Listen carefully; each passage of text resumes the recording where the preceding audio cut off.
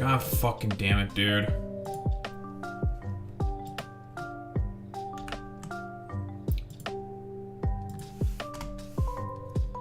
Fucking hate this shit, bro.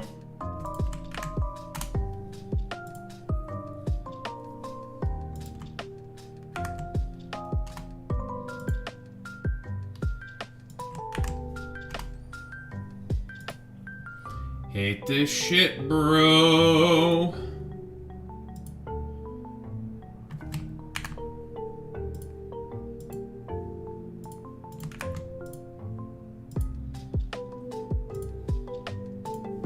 What's up? Right, of course.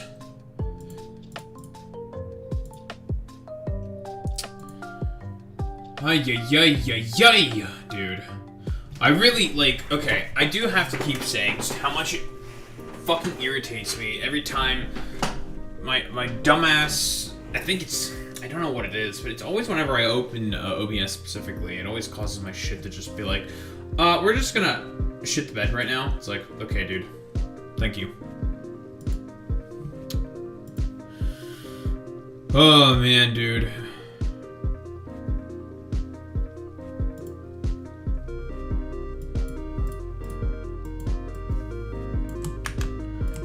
Definitely gonna start Aquillo though.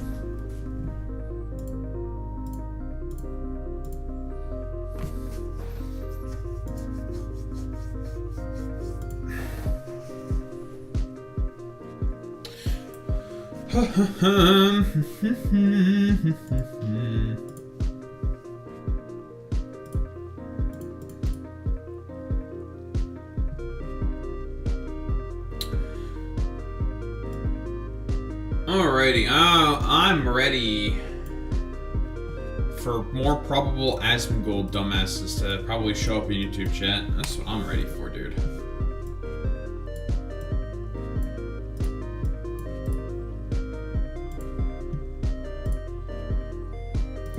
They are very, very, very, very, very mad still about that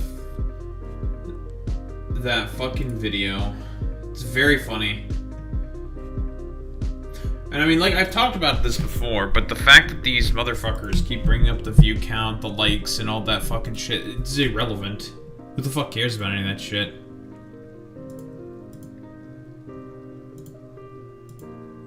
None of that shit matters. Views and viewer retention is the only thing that matters. But these people are not very intelligent.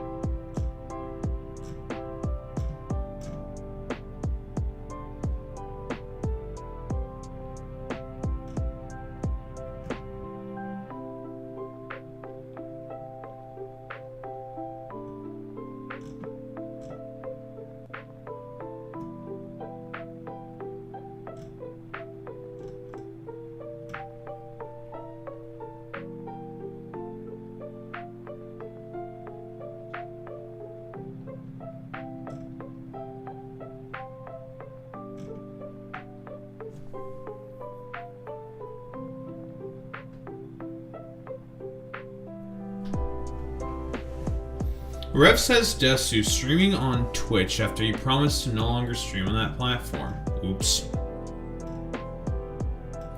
Oh yes, I should also mention tomorrow there will be no stream.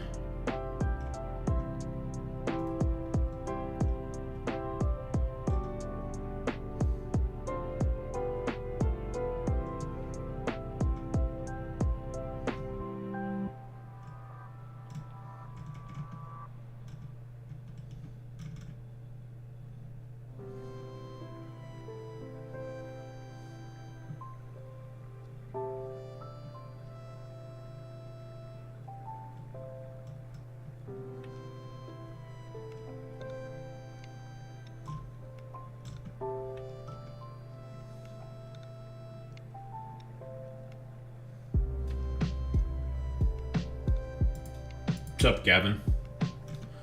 How's it going, dude?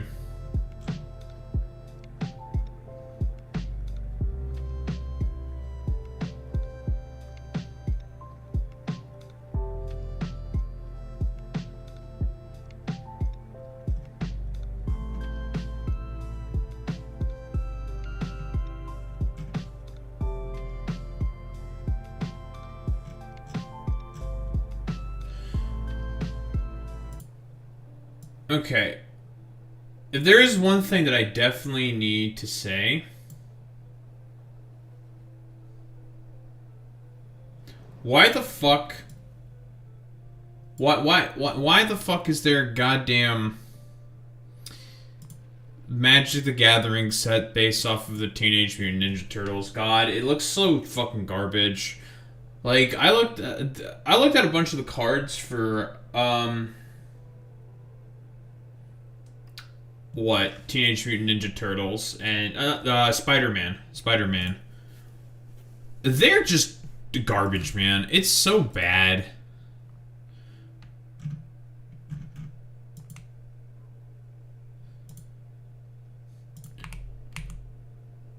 All this, like, very heckin' super soy, like, commodified garbage.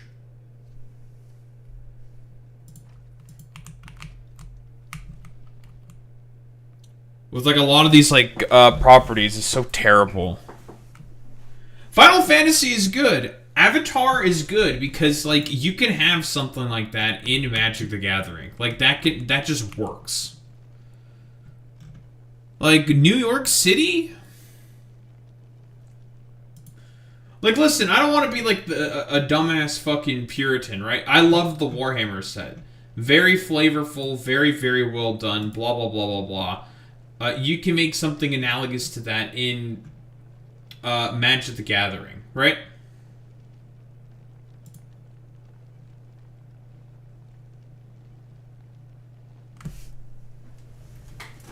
But, like, it's goddamn, dude. It's terrible.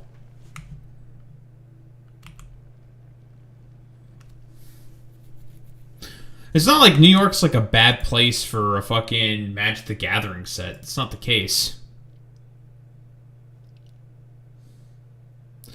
It's the problem is the fact that or no, it is the fact that it's the other way around. It is the fact that shit like that is just terrible. That used to be a professional Magic player. Holy shit. Relic stall, and everyone hated playing him. Well, I mean, if it's like a stally, annoying-ass deck, then yeah, it makes a lot of sense.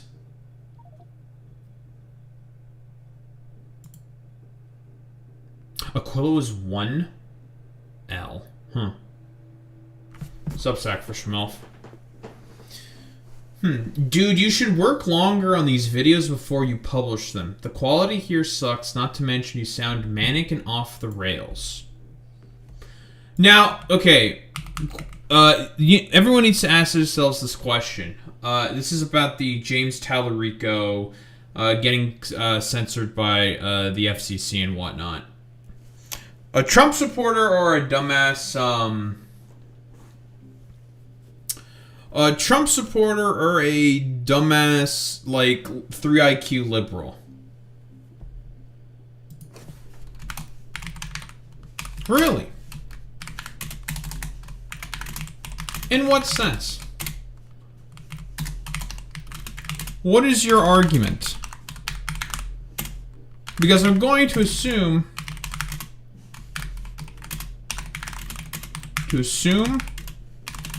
you have none.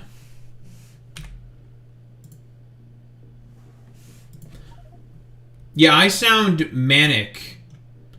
Because I think Jasmine Crockett is fucking dog shit as a candidate. Also, I too have well, I used to play competitive Pokemon.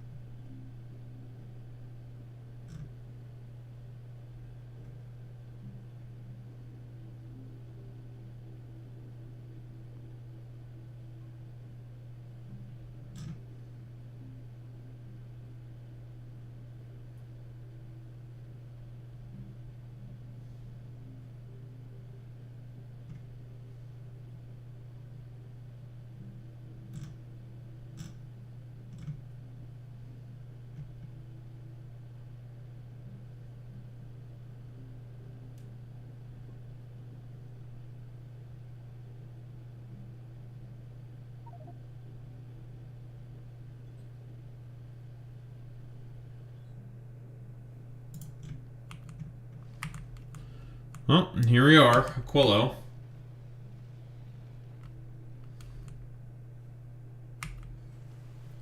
What do you want, Putingis?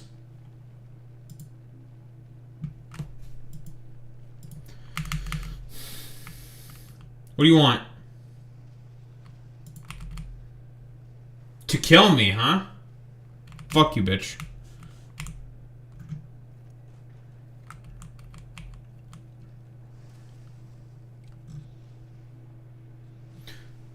No, people are just used to people with debate brain. You don't entertain debates. You just tell dumbass people to shut the fuck up.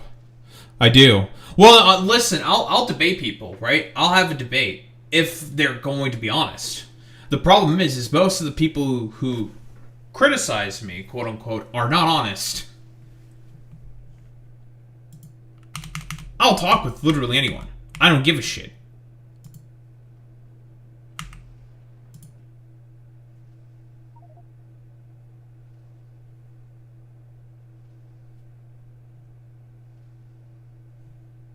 Shut the fuck up, dumbass. I'm not balding. Shut the fuck up, Ford. Putis Maximo Mixusifus. Okay, there's stuff we have to bring from Fulgora.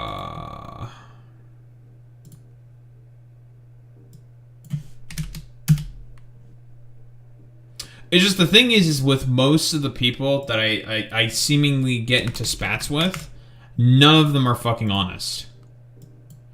Honesty is like anathema to most of these people.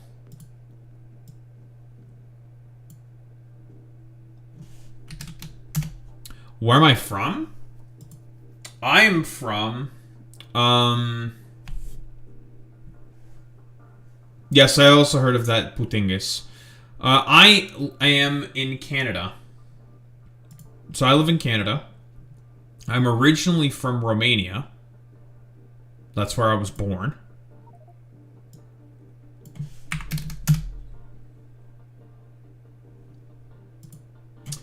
Shut the fuck up, Putingis. You're literally fucking Dingus, Bingus, McFingus. You know what?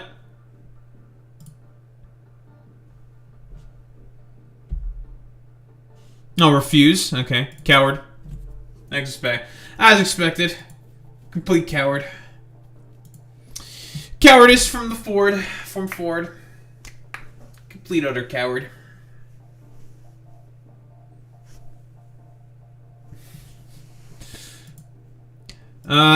Ford's just mad about the fact that Ultramarines are a bitch faction, and he's a little bitch for liking Ultramarines. That's a fact. That's true.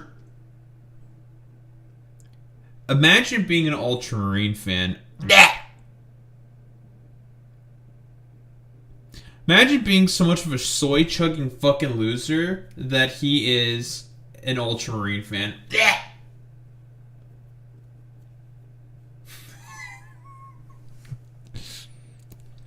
Imagine also being a Forzen fan. Imagine being such a cringe thingius McBingius McFingius.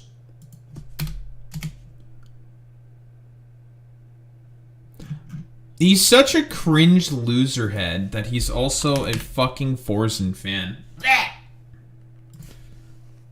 Pathetic, really.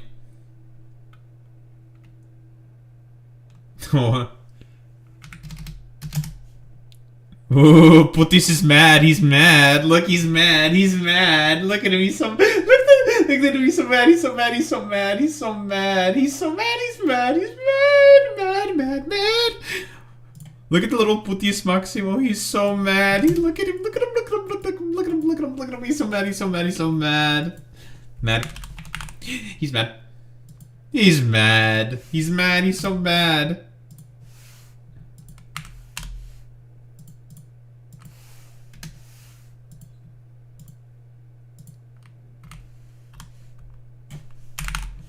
Look at the little Putingus, he's so mad.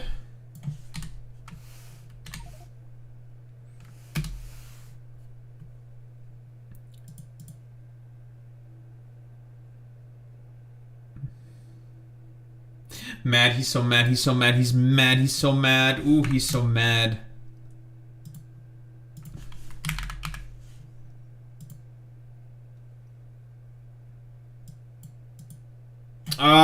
I like Necrons. You don't know what I like. And I like Necrons. What's up? The fuck is up? Well, yeah, that's because of losers like you who take up all the air. Necrons are cool. And what the fuck does Ultramarines offer besides libtard losers like you, who's a libtard and a loser?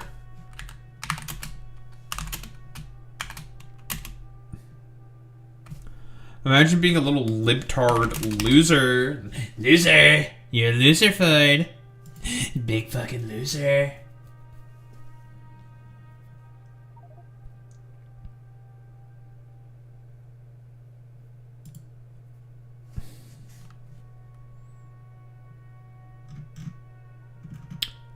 I think that's all the supplies that I need, I think.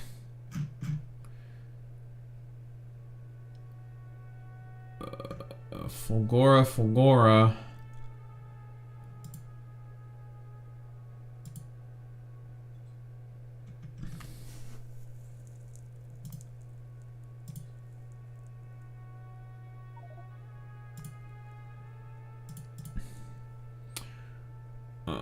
Time passed, passenger present, inactivity, all requests satisfied.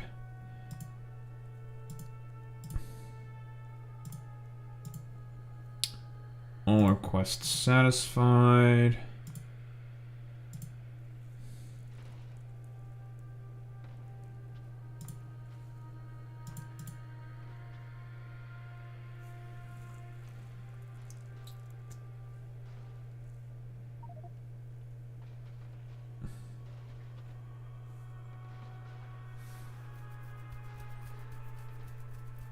Yeah, that's AdMax stuff, Putingus, so shut the fuck up. McBingus.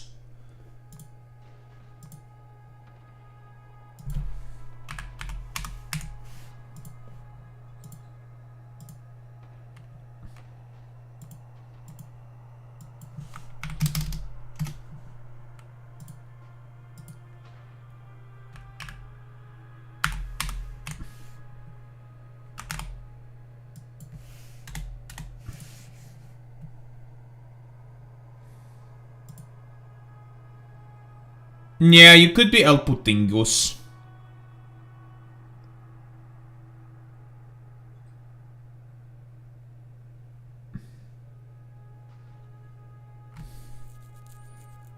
Elves? Daniel's Video Gaming saying that I would like Eldar.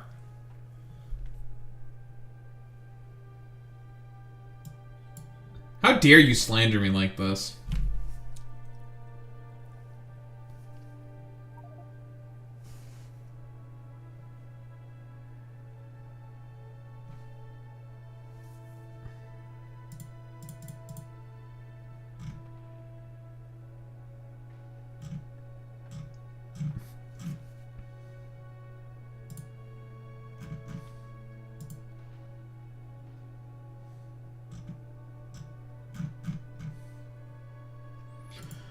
But yeah, that Asmongold video that got my channel strike, it is now officially my most highly viewed video.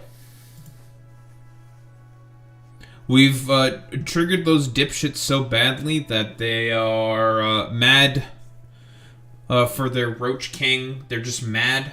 I don't know what else really how to describe it besides they're just fucking mad. You know?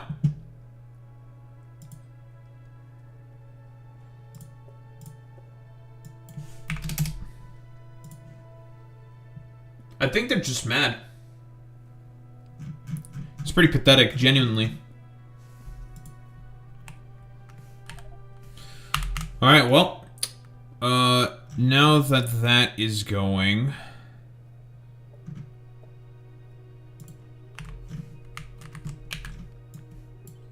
Copy.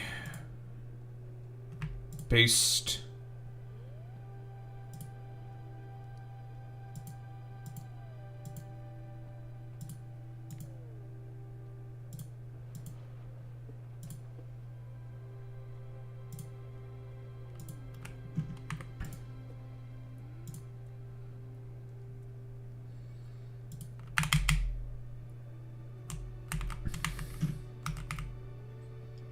Yeah, but Ford, have you ever considered that you're extremely cringe? You're cringe. Cringe, cringe, cringe.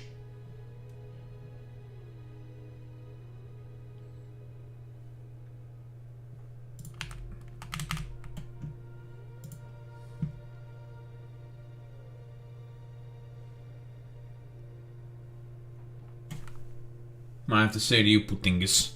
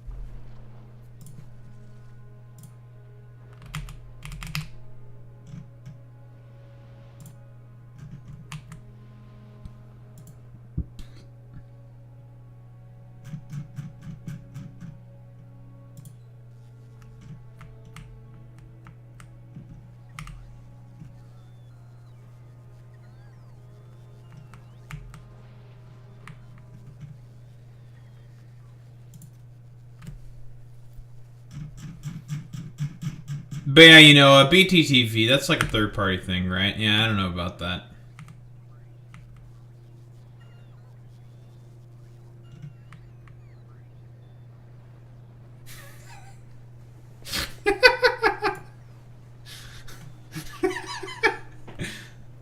Yeah, it's like a third-party thing. I don't know about that. Fuck you, Ford. Bastard. Bastard!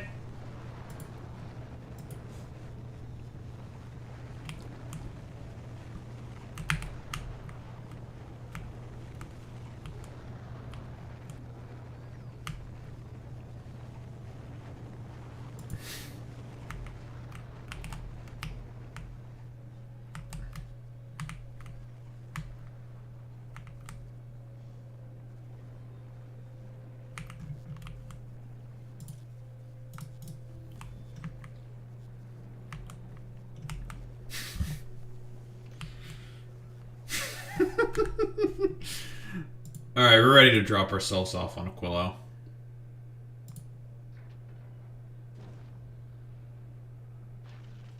Oh.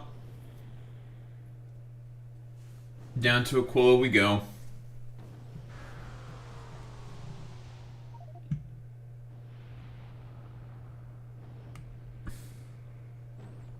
And we came here at a terrible time, because it's night.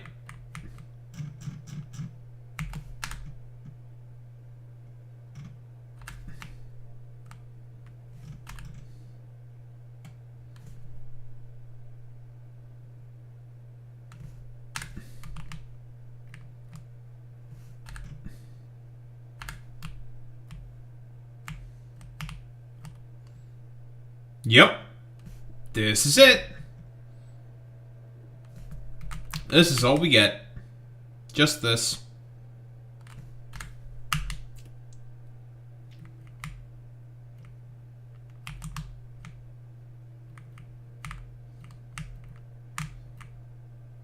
Oh, this is slightly bigger. But no resources. A lot of fluorine. We'll probably have to come here in order to get more fluorine because we do not have access to a lot of fluorine. That's a good find.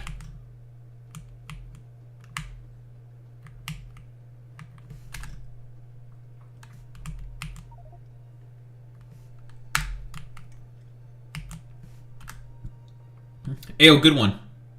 That's a lot of lithium. A lot of lithium.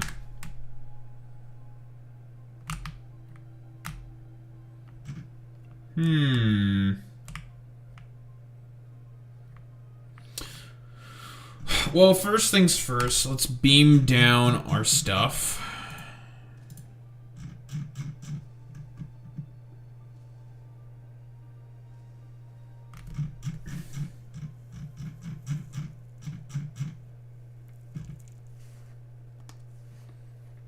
A One Piece magic deck, if it were to be something that's released. I feel like One Piece would probably be fine.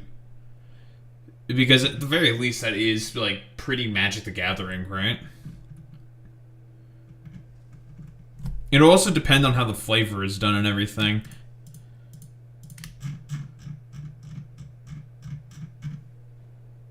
I'm talking with Gavin in YouTube chat, putis. Fuck you. You're such a putangus. You're such a little bastard boy.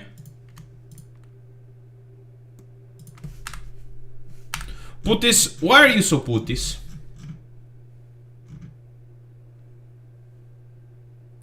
Yeah, well, I'm gonna have to ban you for forever.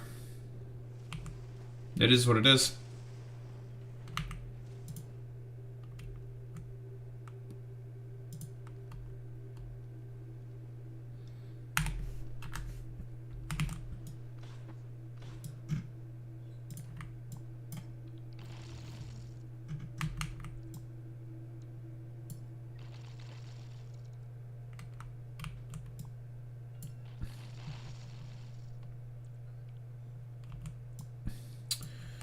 Well, it's time to ban the FordNet for forever again.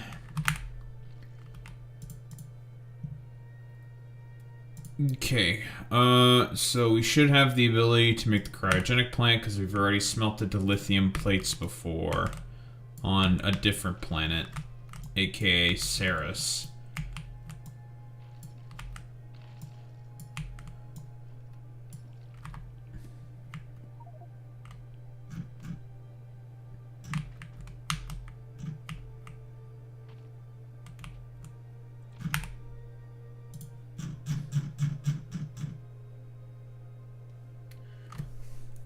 Well, well, well, well, well. If it isn't Alex fucking Roivos, that cringe lord.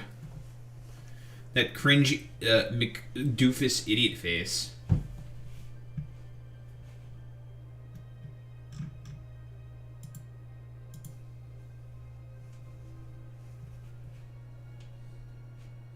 Which dude in YouTube chat is talking shit now?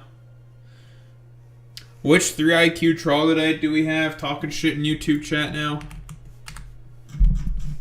Which incredibly low IQ individual? You're not in YouTube chat, putis.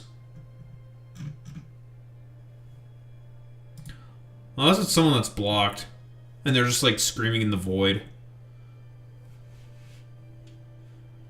Yeah, but you're not blocked, dumbass. You're not blocked, putangus.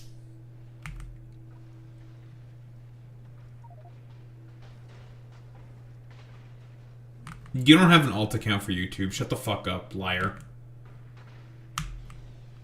It's good to see that our single row of rockets is more than enough to make sure that we don't lose anything to the big rock. Turns out we also need reinforced concrete as well. Do I have these on Fulgora? Am I producing these on Fulgora? I think I should be.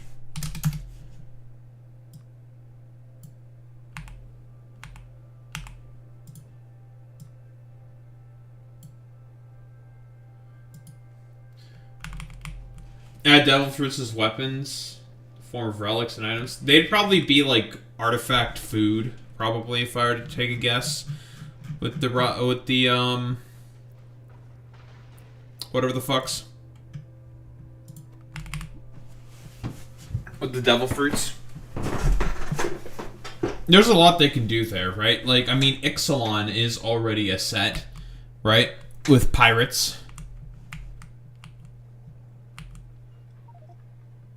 Oh, you meant Twitch. Oh, yeah, that's Ford.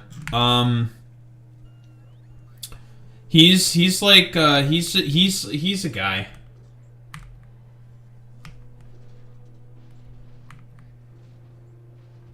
Yes, it is the Mesoamerican set. There's dinosaurs. There's Aztecs. There's conquistadors. There's pirates. You know, there's a whole lot of stuff going on there. Ford, I'm gonna have to ban you for at least 17 years.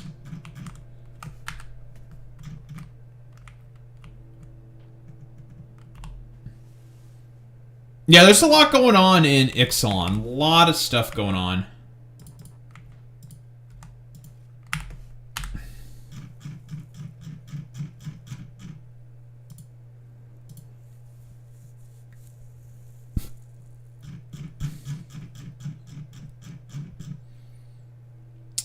I didn't take any uranium fuel cells with me. Probably should have.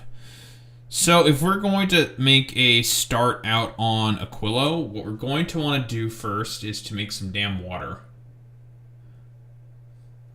That, a Soviet set is probably never going to happen. I don't think that'll ever happen. Because that's going to be a bridge that is too far for the investors and stuff. Hasbro will never fucking approve that shit. Like, lots you can work with there, absolutely. But that shit's never happening. I don't think so.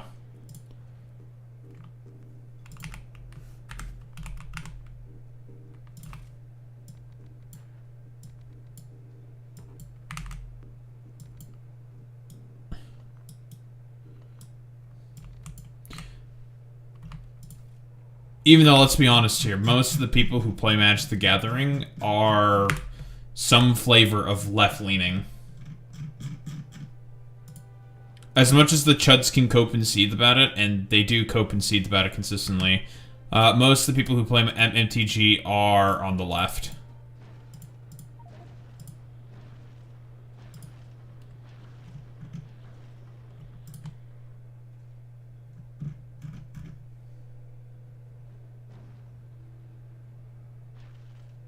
Yeah, Kyle Hill's on the left. The Professor is on the left. I mean, Spike's 8-Racked is a bit of a... he's like one of those, like... very annoying, like... I don't want to say, like, woke scoldy types. But he can be very, very fucking woke scoldy.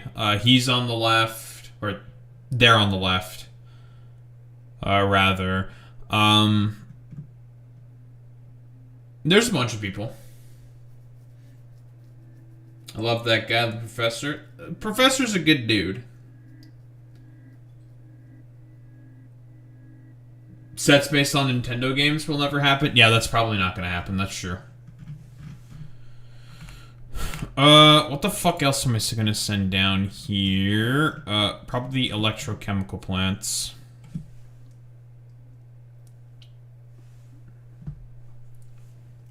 Yeah, the Nintendo Ninja lawyers would be all over that. Unless they get some kind of a deal worked out with Nintendo, which could happen, but probably not. No, that's probably never going to happen. An MTG Pokemon set? Yeah, that's probably never happening.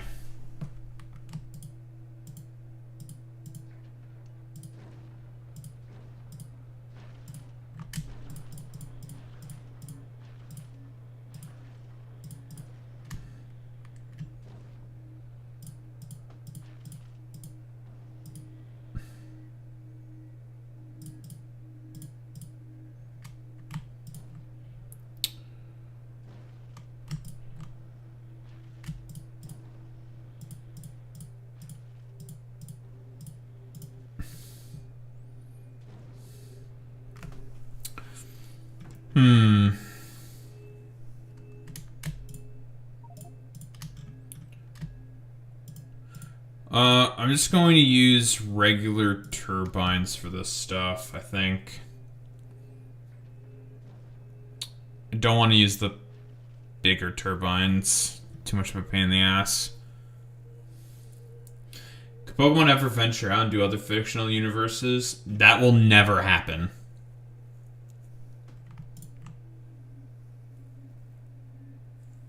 No, that's never going to happen.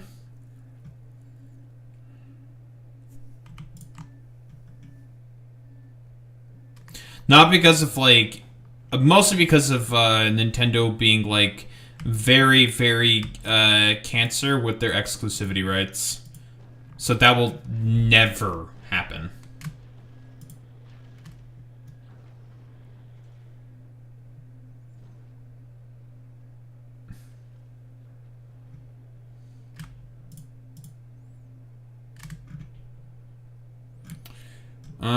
May want also some regular pump jacks. We're going to need these eventually, I believe.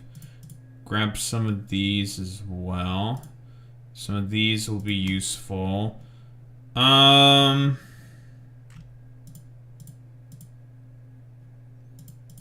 want too many of these. Just enough to kickstart everything. The first thing we're going to need to take care of is the production of ice platforms, so then we can begin to expand. Then build an actual base.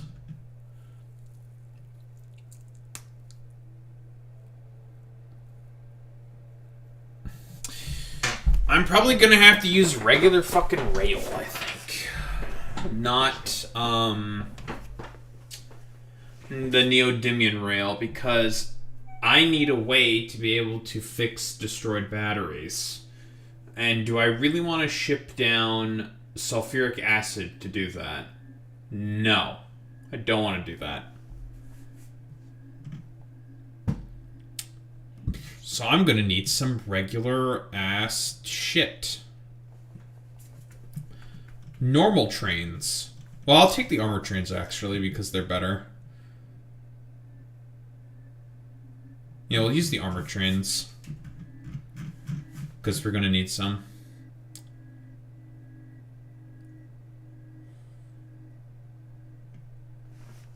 don't think there's anything else we really need for the time being. We might as well send down the train supplies because we will need them.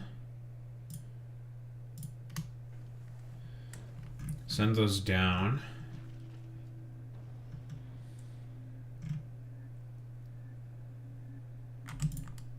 And these.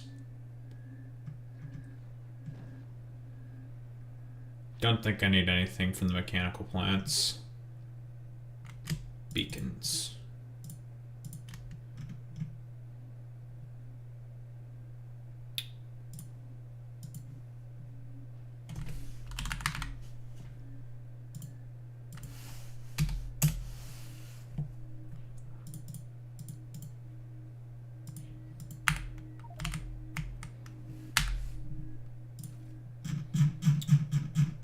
Alright, that is plenty of supplies to get going on Aquillo. It's a lot of shit. Okay, so the first thing we're gonna need to put together...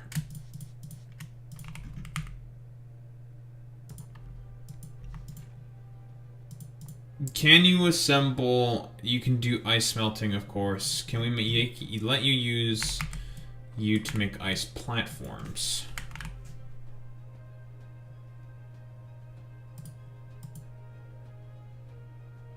Nope, that's all assembly machines. Okay.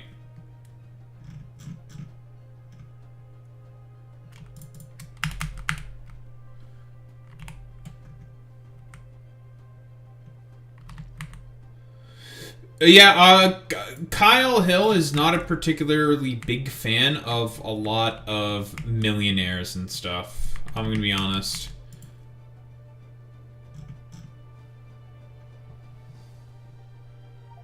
Yeah, I mean, I've said he's woke. He's a bit of a wokey libtard. He's woke. He's fucking woke, folks. Kyle Hill is woke. Okay, let's see. Can you do ammonia processing?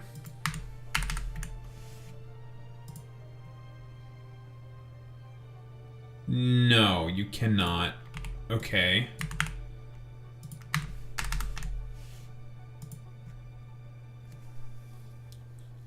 These we need the catalytic chemical plants for still, then. Okay.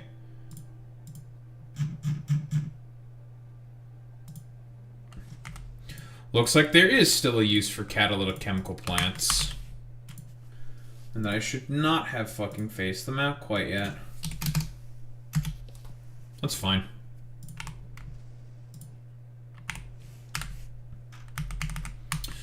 Well, we're kind of stuck here until we get those, so...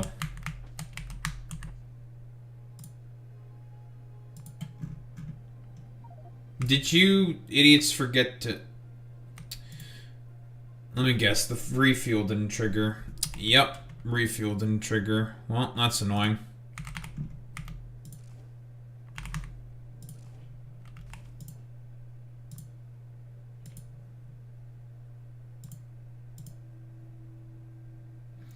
It's a good thing I keep a bunch there just in case.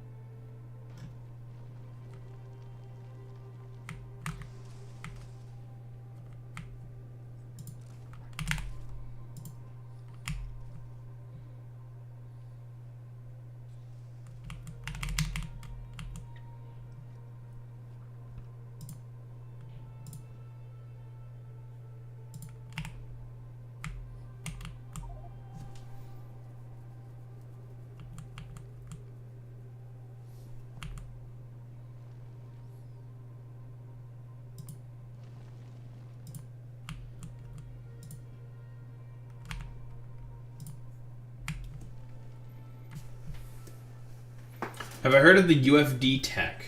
He included the OK Kid punching video as a meme in one of his shorts. It was like the Microsoft CEO says you have 18 months before your AI takes over. Are you talking about the ice video there, Alex?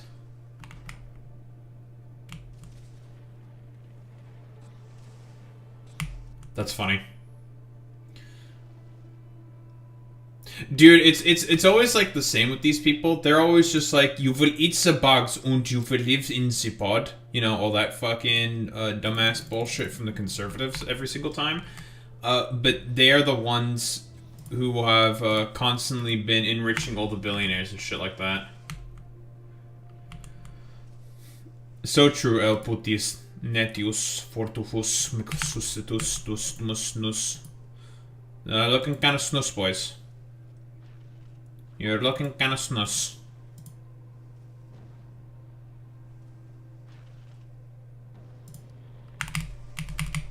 Alright. Get back.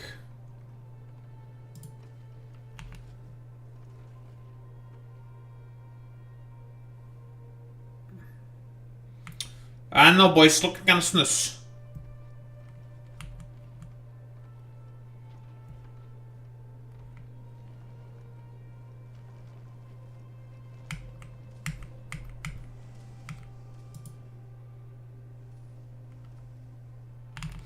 I know, Ford, looking kind of snus.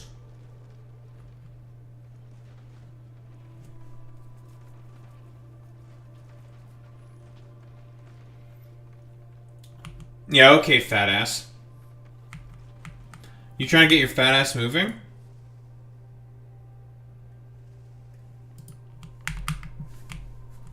Yeah, okay, puto.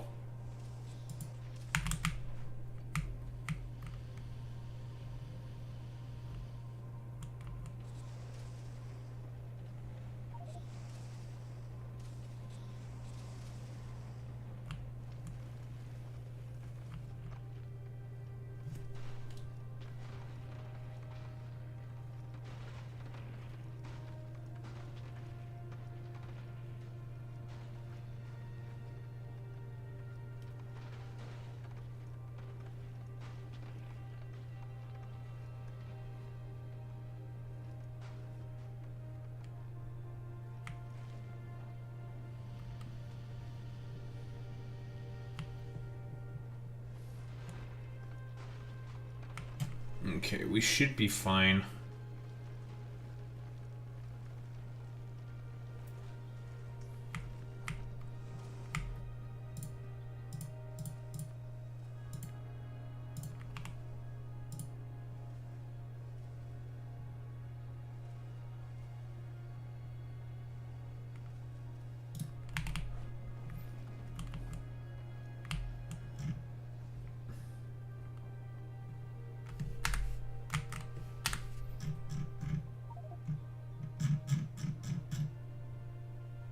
Alright, now let's start thinking about taking care of Aquillo.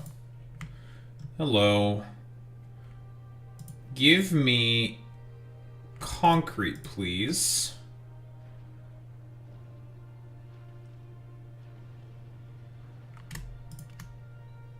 And give me those fuel cells, please, as well. Retrigger of refuel, so then you can just go refuel before there's any problems. Lovely.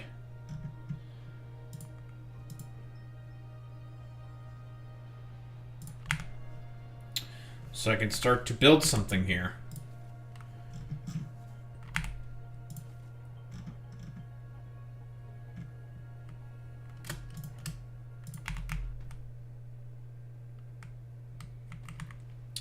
Okay, so basically what we initially want to do is have a relatively small setup in this area to be able to start to make a bunch of ice platforms, so then we can build that and expand. Pretty much ignore everything else, trash everything else, all the ice that we're going to be making, mostly for water purposes and other stuff. Everything gets trashed. We build a small nuclear reactor to power the base and get constant supplies of nuclear fuel cells that eventually we're just going to trash once they become spent. And then, once we have a bunch of ice platforms, we want to actually build something. Once I have that setup going, I'm going to then do the yapping.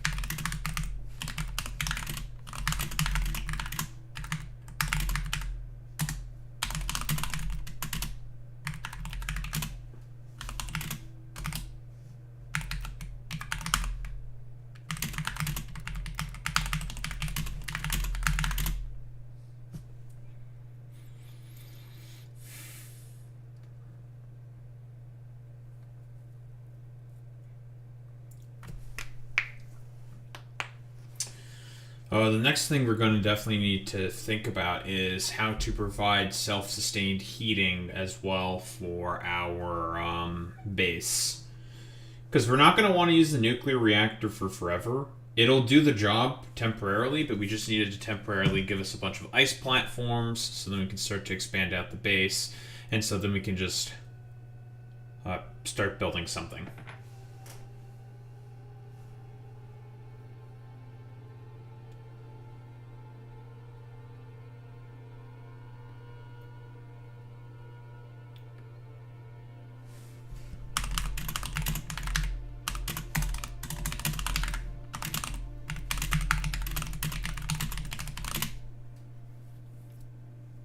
No. You can't make regular platforms on this planet in order to expand out and build shit to make a factory. So we make platforms instead of out of landfill, that being stone, we make it out of ice. We take a bunch of ice and ammonia and somehow we put it together as a platform. So then we can place stuff on that platform. Stop trying to catch me out for being racist, okay? Fuck you.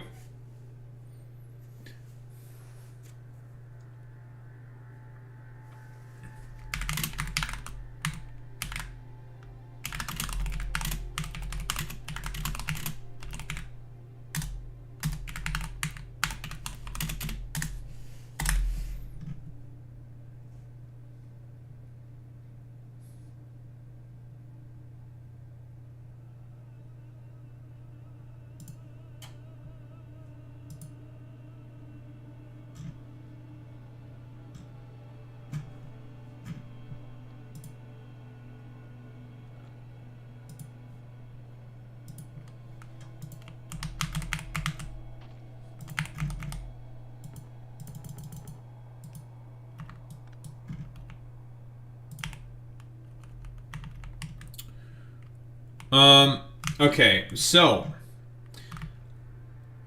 to go over the gimmicks that we're currently working with here. This ice is similar to that of the ice also on Ceres. Because, believe it or not, we've already dealt with this mechanic before.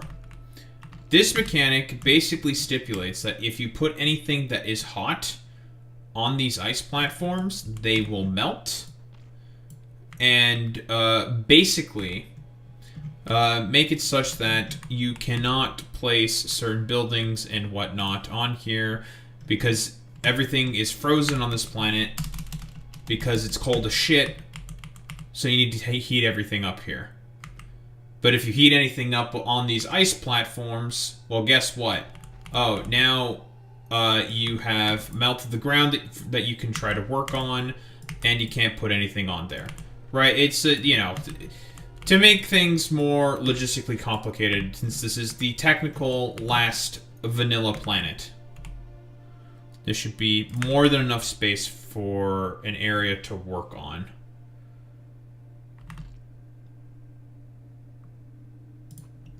To build something.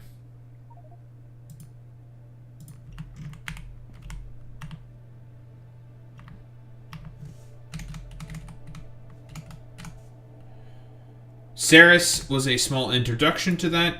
Aquillo is really the main planet that does that. Nope. Can't put dirt because this is a sea of ammonia and not water. So if I could ship in a bunch of just landfill made out of stone, I would. Because that's easier. It takes a while to load the rockets and have a shit ton of them. But it's much quicker. And more convenient. And way easier to mass produce. But we can't do that. So the nuclear reactors here are going to serve double purpose. It will provide us heat and electricity.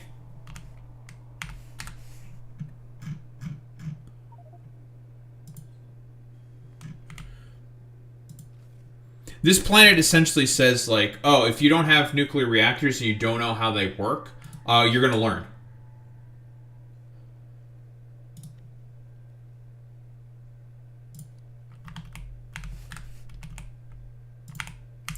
Don't know how to use them? Well, you better fucking learn.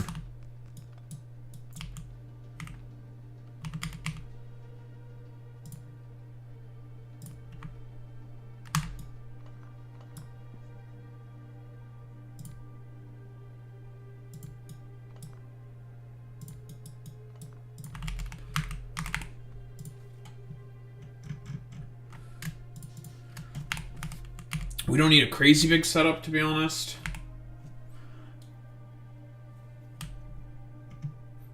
And also turbines.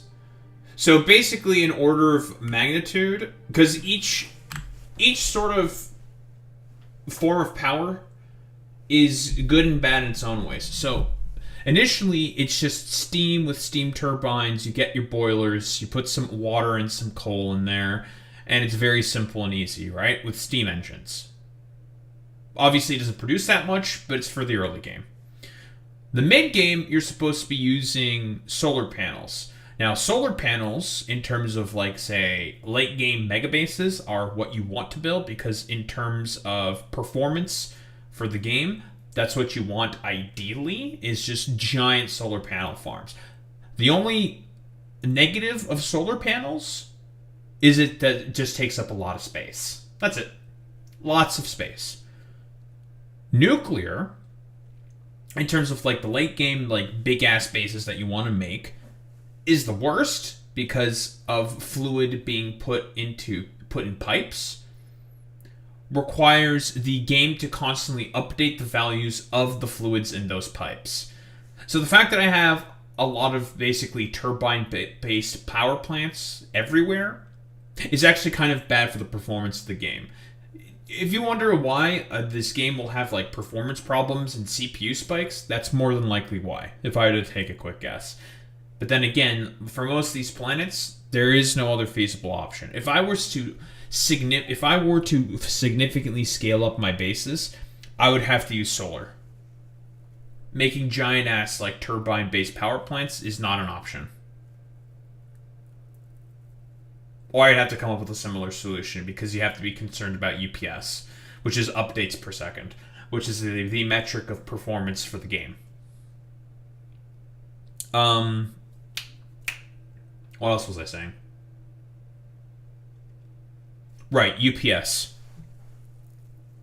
So the sort of object, or what you want to do with the game, in the big ass bases, in terms of like the power structures, not power structures, but forms of power you want to use. In terms of the forms of power that you want to use, nuclear is the best. It gets the most bang for your buck, and it is, and steam power, generally speaking, is the best. 500 degree steam specifically, because steam turbines produce the most power. And making steam is, generally speaking, not very difficult, because nuclear fuel cells are cheap. Heat exchangers cost mostly a lot of copper, which is still pretty cheap. And the only bad thing about it is it's clean. Pollution is also a thing you have to think about constantly. That's also another benefit of solar. No pollution. Same with nuclear. No pollution. You need to do something with the nuclear waste. So there is a process with all the unspent fuel cells. That's the waste product. Unspent uranium fuel cells. You can put them back, 5 of them, back into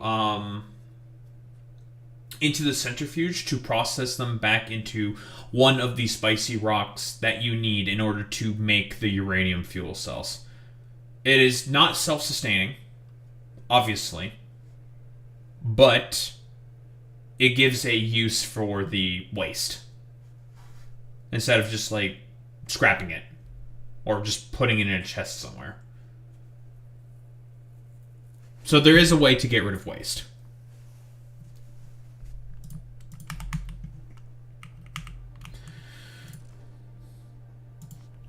Alright, we don't need anything, I think, particularly massive.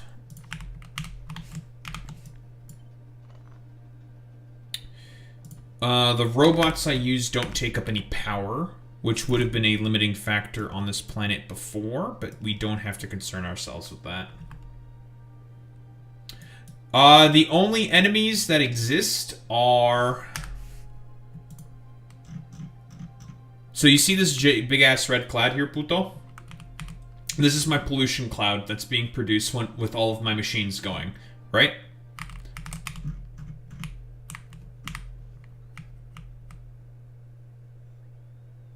Let's go say hi to the only neighbors that exist.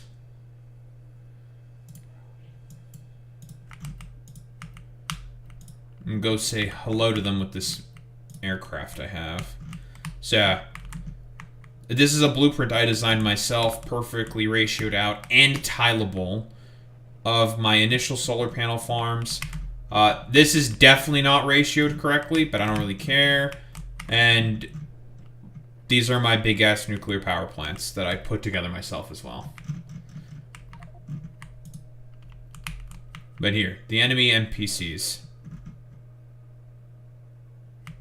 There are other ones as well on other planets, specifically for those planets. But they range from either just being a nuisance to being necessary. These are the biters. They come in 2 forms, a melee form and a ranged form.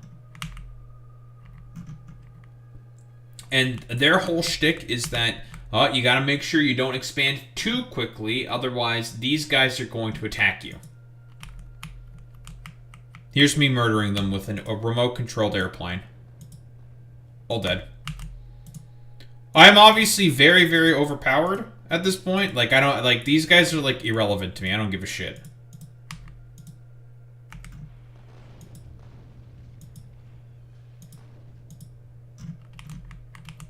But those are the biters.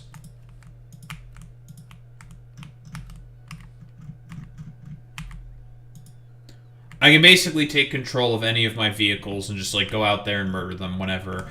I also have a bunch of artillery stationed. If they try to get too close, their nests will get shot at. And then they'll send a bunch of dudes to just come in here and just get fucking absolutely murdered by my defenses.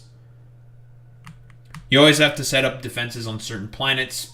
Why?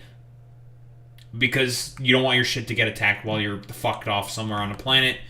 And, well, you have to come up with, like, an emergency solution to be like, okay, I have to fucking throw a rocket together real quick, get back and fix the problems.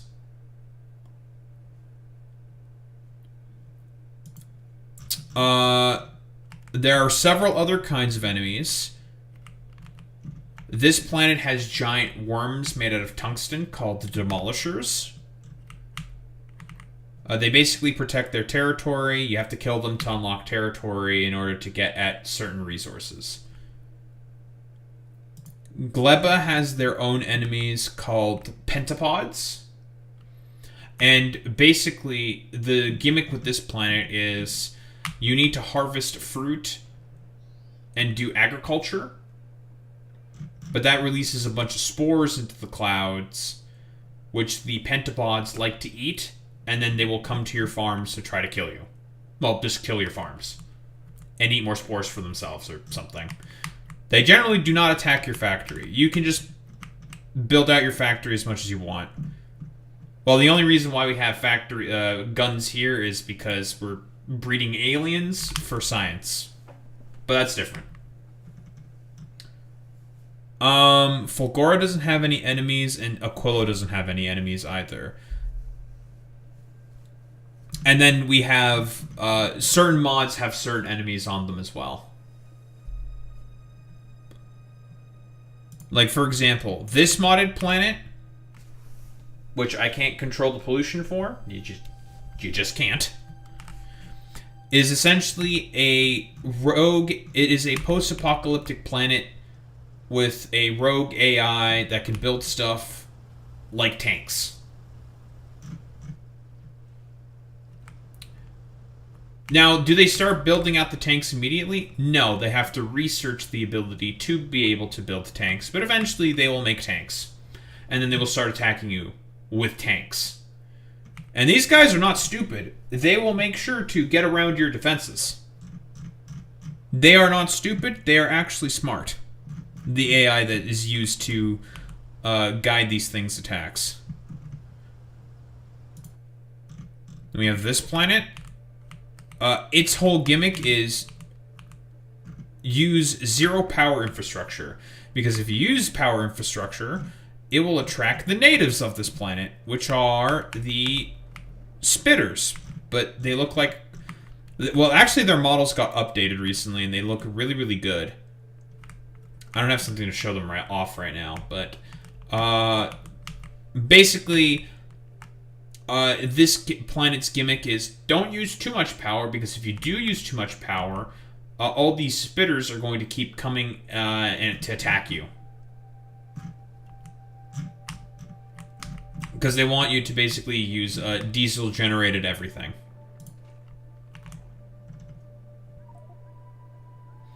Eventually, you have to make a small power plant. You have to make a small power plant. Because you need to be able to make rockets to get out of here. But it's very, very minimalist on purpose. Like... Yeah, you don't want that. And yes, these are the copper spitter eggs. Everything basically got updated. So the models on these look actually very, very good. I essentially use them to... I take a bunch of eggs and I turn them into copper ore. Or I just burn them. I'm mostly just burning them. They serve no purpose for me right now. So that's the enemies on this planet that matter. The only other one that has enemies is the Halo Ring. But they don't really do anything. There's like some robots over here that can attack you. But they don't send out attack waves, so I don't really care all that much about them. And there's also, like, some armored biters over here that are supposed to attack you in the more, quote-unquote, biological half. But they don't attack me, so I don't know. I just have these defenses here just in case anything happens. And if I need to murder people, it just does murder for me. If murder has to happen, murder happens. You know how it is. Putis. Do you understand, McMutis? Team Papaja? I don't even know if Ford's here. Yeah, I did call them spitters because that's literally what they're called. They spit. They spit acid.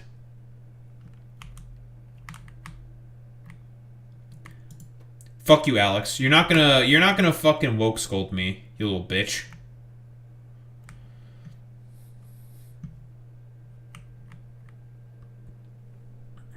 Woke 2 is here. There will be no woke scolding. Fuck you. But yeah. Those are the NPCs of Factorio. It's mostly just a bunch of bugs. Bug?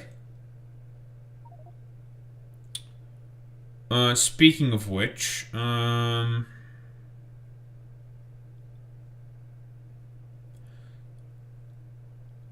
heat exchangers.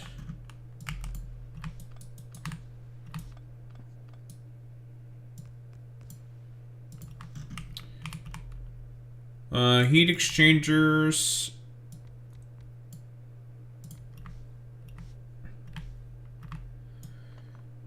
And we need heating to run a small power plant here, because obviously we need power.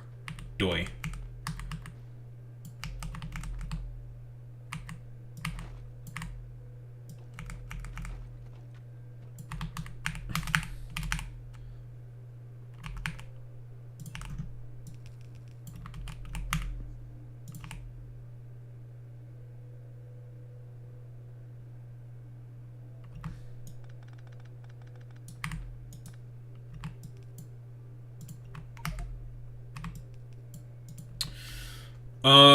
My ratios. So this is 412. These consume 60 per second.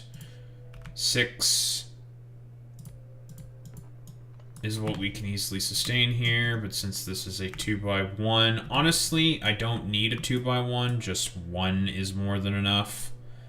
We don't need a big power plant. A small one will do just fine for the time being. We don't need anything massive.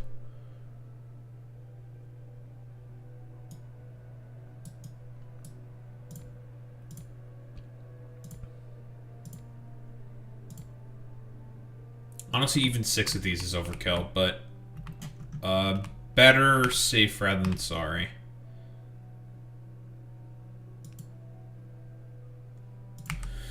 Eventually, we're going to get a technology from this planet with its science pack to make it such that we can have much easier ways of basically heating up this stuff, so I don't have to put all these heat pipe all over the place.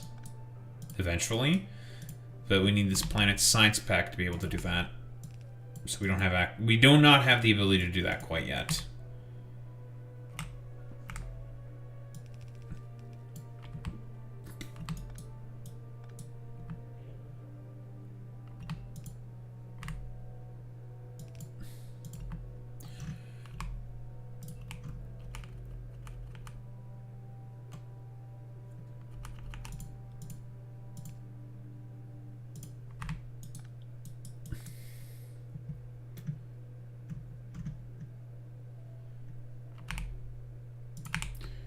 I heard a Puerto Rican say "Hia de la gran puta" against the Hispanic, which Hispanic? There's 2 of them. Are you talking about Valentina Gomez?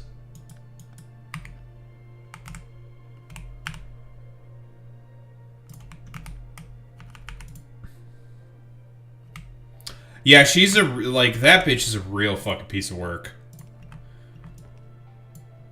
Listen, if I may, I'm going to be a little, there is another one, yes. I don't remember her name at the moment, but there is 2 of them.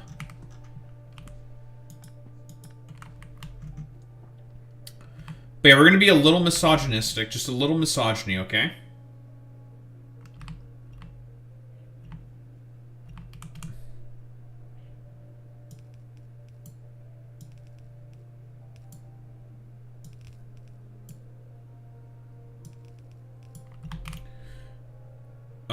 That should do the job. So water in, steam in. And that'll heat everything up. Next thing we need to take care of is ammonia processing.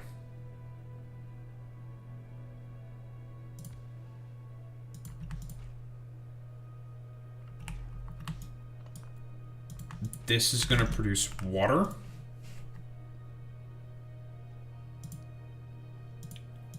By melting extra ice we have.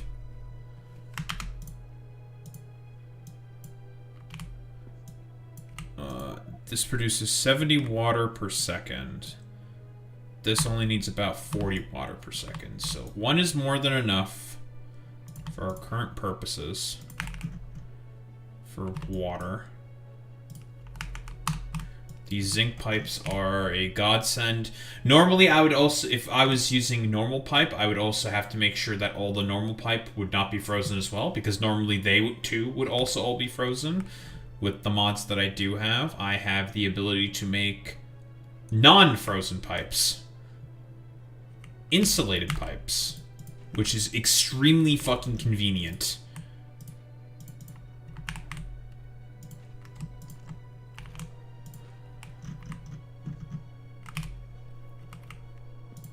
Okay, so we're going to use this reserve of ice that we have currently right now. We need to head to Corundum to be able to do ammonia processing, which means we need catalytic chemical plants, which I thought I would never have to use again, but I was wrong. I thought you could use electrochemical plants to be able to do ammonia processing. We can't. So, catalytic chemical plants it is. That's fine. And to kickstart all of this, we need a couple solar panels. Now, solar panels are completely fucking useless on this planet. However, there is no other way to kickstart this fucking planet besides solar panels. Solar panels operate at 1% efficiency here, so they are obviously useless. You need steam power. Period, end of story. Ice is pretty much a free resource on this planet, because ammonia is a free resource on this planet, which means you make a lot of ice.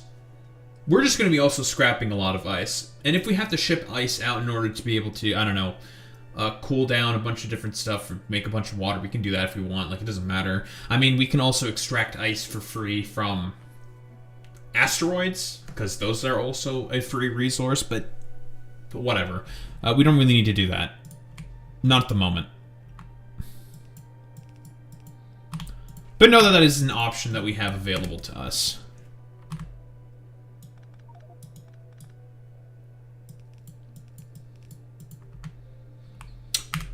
Also, the other gimmick of this planet is the fact that we can basically produce absolutely nothing on here. Most of the stuff that we need, we have to ship in. A lot of the necessary raw materials we need, we have to ship that shit in from the other planets. Because, as you can see, very clearly, this place is rather isolated and has a couple of liquid resources. That's about it.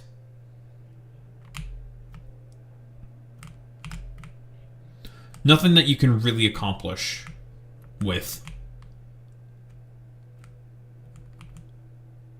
Oh, we can even have some offshore oil if we want to. Oh, that's pretty useful, actually.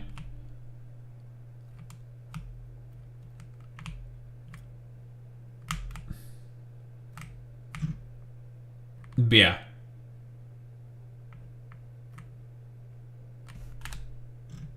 Do I want to bring in some of the oil rigs down here? I mean, the only thing I would need is just, I can't put pipe down there. It's just pipe and concrete. It's easy. It's simple. Perhaps I will increase the concrete productivity. Actually. Yeah, let's grab some levels in that, actually. Why not?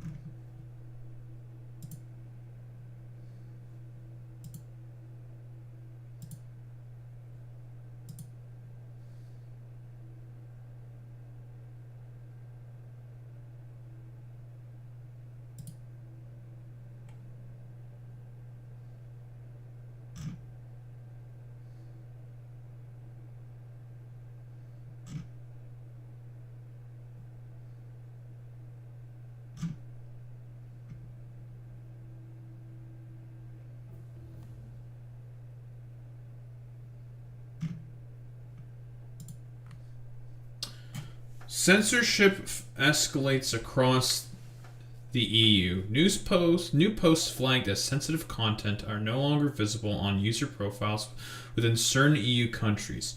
Previously, these posts would still appear with a restricted label. Now they are removed entirely from the profile view with no notice or warning. Not the overly censorious EU. As a byproduct of the Online Safety Act. Granting a permission structure for all these dumbasses to do this shit. Very stupid.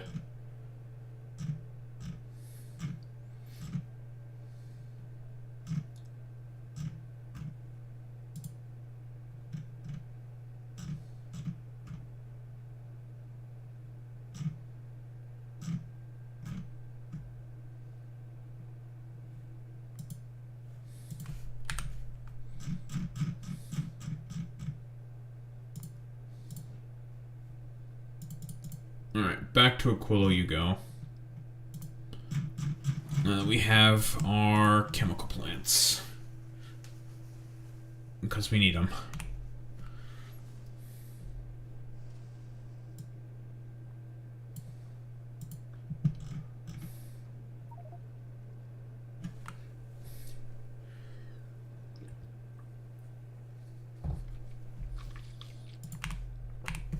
Now, let's start to think about building ice platforms. These things craft pretty slowly, so we want to make sure we have a good amount of these things.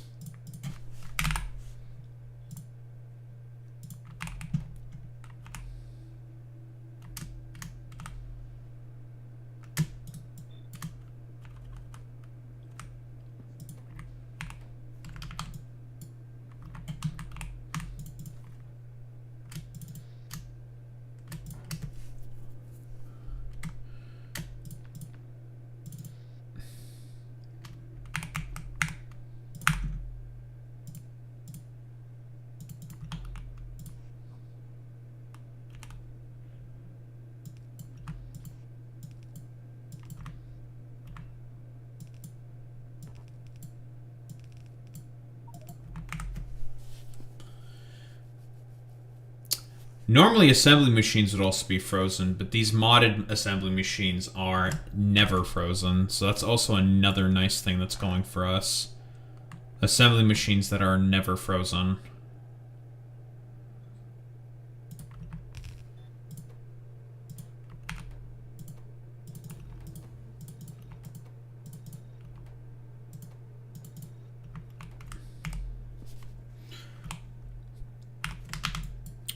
Let's see.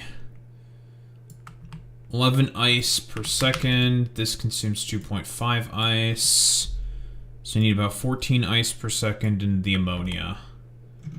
We should be able to produce more than enough of that stuff in a relatively even ratio.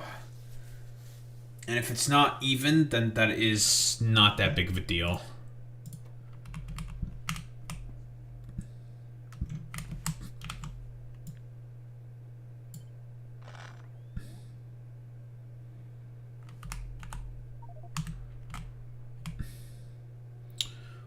Actually, let me put these things...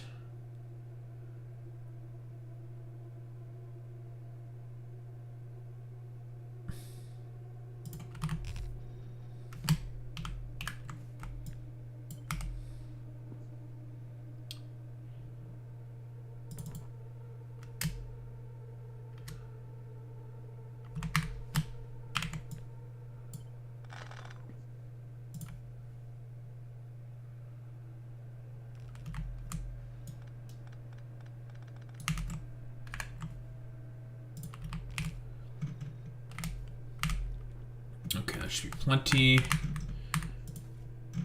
Chemical plants are here.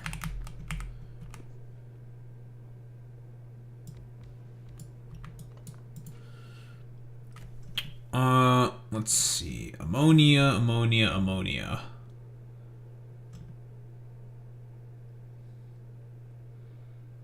We definitely want to get to this stuff relatively soon. This is gonna have to wait.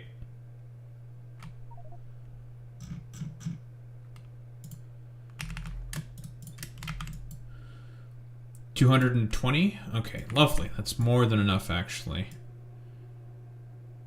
17, 2.5. Oh, our ratios are actually going to be exact. Perfect.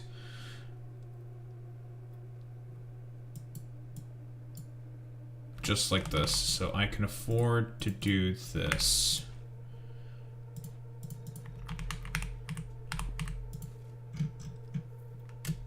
Only other thing that we'll need just in case, grab this and the pumps, is we're going to burn off some of the excess ammonia because we're going to be producing too much ammonia.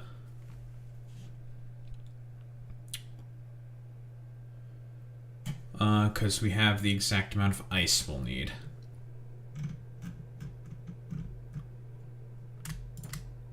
So we'll stick... this can go right here. And this pump...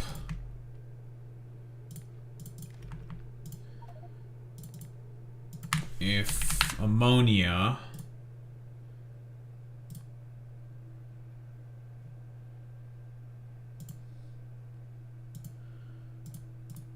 is above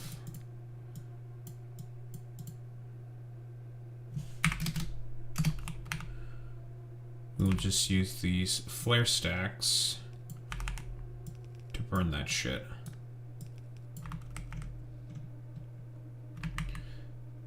Again, we don't really care about resource waste because we have an infinite amount of all this bullshit, so it's fine, we can just waste.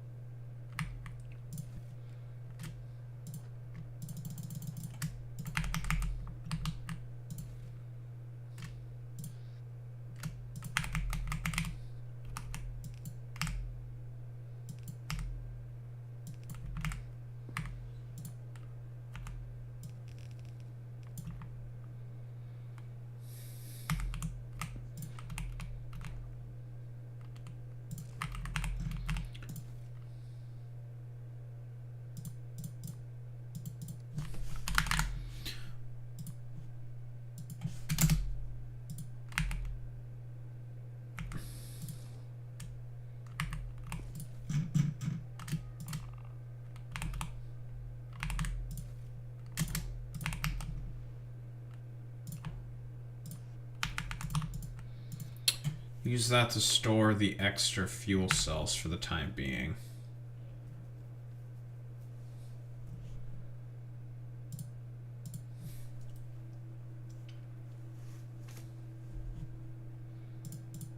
Alright. Let's heat this shit up.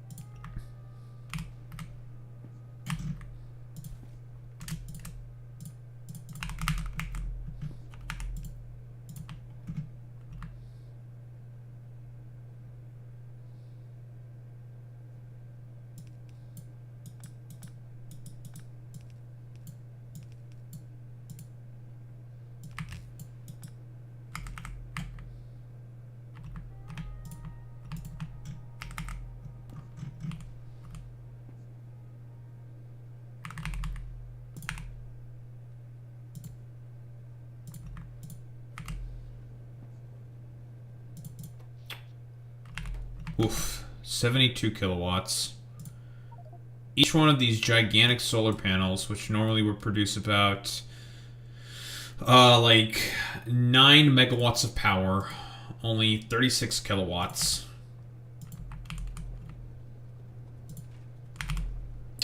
Alright, we got some water. All that's left is to wait for these things to heat up. And then we can start to make a bunch of steam.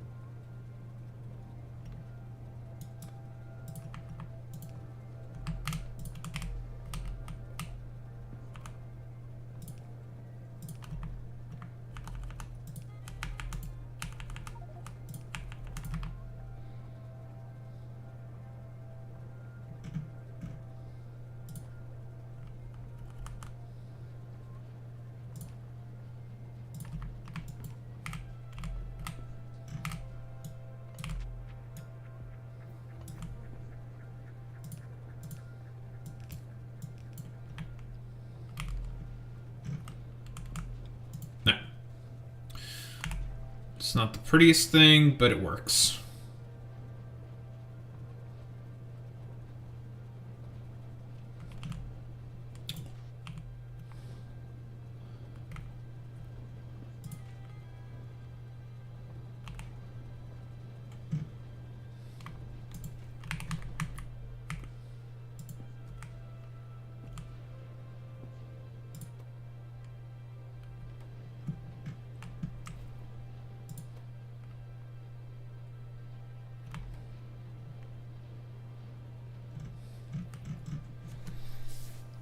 That's a quick little Aquillo setup.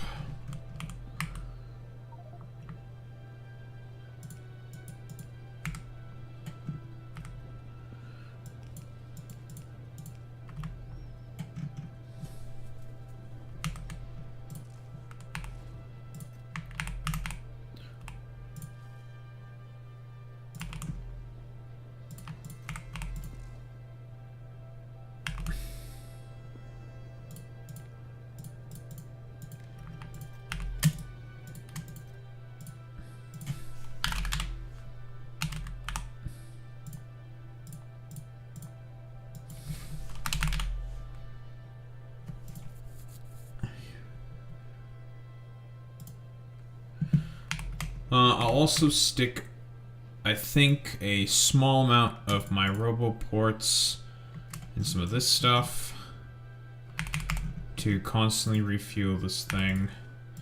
Read temperature. Only enable this. Rather, it's better to do it this way.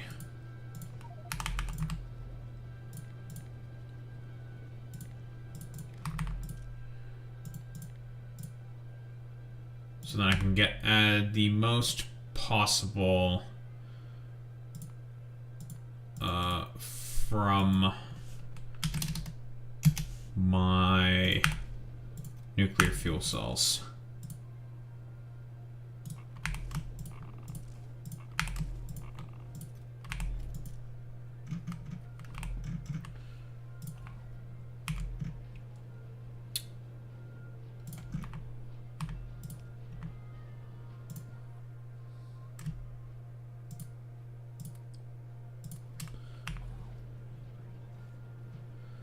Quick and easy.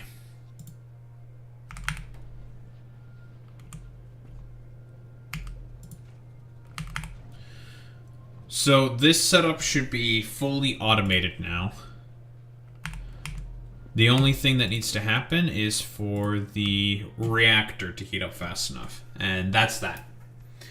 This setup right here will make us a whole bunch of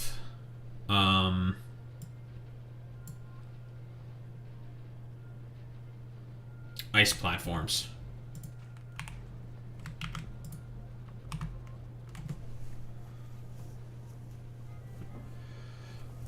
This will do just fine for now.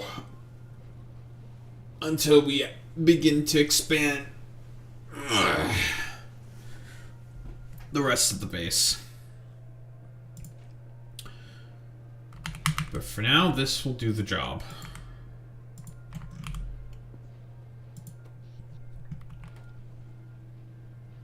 Of course, when night comes, we can't essentially do anything. We really just need the nuclear reactor to hurry the fuck up and warm up.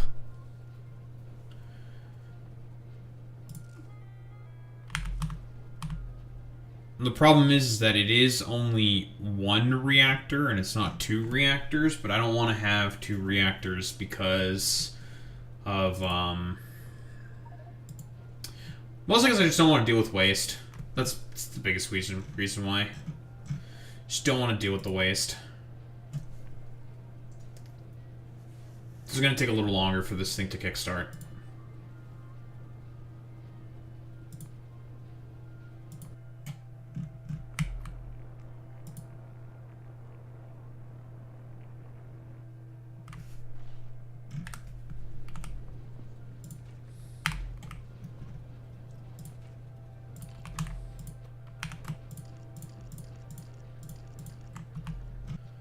Blah, blah, blah, blah, blah.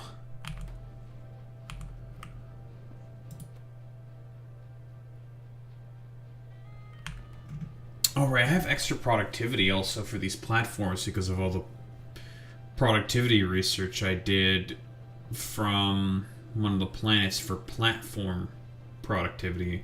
So I'm going to be making twice the amount of ice platforms than I normally would. Wonderful. I completely forgot I had that.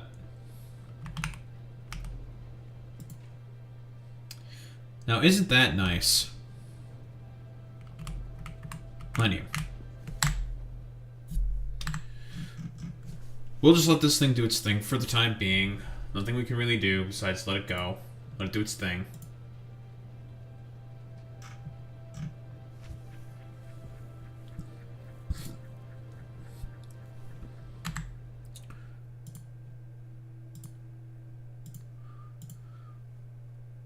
Let's make fun of someone sweeping for Tectone.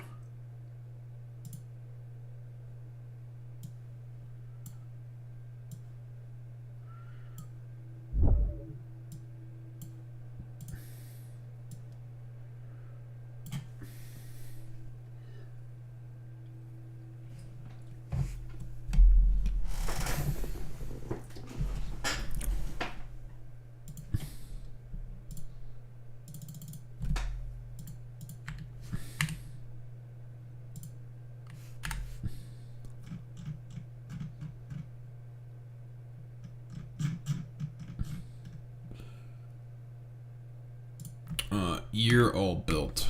Yes. But don't need you at the moment. I'll need you later, though.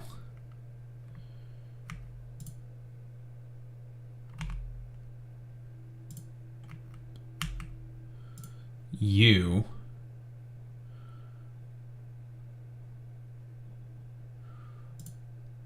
just chilling overhead.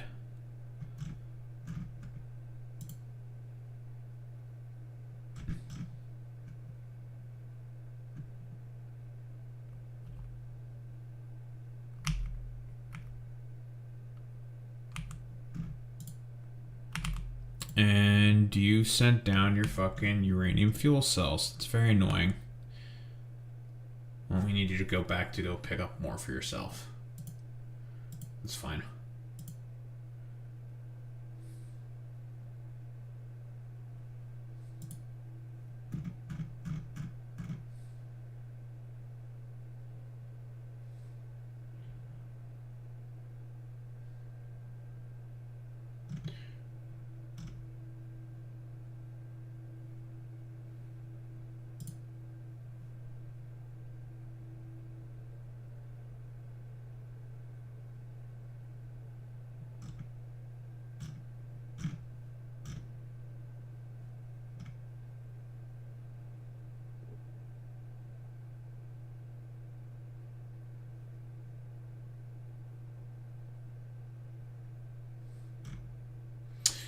Dude, the blue MAGA dipshits are,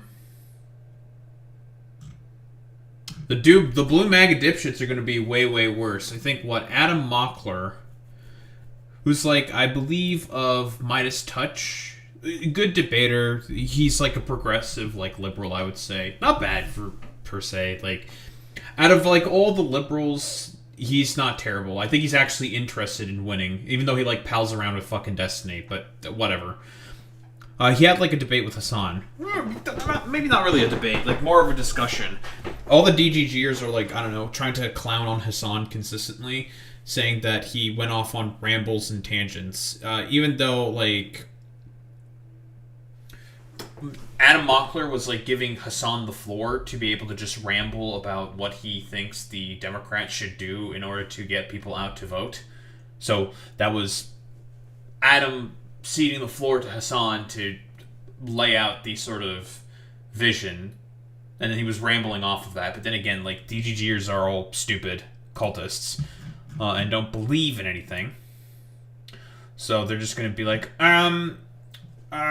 well, clearly Hassan was just going to ramble, and Adam Mogler was just mogging on him. It's just like, Adam just said, like, yeah, you have the floor. You can just, like, talk and yap about shit. But whatever. These people are all just, like... All these, like, fucking blue MAGA types are all just, like... Basically no different than just, well, the Republicans and MAGA and Trump. Like, they're all the same. Fundamentally speaking. I was just saying, like, yeah, just, like... I cede the floor. Let you talk, blah, blah, blah, blah, blah, and that's, like, fine. That's, like, fine. That's normal, right? But for these dumbasses, it has to be, like, I don't know, some, like, really strange, like, I don't know, like, own on Hassan, because these people have, like, nothing else fundamentally going for themselves in their lives, so they have to, like, do this weird fucking cope. It's just very, very strange, dude.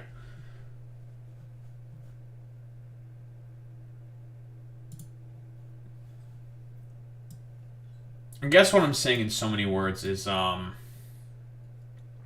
people like Destiny and DGGers are all incredibly fucking cringe.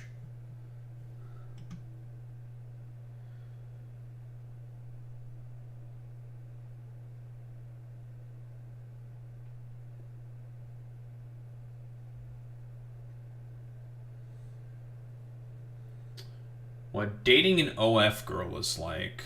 Oh boy. Dude, I watched one fucking Command and Conquer thing by accident on this fucking goddamn account, and now it's all in my fucking recommendeds. Like, fuck off. Listen, I like the Command and Conquer Fight Club stuff. It's like, what happens if we just have a lot of units and they just fight each other? What's the hypothetical matchups? Just, like, fight. And it's just like, you know, that's fun and all that. I don't want that all up in my feed, man. Fuck. What the? It's cringe, bros. Cringe. Cring. Very cring.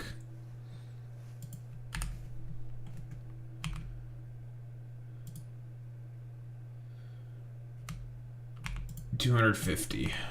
Okay, well, we still wait.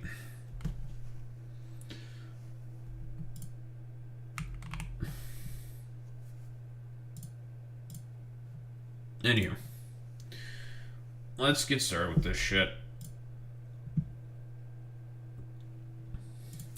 So I've not had the opportunity to quite get to this specimen of a human being, I suppose, or the individual of a human being, I guess, for lack of a better term, known as Think Before You Sleep.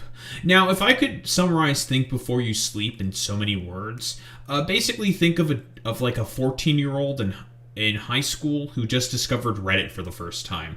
Yeah, generally speaking, this guy does, I think, philosophy videos from a right-leaning perspective, and to put it in so many words, I think it is generally speaking some of the most shallow dreck ever seen. But unfortunately, the demographic that this dude appeals to directly, that being right-wingers, are not very bright, not very intelligent, so they're going to, like, latch onto this and, like, I don't know, try to hold on to it to dear life, like, yes, my epic, super, pseudo-intellectual 14-year-old wannabe who discovered Reddit for the first time. It does the, I don't know, like, some form of, like, pseudo-intellectual dunkery-doos in terms of our based red-pilled philosophy for, I don't know, like, going after our opponents and yada, yada, yada. Okay. There are conservatives who have been philosophers, right, before, but the problem is that they're not actually, like, conservatives. Not in, like, the current sense. There's a reason why a lot of conservative philosophers just don't exist, and most of them tend to be left-leaning, because conservatism nowadays is about reaffirmation of power structures, not fucking questioning that.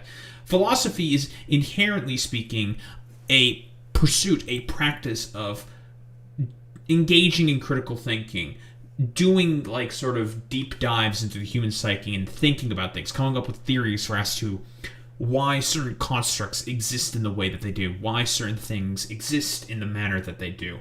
Conservatives don't do that. They are not interested in self-reflection. Everything they do is for the express purpose of reaffirming places that people have within hierarchy. That's literally it.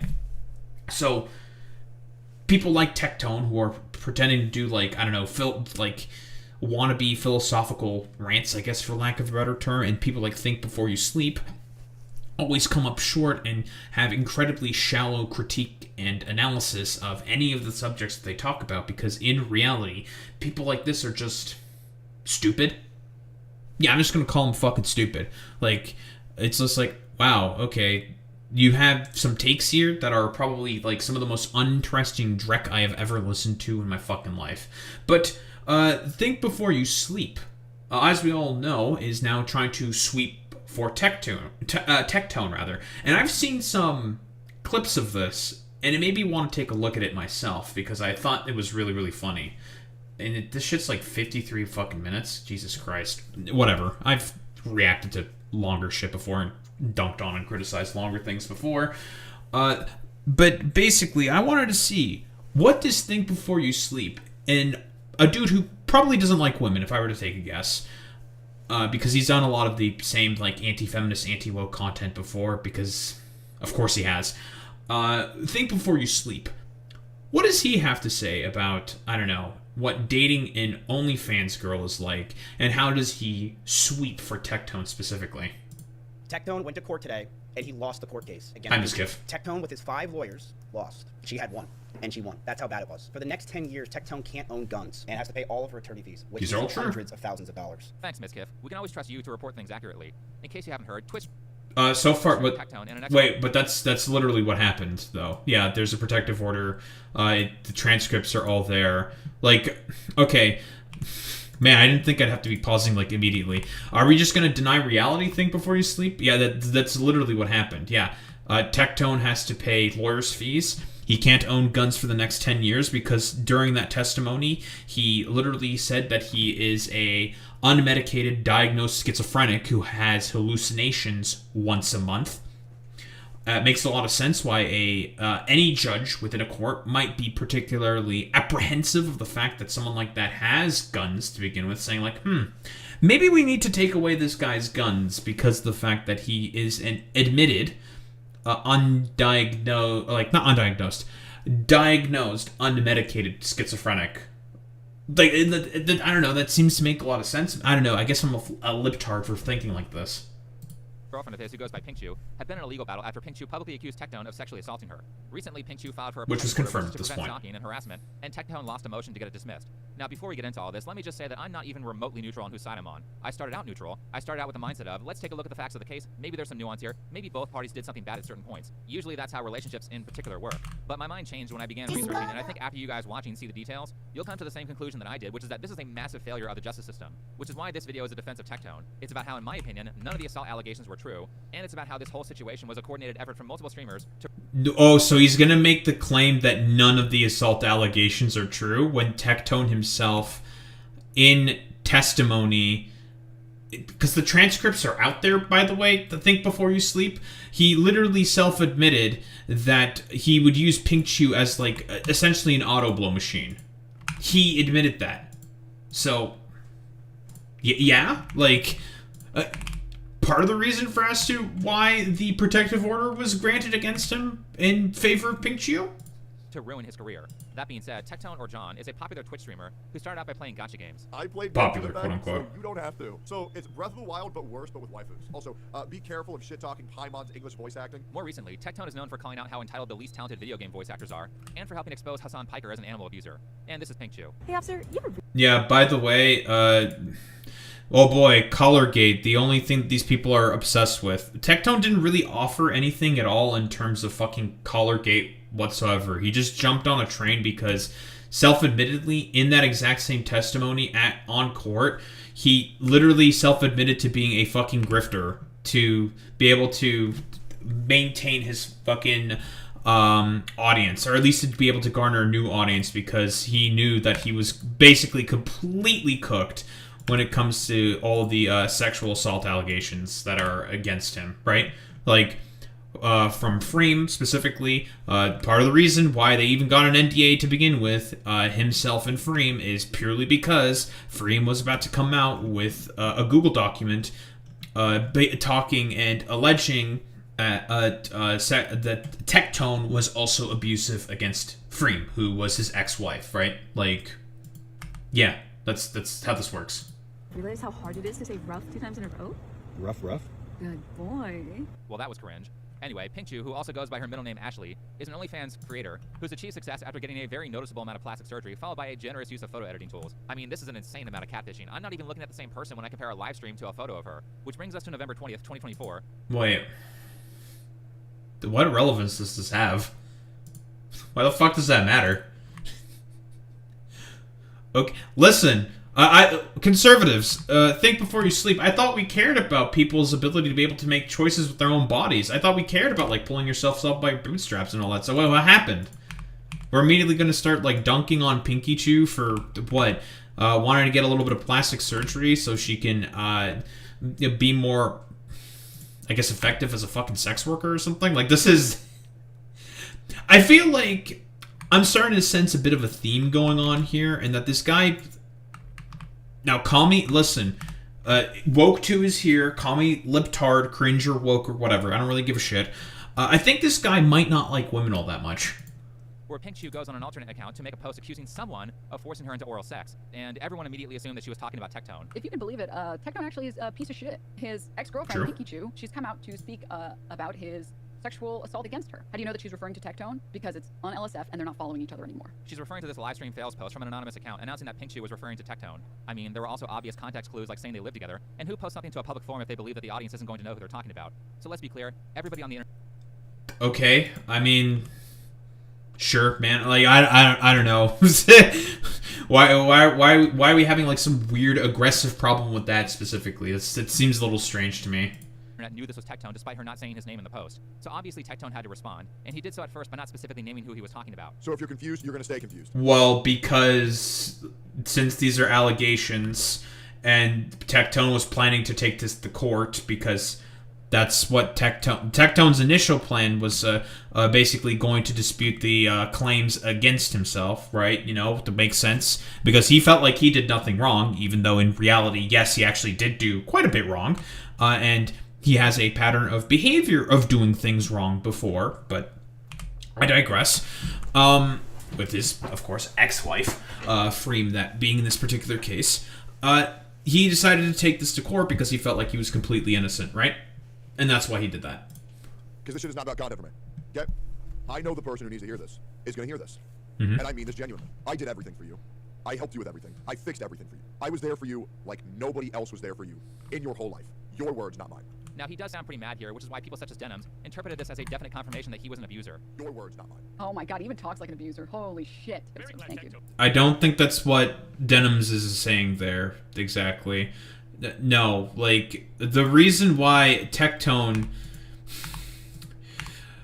Okay, think before you sleep. I know that you don't actually care about, like, what manipulative language is and how people tend to be fucking manipulators, but here's the thing. The thing with someone like fucking Tectone, who is a known liar, who has been consistently pointed out as a liar, as per the Shamu video. Shamu does a fantastic breakdown into all of the initial lies about fucking Tectone from the beginning. But the reason why he's particularly aggressive about all of this is because he's trying to manipulate his audience, right? Into taking his side inherently. That's the point. So I guess, like, I don't know, think before you sleep is, self-admittedly, I guess, just, getting easily manipulated by fucking Tectone's, like, to anger or some shit here or something. Like, it seems, it's a little fucking strange. There's a reason why he's doing this, because during the claims here, and again, of Tectone doing his initial response, he was lying. That's the fucking problem. And he was trying to sound very angry and indignant to, again, prime his audience to want to start to attack Pinkchiu. That is why he did that. Oh yeah, the problem is that he has an inflated ego and he's stupid, which is like a horrible combination to have. Well, that was the projection. That's true. Theory. And though maybe that video out of context was a bad look for Tectone. Okay, this is coming from the fucking dude who is, I don't know, a wannabe fucking 14-year-old who just discovered Reddit for the fucking first time, doing pretend fucking the most pseudo-intellectual fucking forms of philosophical thought on the fucking planet. Like, okay, buddy. Trust me, as we go over the court transcript, not Miskiff's transcript that his idiot friend wrote, I mean the actual court transcript. So when we go over the real transcript, you're going to... You are aware that Miskiff also went over the court transcripts as well, Think Before You Sleep. Does this Think Before You Sleep know that Miskiff also went through the actual fucking court transcripts in a separate video? Do I need to stick that in the fucking description for Think Before You Sleep specifically? Maybe I will. To understand why Tectone was a little angry there. In fact, I think he was quite polite. That transcript is infuriating knowing that it was used to take someone's First and Second Amendment rights away for 10 years. Anyway, on November 27th... But that's not the actual fucking court transcript, you dumbass motherfucker. It wasn't Miskiff's transcript that was based off of that. It was based off of an actual court transcript. That Miskiff, and a couple of other people, like fucking Legal Mindset. Now, Legal Mindset illegally went over the court transcript. There's a reason why you can't find the VOD for that stream anymore, because he was given that document, allegedly by fucking Tectone, illegally, violating the fucking protective order. Allegedly. No way to 100% prove this for fucking certain. We can make some guesses based off of, again, stuff that Shamu has said, where Tectone on a burner account, potentially in a burner account, and the reason why we can say it is a potential Tectone burner account is because it uses the same forms of language as Tectone, and as Miskiff has also said, has used Tectone emotes every time at the end of any of its sentences that the burner account was also saying as well, right? Which is sort of mimicking of Tectone's speech. Now, of course, these are allegations. It's not 100% concrete. We can sort of surmise and make some guesses here, right?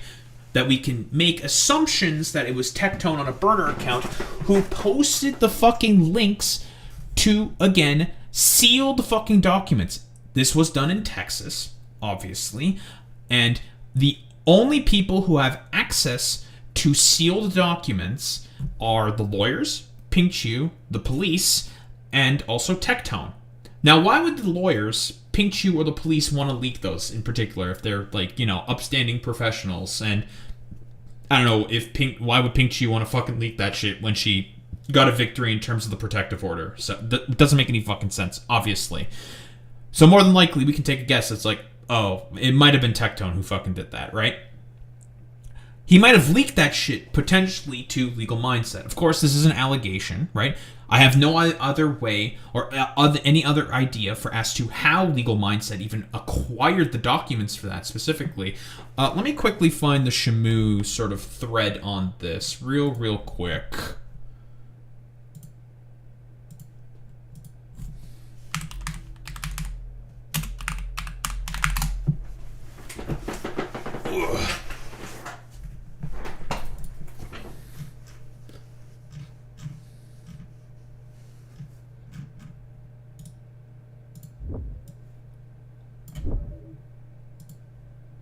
Let me also get the Legal Mindset thing on this as well.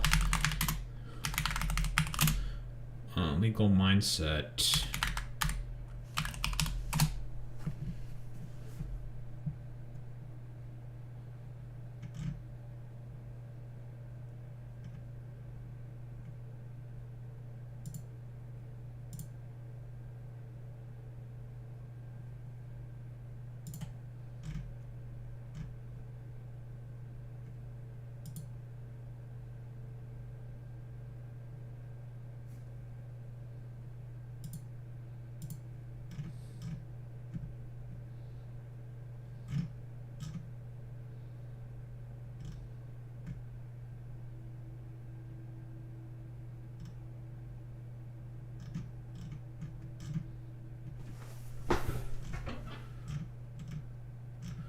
Because I know he fucking deleted this.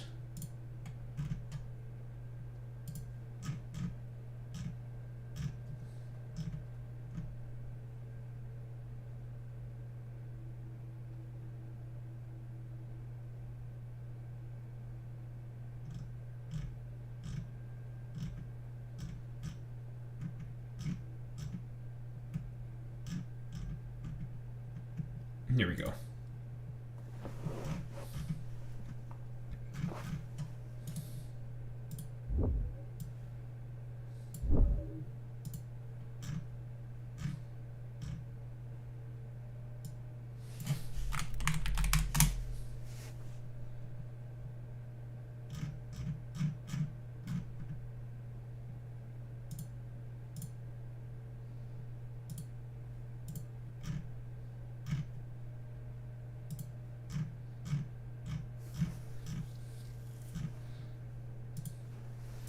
So here's the Shamu thread. Let me help you out here. Think before you sleep. Okay, this is really easy actually. So here is the Shamu thread. Good solid thread here by Shamu, talking about Tectone potentially using a burner account to basically potentially violate the fucking protective order here, right? On a fucking burner account, because this is language and intonation that specifically Tectone himself has used before. And as Miskiff also followed up, based off of Shamu's thread here, the only person who generally speaking uses Tectone emotes right after they end a fucking sentence is Tectone himself. Now, is that enough to basically say, oh, it was 100% Tectone, 1000% Tectone, literally did everything here, it was him who was leaking the shit?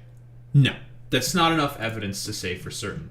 Because again, we know, like, Shamu unironically got the fucking link to that, tried to follow the link, and was just like, oh, he might have fucking doxed his victims, right? This is illegal, obviously. Can potentially lead to a third-degree felony for leaking a sealed fucking document. Again, since this was done in Texas, and the protective order was granted, those documents, at the request of Pink Chew, were sealed, right? Which means no touching. No one can look except for a very specific set of people. I believe the police can take a look at it for whatever related sort of investigations they need to do. The lawyers, Pink Chew, and Tectone. Again, I say this again. Why would the police or the lawyers leak any of that stuff? Doesn't really make much sense to me. seems kind of silly, ridiculous. Why would Pink Chew herself leak this? She won the case.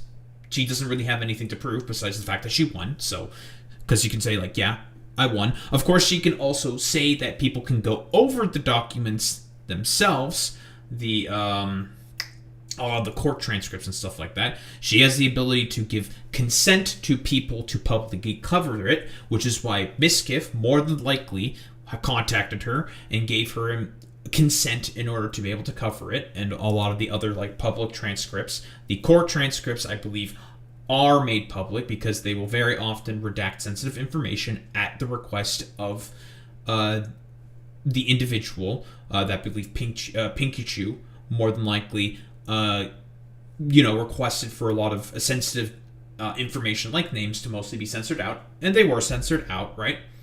Except for fucking Tectone's. I guess he didn't really give a shit. I mean, people already know his fucking name, so if he was censored, not censored, it's irrelevant, right? The thing with this and why it is a potential possibility, because again, Tectone more than likely got some of his buddies to attack Pink Chew. There's some people in the gacha community that were also attacking Pink Chew and trying to defend Tectone. A little suspicious, which can potentially violate the protective order. No concrete evidence for that specifically, but it's a potential thing that can be sort of explored, I guess, for lack of a better term. And we know, more than likely, with fucking Legal Mindset, he ran a fucking goddamn stream saying, oh, here's the court documents, I'm going over the court documents and shitting on Pink Chew, yada yada yada. That's also illegal, because the only way that any of these motherfuckers might have gotten that redacted case file for the protective order is through fucking Tectone. That's the only way that he could have fucking gotten this. Which means there's a potential chance that he might have leaked non-public filings, which is not what that is incredibly fucking illegal. You can't fucking do that shit because, again, in Texas, it is such that for the purpose of protecting the information of the victim, they will redact that shit and keep it fucking sealed, right? They can release it with the permission of the stated parties, like I said before. Of course, Pink Chew, the lawyers, and the police, if they need to use it for like continued investigations. Blah, blah, blah, blah, blah. I'm going off on a little bit of a tangent here, but here's the thing. Think before you sleep. You can't just immediately just come to like the conclusion that Tectone is really, really above board, and like I guess we're like focusing on fucking Collargate here, which is so fucking stupid. That Tectone is necessarily like really above board here in terms of his conduct with a lot of the court transcripts, or how he conducted himself, generally speaking, in court. Because what he might have done is potentially illegal. He may have just shot himself in the foot for like literally no reason, my man. In 2024, 2 days after Pink Chew makes her allegations, Tectone confirms on Twitter that Pink Chew was talking about him. He says that she has 2 weeks to apologize and admit that her allegations were false, or he will sue her for what I imagine was defamation, citing that he will also pursue legal action against those who knowingly repeat her lies with reckless disregard for the truth. Tectone goes on to say, well, that failed for him miserably. He's ready to prove his innocence. And then Keemstar comments with some words of wisdom at the end, which brings us to Travis County in Texas on January. Wait, what was that dumbass shit that Keemstar said? Tectone goes on to say that he's willing to work with law enforcement and is ready to prove his innocence. And then Keemstar comments with some words. I have no idea why all you streamers state these OnlyFans clown demons. Okay, whatever. Words of wisdom at the end, which brings us to Travis County in Texas on January 23rd of 2026, and a hearing for a protective order filed by Linda Ashley Lamar, that's Pink Chew, against John Robertson, that's Tectone. Okay, so we're gonna have to fucking censor all that stuff because, again, this is the reporter's record.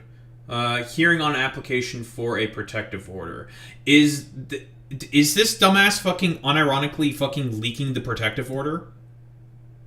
Or is this what the reporters fucking wrote?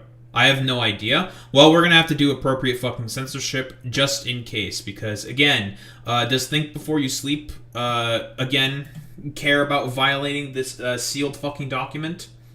No, because he's a fucking piece of shit and he just hates women. and his Tectone with his 5 lawyers. Tectone and his 1 lawyer. That's 1 lawyer, Miskiff. I don't know why you would lie about something that was so easy to disprove. I'm smart.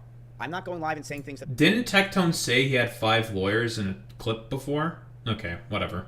they're stupid. I'm not going live and being not strategic with my words. Also, like, this has been a process that's been going on for several fucking years. How do you know that Tectone didn't have a bunch of extra lawyers in his retinue? You have no idea, but whatever. My actions, I'm being smart.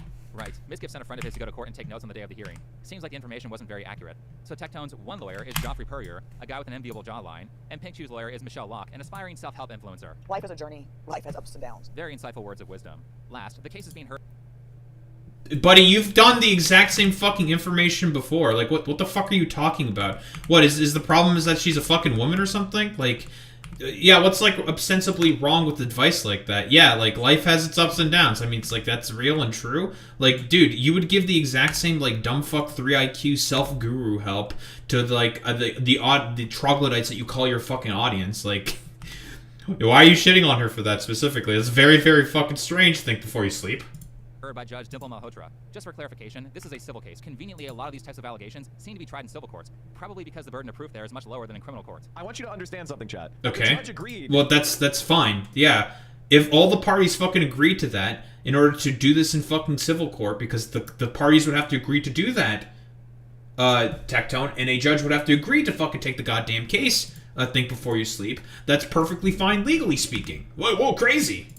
With that. Now, the judge was not empowered to put him in prison directly because that was not a criminal case. Had it been a criminal case and had he been given a bench trial, he would have gone to prison as a rapist right then. God, these idiots are annoying. For those of you who don't know, Mike from PA is the guy who pretended to be a licensed attorney to run for the Pennsylvania legislature, but the state Supreme Court kicked him off the ballot after they found him misrepresenting himself. Now he's pretending to be an authority on the law on Twitch. Spoilers, most of the law influencers get shit wrong all the time, and they aren't really that trustworthy. Anyway, in reality... Yeah, but you trust people like legal mindset. Okay, buddy.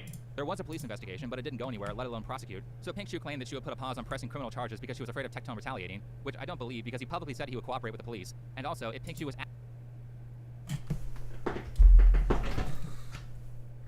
Do I need to say why that's fucking retarded? Do we need to say why that's extremely fucking stupid? Tectone admitted in the fucking transcripts on court, unless he decided to commit perjury, that he was a diagnosed, unmedicated schizophrenic and he has guns, you stupid motherfucker. No wonder I think Pink Shoe might have felt like her life could have been at risk because he self-admitted that he was a diagnosed, unmedicated schizophrenic. Jesus Christ. What a fucking idiot, dude. Actually afraid, she wouldn't have continued to attack Tectone legally. Personally, I think the only reason that a protective order was filed is because she wants to attack him, and there's no way in hell that she would have won a criminal case. Now, just so it's less confusing, and because there's no video of this... Well, no, because... Okay. So, Think Before You Sleep is correct in saying that the burden of proof is much, much more higher in terms of the burden of proof, right? I believe she initially was working with the police, right? And there was an investigation that was going on there, but as very often has been told with the history of fucking police, very often they'll let rape kits expire, and very often they do not rule in favor of the, specifically, the victim, right? This happens very, very, very, very, very fucking often. And yes, this is a good point, Alex, that you're saying. People think the insanity defense is going to get them off all charges, and it doesn't. Shit like that happens. Yeah, like, it's not my fault. I'm a schizophrenic. I'm okay. Restraining order approved. Exactly. That's a very, very good point there, Alex. Like, the fact that he tried to claim that he's an unmedicated, diagnosed schizophrenic who was not taking his medicine for years and he hallucinates once a month and he thought he was going to get away with that is genuinely fucking insane. But again, Think Before You Sleep is an idiot, so whatever. What was I saying? Right. The reason for as to why, more than likely, she didn't go ahead with the criminal charges at that point is because that was already being investigated. The reason why this, I guess, kind of for lack of a better term, was dormant for a little while was because there was a preceding police investigation. Like, we knew about this. Like, Tectone himself said there was a current police investigation going on. He complained about it in the Shamu video. I'll probably stick that in the description, because it goes over in very good detail about all of Tectone's lies during this whole situation, which Think Before You Sleep is seemingly okay with. Shouldn't be really surprised, of course. But basically, there was a police investigation going on, and more than likely, because it happened throughout a very long period of time, very often the police will let rape kits expire. More than likely, that did not rule out in favor of Pink Chew. So guess what? Criminally speaking, can't pursue Tectone as a rapist. That's fine, whatever. Still other legal avenues, because Pink Chew still probably felt like her life was in danger and that she wanted to have some form of fucking protection. So she went ahead with, probably from the advice of her fucking goddamn lawyer, saying, okay, well, we can't criminally fucking get him for being a rapist, but here's what we can do instead. We can go for a protective order if you still feel like your life might be in danger. Because again, we now know that he is an unmedicated, diagnosed fucking schizophrenic who has guns. And he said that on as a part of his testimony on court Think Before You Sleep. It makes sense that Pink Chew may feel like her life could be in potential danger. And given the fact that Tectone is not exactly a bright individual, it makes a lot of sense why she may feel like there may be some potential problems in terms of how Tectone may conduct himself. Because very often, and there's been a bunch of dramas associated with Tectone, he will just attack and go after streamers and other fucking content creators using his much larger fucking platform. He will very often use it as a fucking weapon. So it makes sense why she feels like, there may be some problems here if I don't try to protect myself from this fucking psychotic weirdo who is totally okay with using his audience as a weapon. Hearing. As we go over the transcript, I'll put pictures on the side of who is talking. That being said, Pink Chew's lawyer starts her opening statement by blaming Pink Chew's lack of evidence to corroborate her story on the fact that she's autistic. Pink Chew's primary argument here is that, as a person who was nearly 30 at the time, she didn't realize that she was being abused until someone else told her, because she's very slightly autistic. What, did they take that argument from TikTok? So anyway, you know, if there's like... Think Before You Sleep. I know that you're probably like an undiagnosed autistic yourself or something, but yeah, that's generally speaking how that fucking works. If you are autistic, you're not going to be able to pick up on fucking social cues as well. That's how that works, you fucking moron. Jesus Christ, dude. It's like a mountain of evidence showing that this was all consensual. Well, just ignore that because Pink Chew changed her mind after the breakup and after Tectone got into a relationship with a different woman. What a convenient set of circumstances. That being said, let's go to the first allegation. Well, no. Consent was already revoked when she said before that she was not interested before in, I guess for lack of a better term, like, appealing to Tectone's fucking urges. Which means consent was revoked before then, and this was before they fucking broke up. He's getting his timeline of events wrong here. Of assault. Pink Chew said that she had recently gotten breast implants, so this is a plastic surgery related allegation. Now, I'm going to redact some of this information to make it YouTube safe, but the page numbers are all there so you can just look it up for yourself. Basically, the allegation was that Pink Chew cannot perform because of her recent surgery, so Tectone found other non-consensual means, allegedly. Much love to this queen. I mean, seriously, I'm sorry that you had to go through all of that and then probably get traumatized altogether one more time in the court process, but at least now you have a moment of respite. To further elaborate on the context here, Pink Chew testified. What the fuck was the point of that exactly? Like, what? Why did you bring that up? What was the... Like, what, did you need to fucking bring out some jingling keys, you fucking moron, in order to be like, hey guys, you know that Hassan is bad, right, Hassan? He's really bad, guys? We all hate Hassan. We hate Hasanabi, stupid fucking sexy Hassan. We hate him so much. I hate Hassan. I'm jealous of Hassan.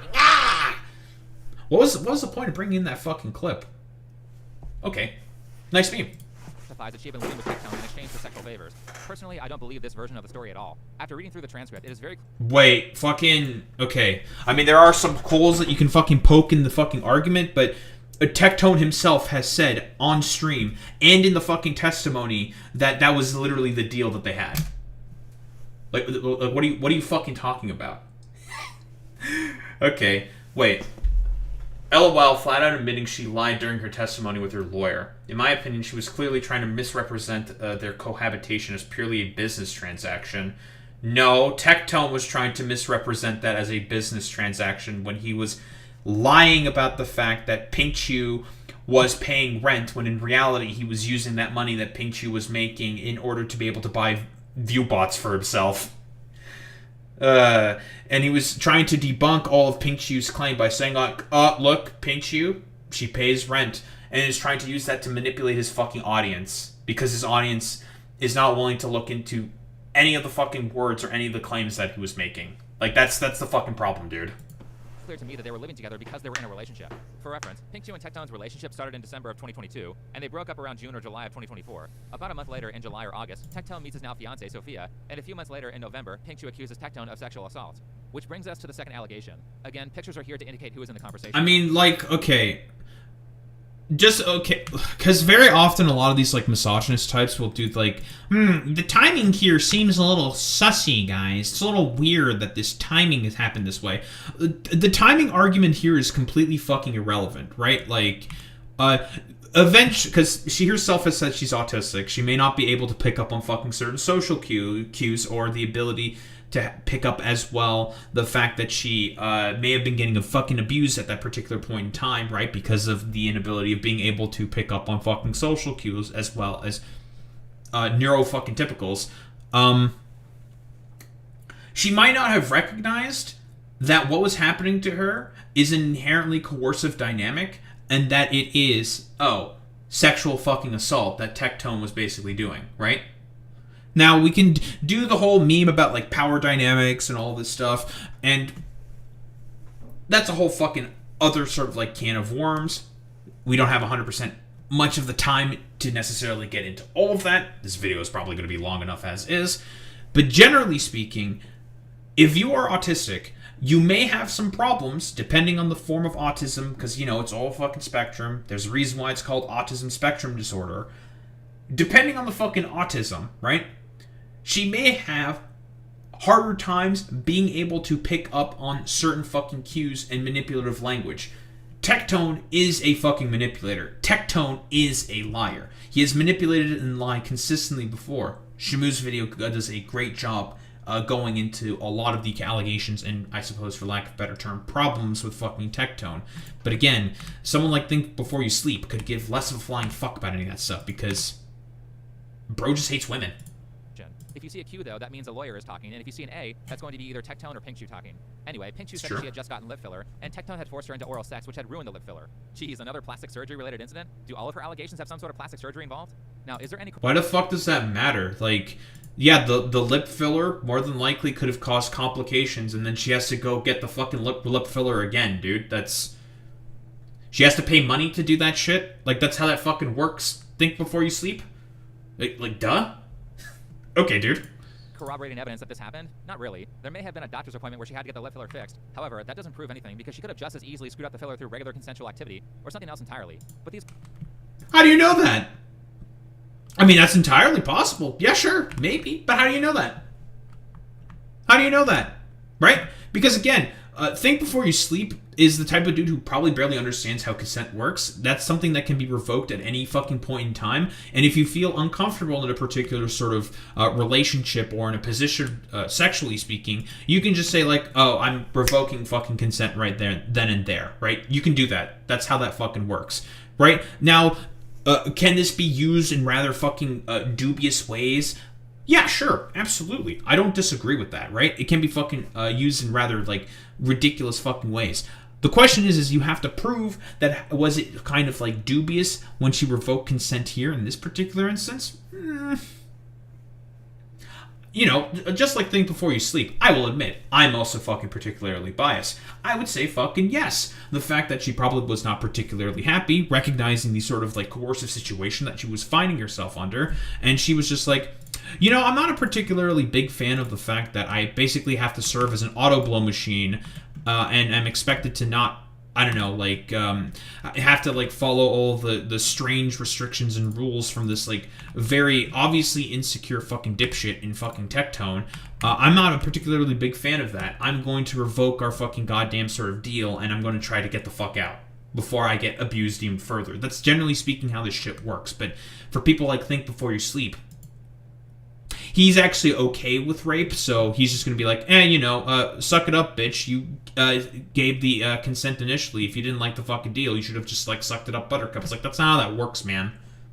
Like, she probably had her own circumstances for wanting to take the deal from the beginning or whatever. That's her fucking prerogative, right? Like, whatever. Who gives a shit about any of that? It's not as simple as just being like, clearly, if you hated the situation so much, why do you fucking even decide to go with it from the beginning? It's like, I don't fucking know, man. Like, they were already in a relationship and they decided to fucking live together. Like, okay, bro. Like, there's, like, so many fucking ways to sort of just say, like, why think before you sleep is just like a stupid asshole here, and it's purely just born out of the fact that he's kind of a misogynistic piece of shit. These are pretty much the allegations of assault. Now, when I say that Pink Chu had no evidence of this stuff occurring, understand that her own testimony counts as evidence from a legal standpoint. So allow me to clarify what I mean. I'm saying she had no additional evidence to verify the truth of her story.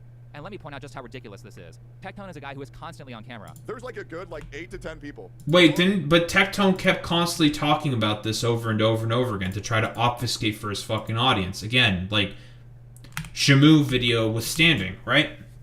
He would very, very often say things in order to try to make Pink Chu look as bad as possible in front of his audience for the express purpose of basically trying to bury the lead on the entirety of the story and basically just be like, my ex is a piece of shit and she's insane, so therefore don't look into any of the stuff because I'm clearly obviously lying here.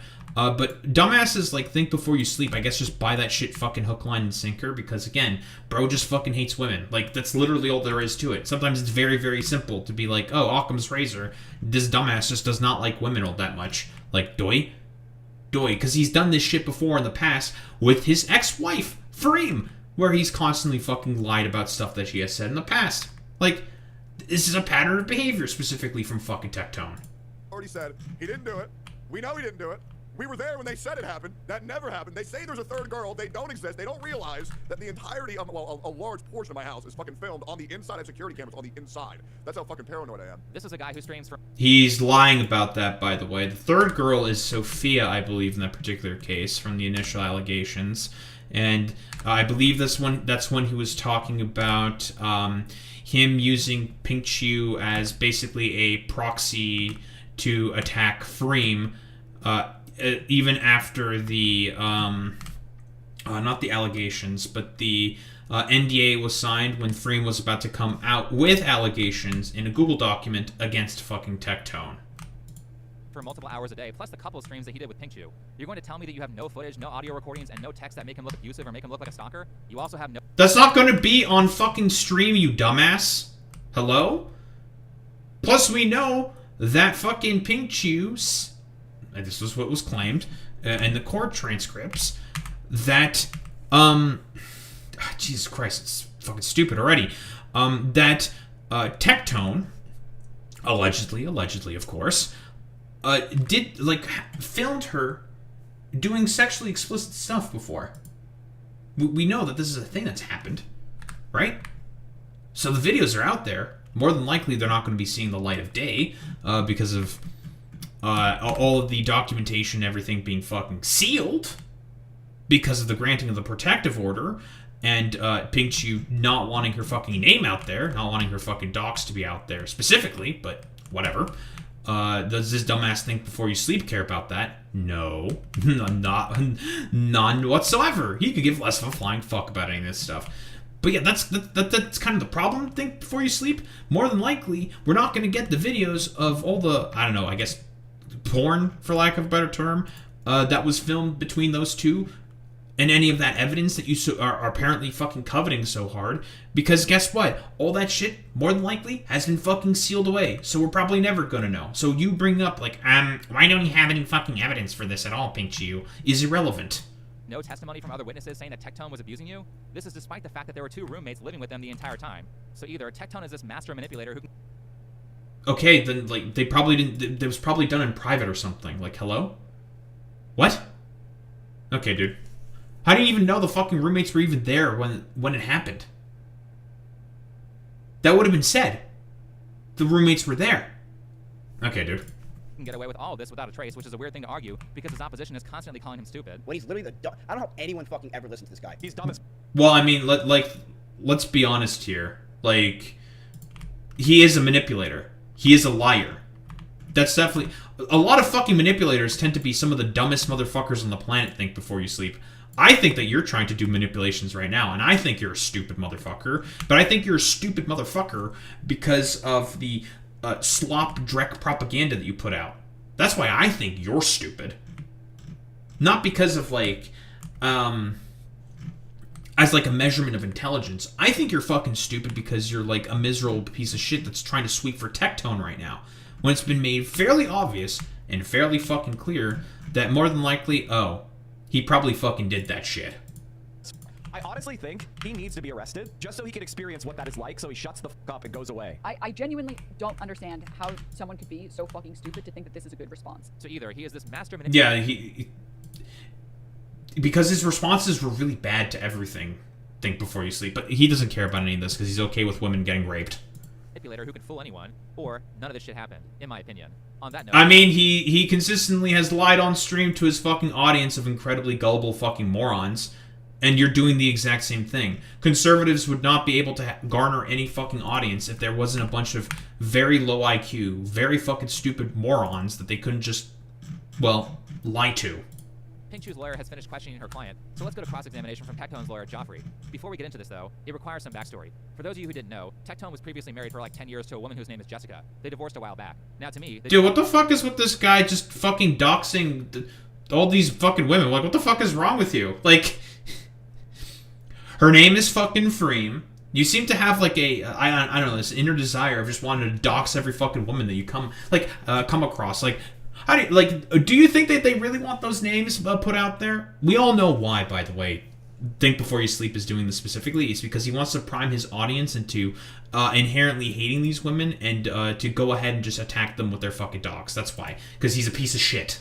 Details here are kind of murky because an NDA was signed, and I only really have the court transcript to piece together what was going on. But remember how I said that Tectone has cameras everywhere? Well, it turns out that his ex-wife still had remote access to the cameras after the divorce, and allegedly, she was using some intimate footage between Tectone and Pink Chu to blackmail them. And how this didn't land his ex-wife in jail is beyond me. Anyway. No, okay, so Think Before You Sleep is explicitly lying here. So when the NDA was signed between, or when this whole, like, bullshit saga with Freem specifically was going on, Pink Chu was essentially used as a proxy by Tectone to file a lawsuit against Freem, alleging that she was filming revenge porn of, well, Tectone and Pink Chu through the fucking security cameras at his fucking house, right? Because she still had access to them. So, what the lawsuit alleged, and this was all basically created by Tectone, because again, Pink Chu probably didn't know 100% of the details of what happened between Freem and fucking Tectone to lead to that, because they just got in a relationship together, and the only person that she would have heard this from was Tectone, who has reason to lie about this stuff. Think Before You Sleep. Do you understand how basic, like, logical reasoning works? Think Before You Sleep. It's actually pretty fucking easy, but you're too stupid to do any of that stuff because you're just a miserable, ostensible little freak. But I digress. Pink Chu was essentially doing a stream going over the lawsuit that she had against Freem. Tectone raided into that stream to basically get more eyeballs on his fucking side to talk about, the allegations that Pink Chu was putting out against Freem. Tectone was partially doing this as kind of a way to get around the NDA that he had signed with his fucking ex-wife. That's why he was using Pink Chu as basically a proxy to try to attack Freem, who was going to come out with allegations against Tectone about the alleged sexual mispropriety that he also had with his ex-wife. Does this make sense to you? Think Before You Sleep. I know this is like maybe like a very, very difficult concept for you to understand, but Tectone was doing this because he was trying to manipulate his new fucking girlfriend into being inherently against, his ex-wife, who would have come out with sexual assault allegations against him. Anyway, a lawsuit was filed, and a part of this lawsuit included Pink Chu suing Tectone's ex-wife because she called her Tectone's sex slave. Let me repeat this. Pink Chu sued his ex-wife because she accused her of being victimized by Tectone. Pink Chu said it was defamatory to call her an abuse victim. Not only that, but this lawsuit occurs 1 month after her alleged incidents of abuse, and she says these claims about her from Tectone's ex-wife were disgusting lies. What a weird thing to say, right? So that's our first counter to Pink Chu's story, and just right there, throw the case. So there, that is a potential hole in the argument. Sure, you know, an actual good, and you're just gonna say just throw the fucking case out just based off of that alone? That's not how that fucking works. Think before you sleep. We're not like. We're not going ahead with all the not unmedicated diagnosed schizophrenic stuff that Tectone was fucking saying that he was alleging that he was doing. Okay, dude, nice fucking goddamn meme, and that he's used his audience before as a bludgeon against people before. Fucking incredible from this stupid motherfucker. Case out. You mean to tell me that someone called her an abuse victim and she spent money suing them to say, no, I'm not?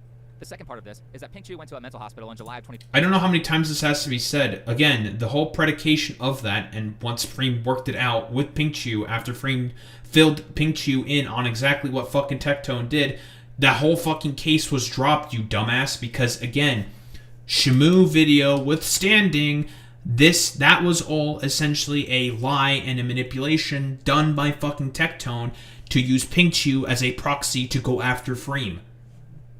2024, around 1 to 2 months after the alleged victimizations. When she's being questioned by her lawyer, she states that she went to the hospital because she just had to get out of the house. And if your first thought was, that makes no sense, then I would agree with you. This sounds like a lie. Now, I'm not a fan of alienation, but I do... Like, that's how that... Wait, but that's how that works sometimes. Like, that's how... Sometimes you just have to... You feel like you need to get out of the house because you're in a particular abusive situation. You can't necessarily describe it all that well. Yeah. That's fine. Okay. What? You don't even know that if she did, like... Or if she was, like, suffering from some form of fucking PTSD because of all the stuff that she was going through. And are you saying that you don't like this individual because they're a woman? Think before you sleep? I do think she has a very insightful video on mental hospitals. People don't go to mental hospitals just because they wanted to get out of the house. They go because they're either a danger to others or they're afraid of harming themselves. Facilities like this save lives. Yeah, and that's probably...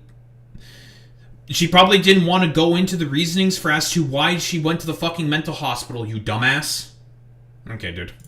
Every day. There are 2 types of admission. The first is voluntary, which is where you go to the emergency room and say, hi, I don't feel safe. Can you please help me? And the second is involuntary, which is where your doctor or psychiatrist feels you're at grave risk to yourself or others. So they write you a note and send you the Baker Act, for example. So it's a weird downplay from Pink Chu to say that she just needed to get out of the house. If she wanted to do that. Why does this fucking matter, dude? Maybe she just didn't want to say the reason why she wanted to go voluntarily went to the fucking mental hospital. Like, you don't fucking know that. But you're just gonna say this to be like, look at this fucking lascivious whore claiming insanity because she's a lascivious whore who just wants to go after my best buddy, Tectone. I love Tectone so much. Let me do sweeping for him for literally no reason. It's like, okay, dude, nice meme. That she could have just checked herself into a hotel or something. Note that Pink Chu has more than enough money to do this. Also note that this admission into a mental hospital seems to have happened directly after Tectone broke up with her, so I'm guessing that the breakup caused thoughts of self-harm. Actually, it looks like the redactions here suggest something a little bit worse than self-harm. So honestly, I think checking herself into the mental hospital... How the fuck do you know that?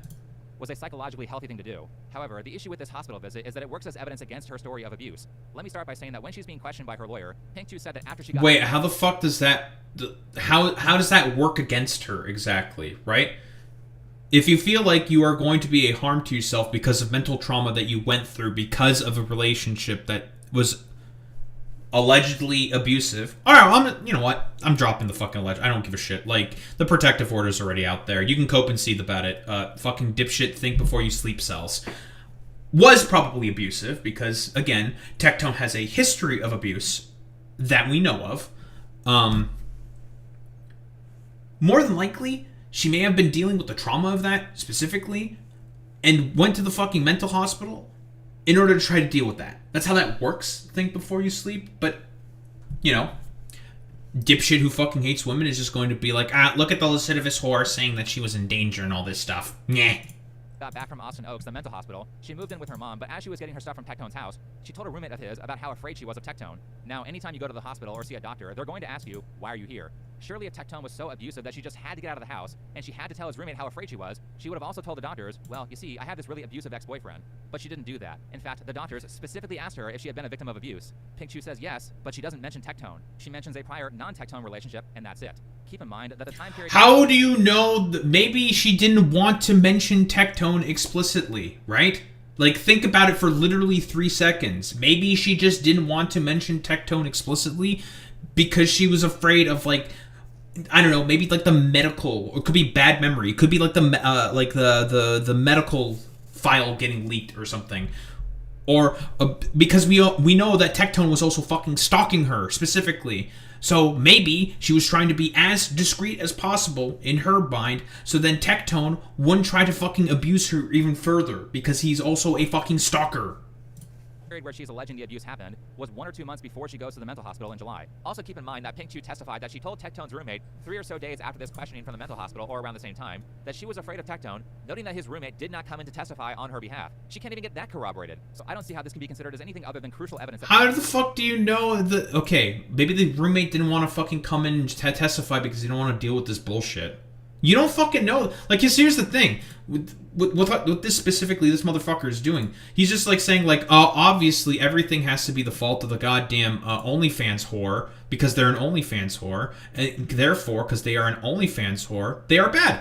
They're just bad. Period. End of story. Right? Because that's the sort of, like, I don't know, like, mental acuity that this dumbass is operating off of, when that's just not how that fucking works.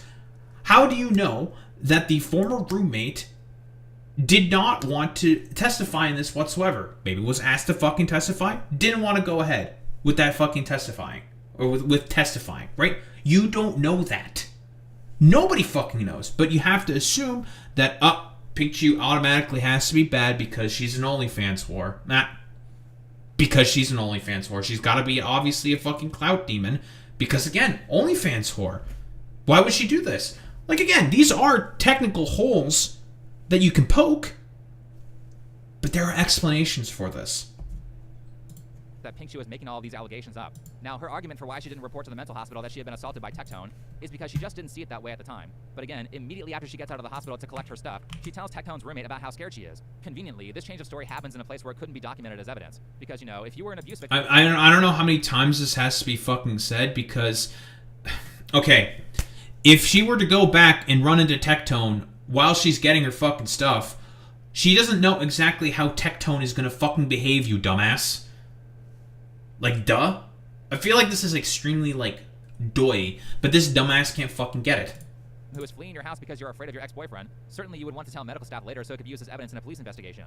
This is why I don't believe anything that... Well, that's because she didn't even know if she was gonna go ahead with a fucking police investigation to begin with. Initially, she sat on this. This was also gone over in Miskiff's video. She sat on this for about 6 months, questioning on if, because this is a thing that happens very, very often with abuse victims. They sit there questioning on if they actually want to be able to go through with a police report because it's dangerous. It becomes a lot more fucking public. The abuser can use that as something against them if they try to go more public with the fucking allegations. Because they would be obviously made allegations if there's a fucking police report about this. And they could be afraid of any form of potential retaliation that can happen as a result in the sort of interim time between the police investigation that's going on right now and also the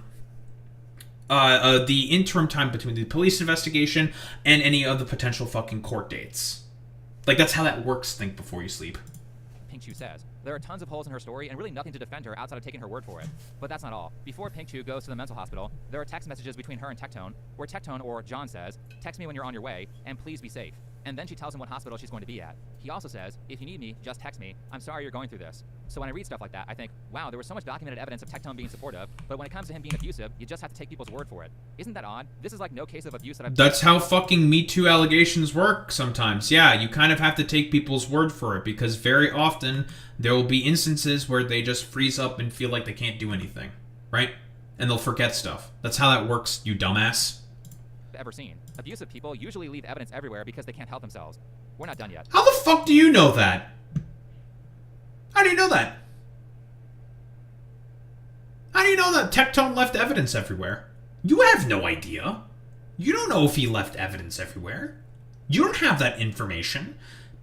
I feel like this is going to be a thing that's commonly, very commonly said here when shitting on this fucking complete moron, is you don't know if he fucking left evidence everywhere of the abuses that he had. Because this already puts an inherent hole in your fucking goddamn argument, right? If there was evidence left everywhere, think before you sleep, and this is why you're an idiot, then why didn't Pink Chiu use that in order to corroborate any of her stories then? This should be an easy dunkery-do for you, but you alleging that an abuser is naturally going to leave a bunch of evidence everywhere for the abuses that they are doing, inherently speaking, means that this could have been... Do you not think that that could have been used potentially by Pink Chiu herself in any of the fucking testimony? Yet that didn't fucking happen, though. I'm sensing some holes in your fucking argumentation. Pink Chiu and Tectone's lawyer Joffrey discuss her leaving the mental hospital, and there's this part where Joffrey says, in fact, I believe he's listed, and the rest is blacked out. Judging by the context clues, I'm guessing that he's saying that Tectone was listed as an emergency contact, considering that Tectone said stuff like, if you need anything, let me know, and Pink Chiu told him what hospital she was going to be at. So again, extremely weird behavior here, especially considering that Pink Chiu communicates... Again, keep in mind, this was right after the breakup happens, and she leaves Tectone, and by the way, no police filing or reports has been filed yet. We don't know if they had like any kind of verbal agreement to not talk about this. We have no fucking idea. But Think Before You Sleep is just going to automatically work under the assumption that Pink Chiu is just inherently fucking wrong here. When this is just not how that fucking works. So her mom lives somewhere in the area, so why is she using her alleged abuser that she's afraid of as a contact instead of her mom? Moving on, let's talk about why a protection order was granted. Because again, we don't necessarily... She might not have understood necessarily about the abuses that Tectone did against her, right? She might not have had necessarily understood what exactly happened to her, exactly. Because that's how it very often works with a lot of Me Too sort of stuff. Like, it gets played out in court, and then the court comes to a decision, comes to a judgment there. But otherwise, you believe the victims in the meantime. But again... Think Before You Sleep is the type of guy to be like, oh, you never believe any of the victims. They're all listed as whores anyways who just want to benefit off of men. Yeah. In Texas, in order to get a protection order, the standard of proof is reasonable to believe. This is kind of a major issue for me when it comes to family court, and I think the law around this needs to be modified to prevent abuse, especially in cases like Tectone's where there's tons of counter evidence to his accuser's story. Reasonable to believe is a very low standard. It's like saying if one person thinks, yeah, that could have happened, that's enough to grant an order in Texas. This standard is even lower than the more likely than not to have happened standard, which is what we're all used to hearing about in civil court cases. This is in Texas. I want to say this again. This is not California. This is not New York. This is not Illinois. This is not Massachusetts. This is Texas. He's implying that it's impossible to get an order of protection in Texas when actually... Well, I mean, the standards there are going to be a bit more difficult, right? Generally speaking, because there's going to be a lot of instances that are working against the woman there in particular. Actually, it seems to be fairly easy. Here's Michelle Locke, Pink Chiu's lawyer, on her podcast, saying that the standard of proof in these kinds of courts is very low. When it comes to marriage and there are abusive instances... It's just, I don't know if she's talking about Texas court here, but whatever. How important is it for someone to have that documented? Your testimony alone can be enough. And people think, well, really? I don't have to have pictures of bruises? I mean, while those things would be great and helpful, it's not a requirement because judges every day make decisions based on the credibility of witnesses. And that's the bottom line. And so the court's going to look at what you say, what he or she says, and then make the call. Credibility of fucking witnesses. Now, obviously, Pink Chiu would be a witness to her own fucking crime. We don't have any other witnesses to work off of exactly. So guess what? The judge would have to go off of the basis off of what Pink Chiu said specifically. And we know that since we're talking about Tectone here, we are dealing with someone who is, who admitted that he is a diagnosed fucking schizophrenic and was an unmedicated diagnosed fucking schizophrenic. We know that because he said that himself. Just Think Before You Sleep. Ever mention any of that? No. So we know that fucking Tectone himself also has been a consistent fucking liar and a bunch of different stuff here. Some polls that you can also poke into what Tectone has said as well. Of what reasoning has the judge ever been given to say that Pink Chiu herself is not a fucking credible witness to her own fucking crime? Because Tectone was consistently lying during his parts of his fucking goddamn deposition at fucking court and trying to say basically a bunch of bullshit to make himself look better, because that's how this shit, generally speaking, works. It's like, yeah, you're going to do anything possible to make yourself look as good as possible in the mind of the fucking courts. But does Think Before You Sleep care about any of that stuff? No. on whether it's a believable story. Let me remind you that Mike from PA is not a lawyer. He's an idiot propagandist who really seems to have his own boundaries. That's really funny coming from you. Think before you sleep. Issues with women. Just because guns are more legal in Texas doesn't mean that this state always favors the right. A lot of bullshit occurs in Texas too. Also, this legal battle between Pink Chew and Tectone occurred in Travis County, which is where Austin is. Austin is like the California of Texas. But anyway, Pink Chew still has... Okay, and of what relevance does that have? Damn, I guess fucking Tectone shouldn't have chose to live in Austin with all of his like streamer pals then. Like, I don't know, Cope and fucking Seeth. If he wanted to have a better shot, then maybe... because he mentioned this in one of his fucking videos as well. Damn, then maybe he should have, like, moved to San Antonio or some shit where it's, like, less woke or some shit. Stupid. To prove that there is some sort of reason to believe that Tectone will be a danger to her. Before we go into this next section, I would like to point out that neither Michelle Locke or the judge really have a grasp over how social media works. Pink Chew's lawyer Michelle said in the transcripts that she doesn't really understand social media, and in this video that I found of the judge, she openly states that she doesn't really have an interest in being online. And so, for me... Why the fuck does that matter? Right? Why the fuck does that matter whatsoever? Does Tectone's fucking lawyer have a grasp on social media? Well, he's got like a LinkedIn page, but that's really bad. It doesn't mean you have a grasp on social media. This is fucking nonsense. I didn't even have social media, by the way, until I knew that I had to run. Okay, so this is very important because essentially all of Pink Chew's evidence for why she needs an order of... Okay, so apparently that's the judge saying that she doesn't have a grasp on social media just because she said that she didn't know she needed social... Because guess what, think before you sleep? Unfortunately, to be able to participate in the modern economy, social media is now a pretty fucking important aspect of being able to find employment now. Protection, and why Tectone is an ongoing threat is because of his social media posts. And if you as a judge don't understand social media, you're going to miss a ton of nuance. It's actually to the point where this court decision is quite scary and possibly a... Well, no, that's because, again, Tectone was consistently lying about fucking Pink Chew's positions on social media and was getting... Because she initially got a restraining order, which was granted to her, and he was lying and consistently talking about Pink Chew on his fucking social media. Oh, which was, by the way... something that this motherfucker has never mentioned whatsoever because of Tectone's multiple violations of his fucking restraining order, which was also granted to fucking Pink Chew. That's the reason why we even got this case on the fucking protective order to begin with. Because, guess what? Tectone would never shut the fuck up about Pink Chew on his fucking live stream. And Pink Chew knows and understands that Tectone's audience is very much so primed to believe in anything that his dumbass says and will go out and harass people because this is a thing that has happened consistently. In gotcha communities, there's been videos about this. Shamu video withstanding again. Or I'm gonna have to get the other fucking Shamu video. I'm gonna stick that also in the description as well. Where Tectone has a pattern of using his audience to go out and fucking harass people. Like, unironically. Here, let me get the fucking thing specifically about Tectone's restraining order that he violated multiple times.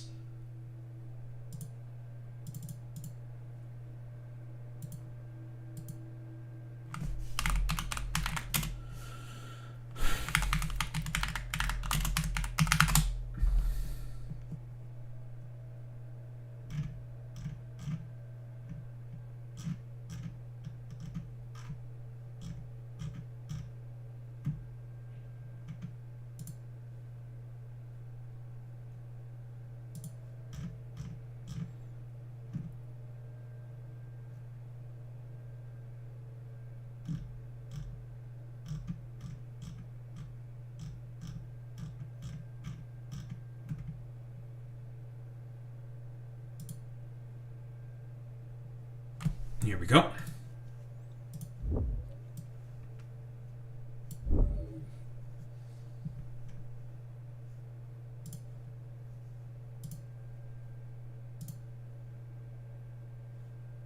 There we go. So here, think before you sleep. This is just for you, buddy. The reason why Tectone took a bit of a hiatus from September of last year was because he may have been consistently violating a protective order or the restraining order that his ex filed against him after all the fucking abuse stuff happened, right? She filed a restraining order against him, and Tectone would not stop talking about her on his fucking live stream, thus violating the fucking restraining order, making it such that she was going to go ahead now with a protective order, and that's why he had a fucking hiatus to begin with, you stupid motherfucker. Whoa, he violated it like 4 fucking goddamn times. It was constantly fucking extending the restraining order that he had against him because he would not stop talking about who exactly? Oh, his fucking ex-girlfriend. Violation of the First Amendment.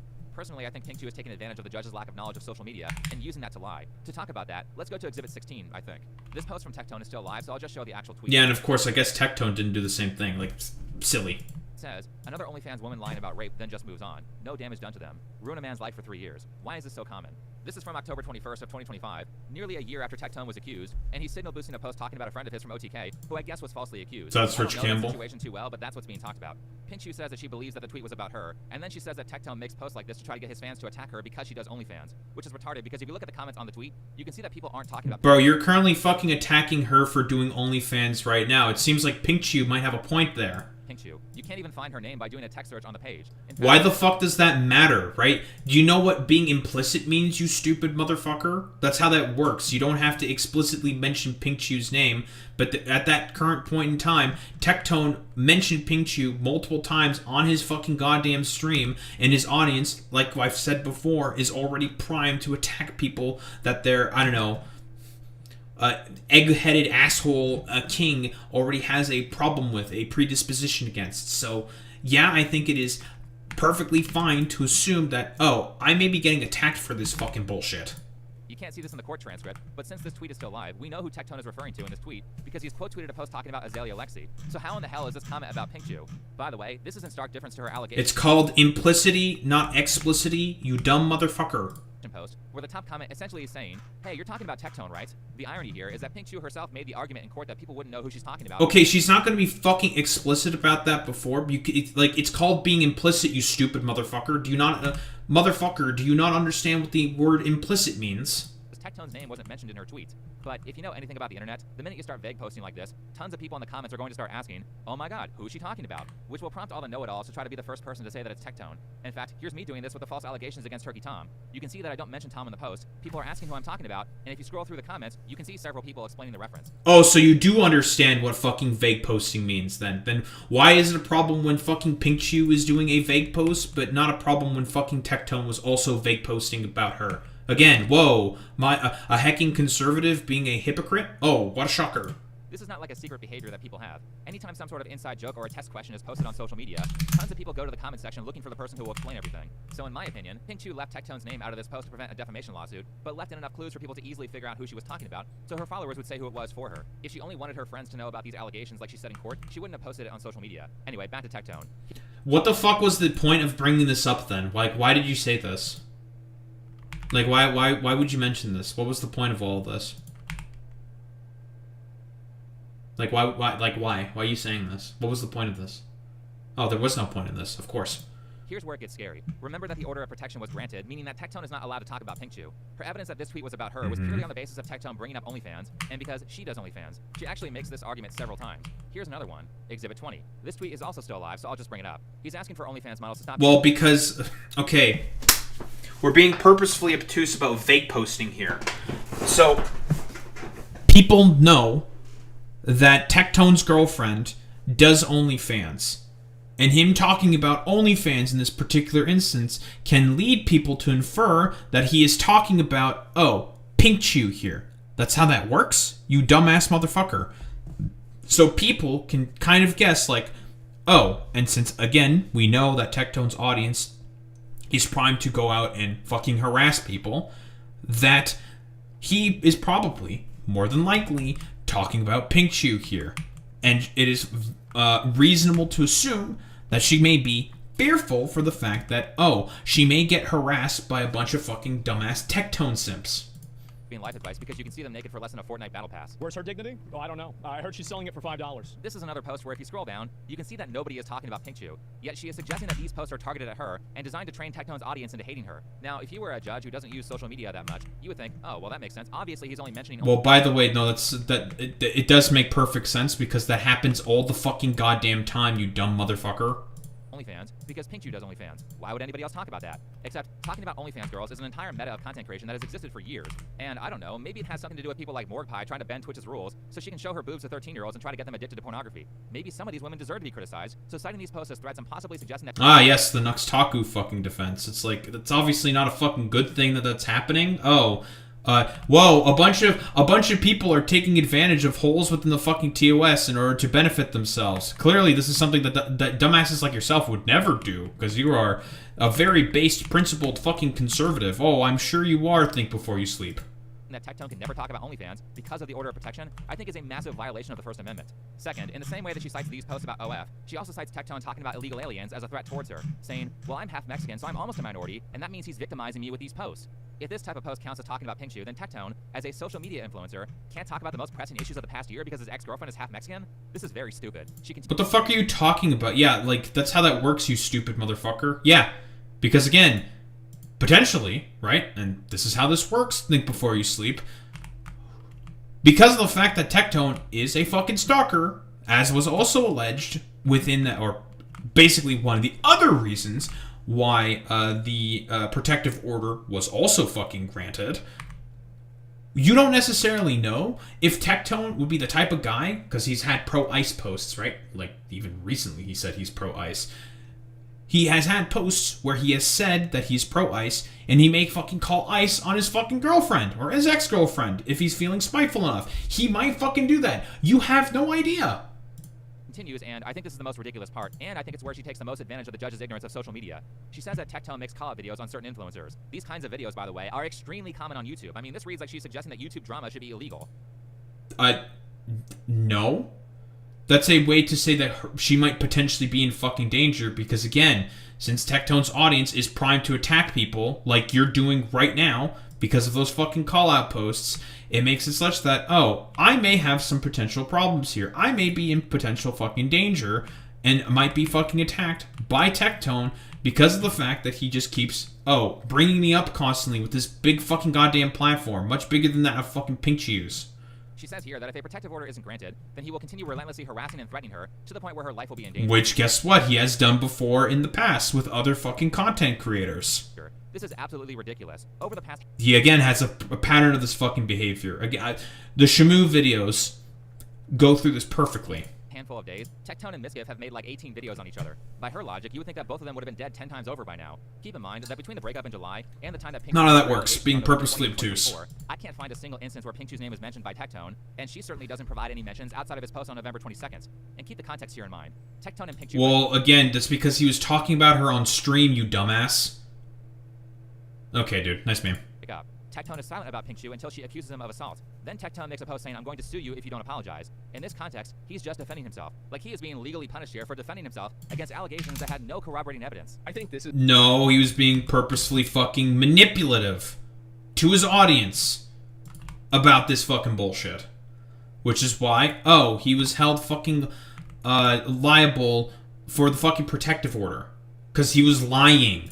Is the main reason why Tectone has become so extreme. And whenever you think about it, really calling somebody a rapist is one of like the top 3 things that you can say. By the way, that's not the reasoning, you stupid motherfucker. I don't know why you're bringing in this fucking troglodyte into any of this, but, you know, think before you sleep is not very intelligent. No, the reason why Tectone became such a quote-unquote extremist is because he's a self-admitted grifter. There's also testimony of him literally saying, like, yeah, I decided to grift to the right so then I can maintain social media relevance. He unironically fucking said that.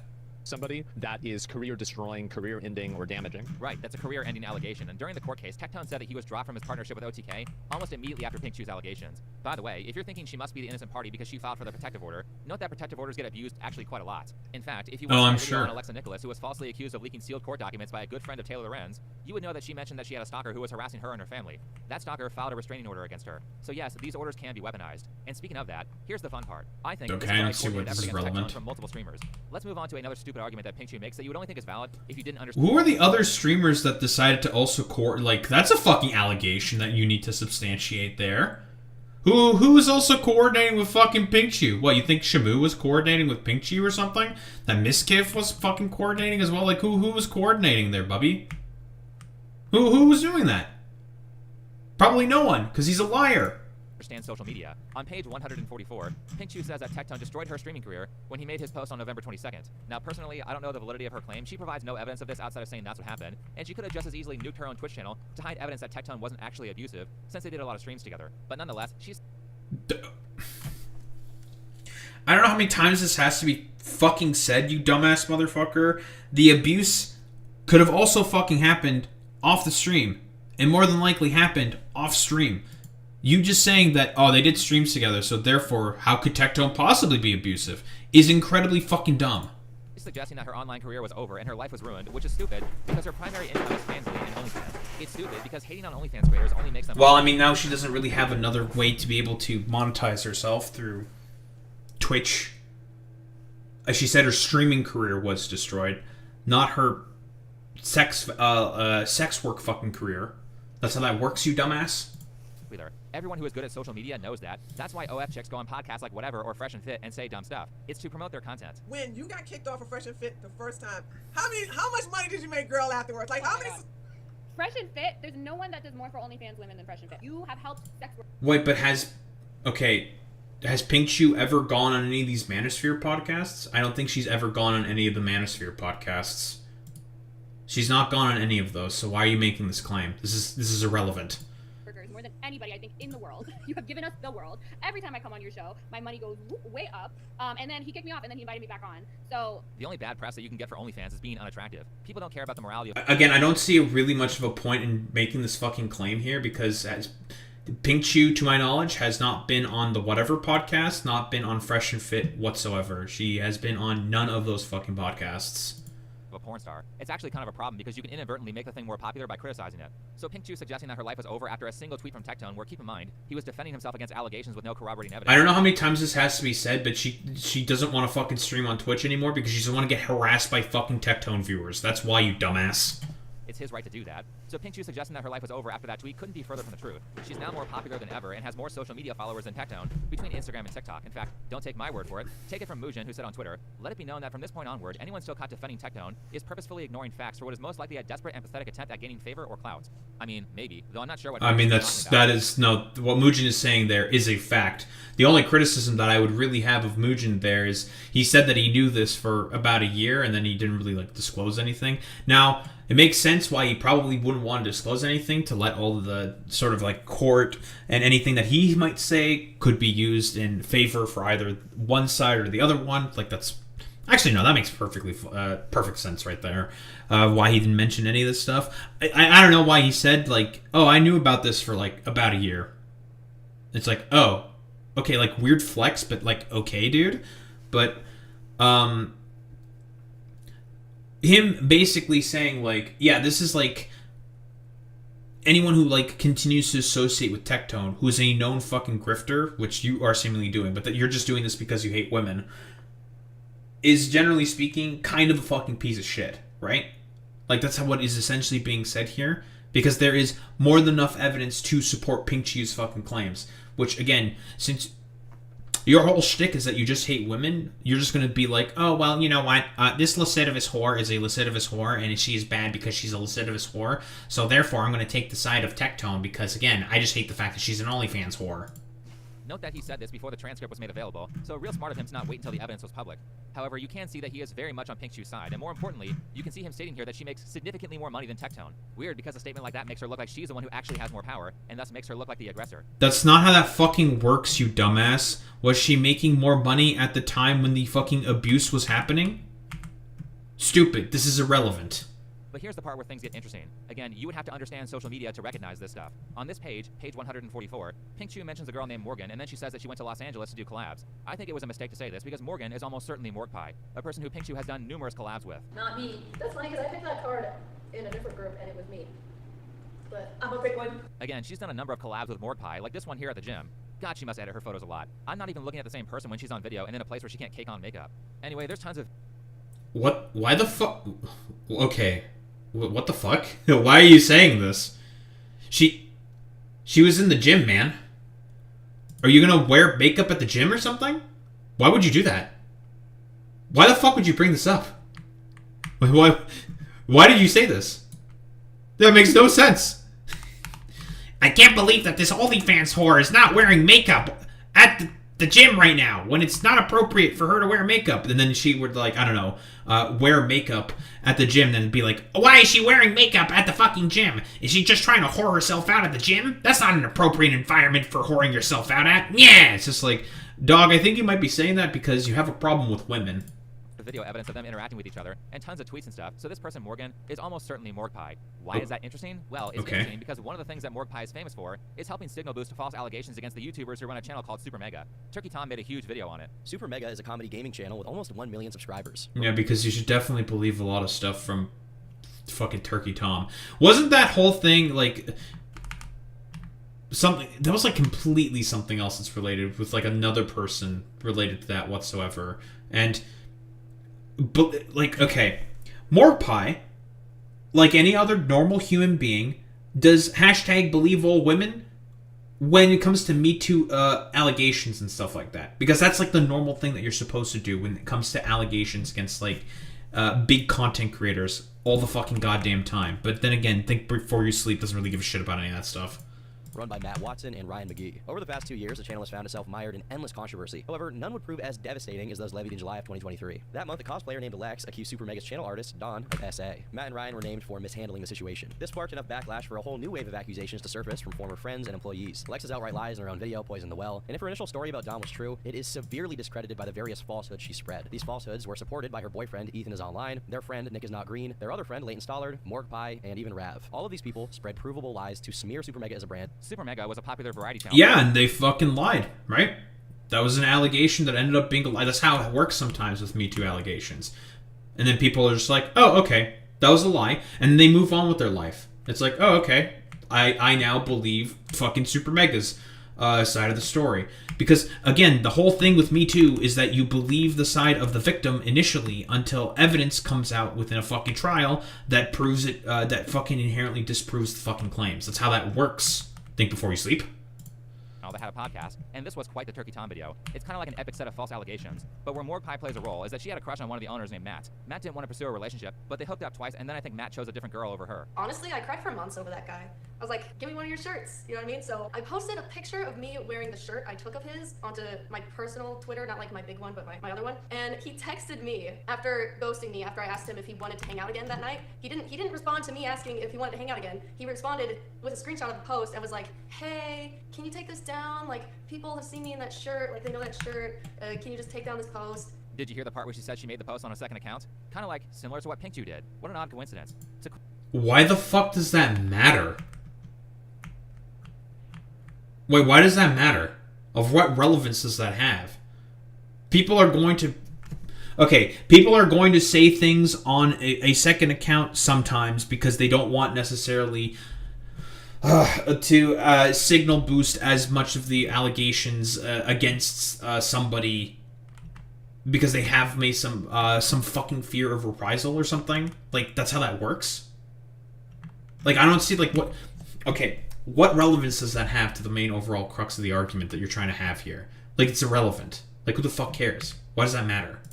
Quickly sum things up. Morgpie became friends with a disgruntled ex-Super Mega employee named Leighton, whose goal was to do whatever he could to ruin their career. Morgpie's purpose was to basically signal boost and give validity to all of the provably false things that Leighton was saying about Super Mega. During this time, she also doxes the ex-girlfriend and current girlfriend of one of the owners, and it seems like the doxing was intentional to get back at him for picking another girl over her. Again, these are very familiar circumstances. So I was just talking about personal details being I don't think this is the same at all in terms of what happened to Pink Chew and fucking Tectone. Like, what the fuck are you talking about?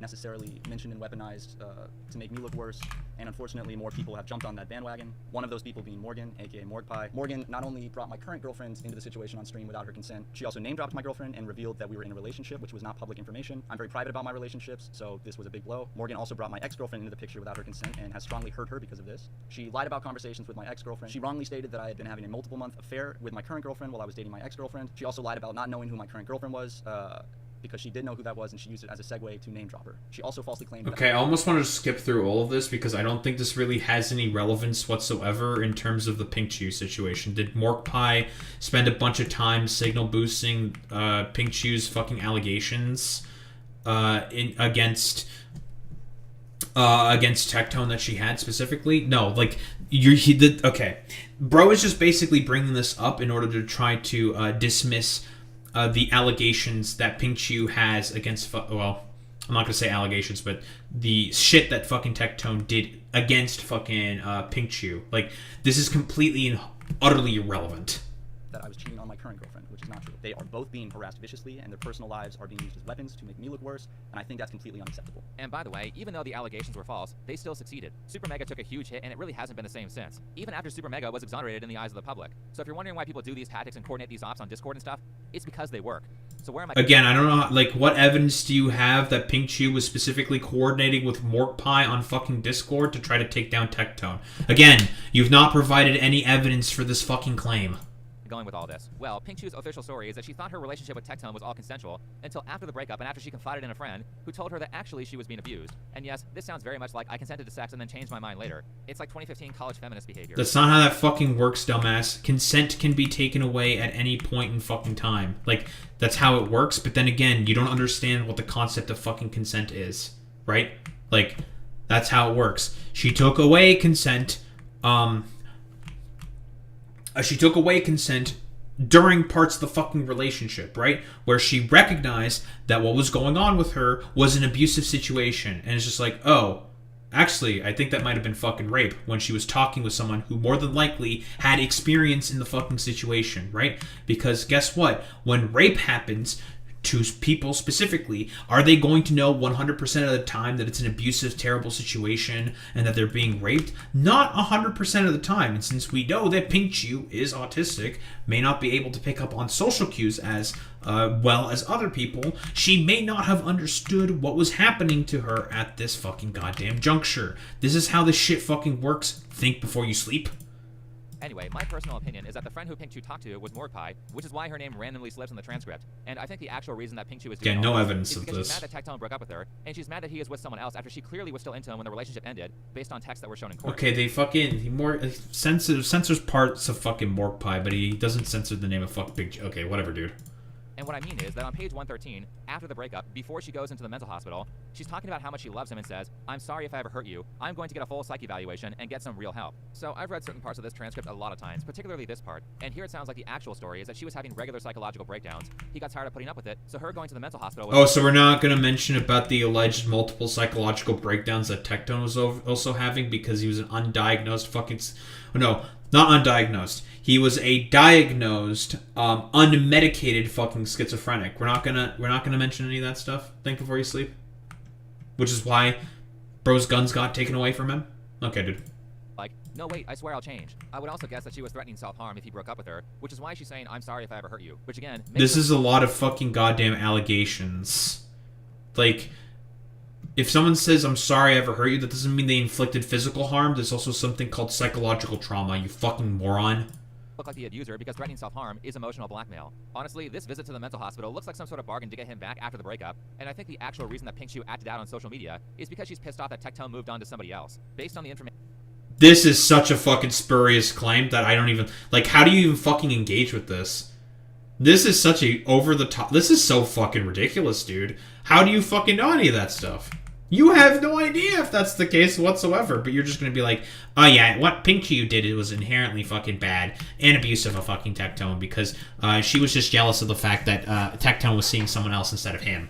It's like, that's not how any of this works, you dumbass. Information that I've shown, I don't think this is that much of a stretch. Now, pay attention to who Pink Chew's friends with. Would it shock you if I said that Hassan Piker is a friend of hers? I don't know how every bad thing on social media always relates back to this social circle, but it seems to be the case. Why the fuck are you... What does Hassan have to do with any of this? Again, this is the... I gotta jingle my keys for my mentally retarded fucking audience because Hassan, you know Hassan, he's bad, guys, he's bad. Yeah, Hassan. It's like, bro, does this man live rent-free in your head? That's fucking weird. Hassan, guys, I have to talk about Hassan. It's really important. I have to talk about Hassan at all times because otherwise my dumbass, like, 3 IQ wannabe philosophical videos won't perform well unless I mention Hassan every other 3 seconds.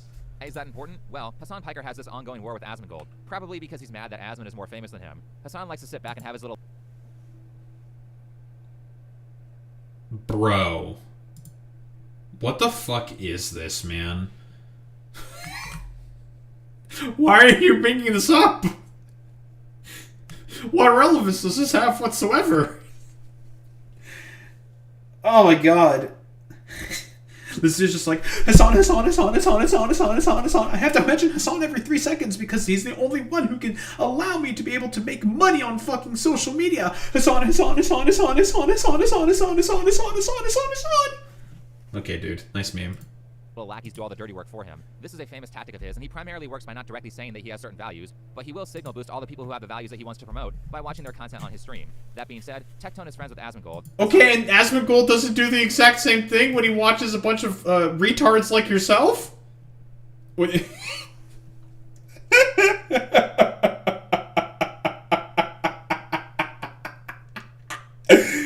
Dude, welcome to having an orbit as a fucking streamer. I know that's a very difficult concept for lay epic 14-year-old Reddit brain to be able to understand that, but that's how an orbit works, you stupid motherfucker. Don wants to attack Asmongold in any way that he can, so I think his lackeys came up with a plot to destroy Tectone. They do this a lot.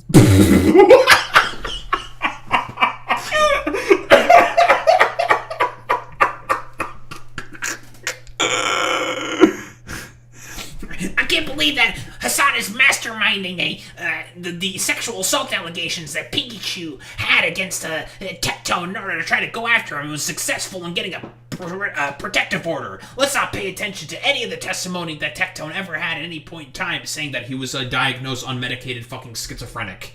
But okay, dude.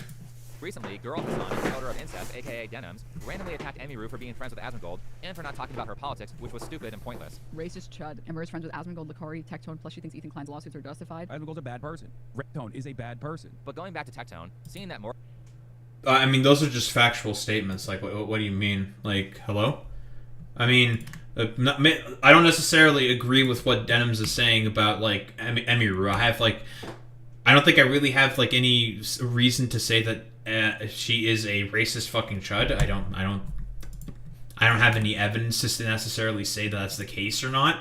So, Denim's bad for that particular instance, I guess. Like, okay, whatever. Still don't see what any relevance this has had in particular, but okay.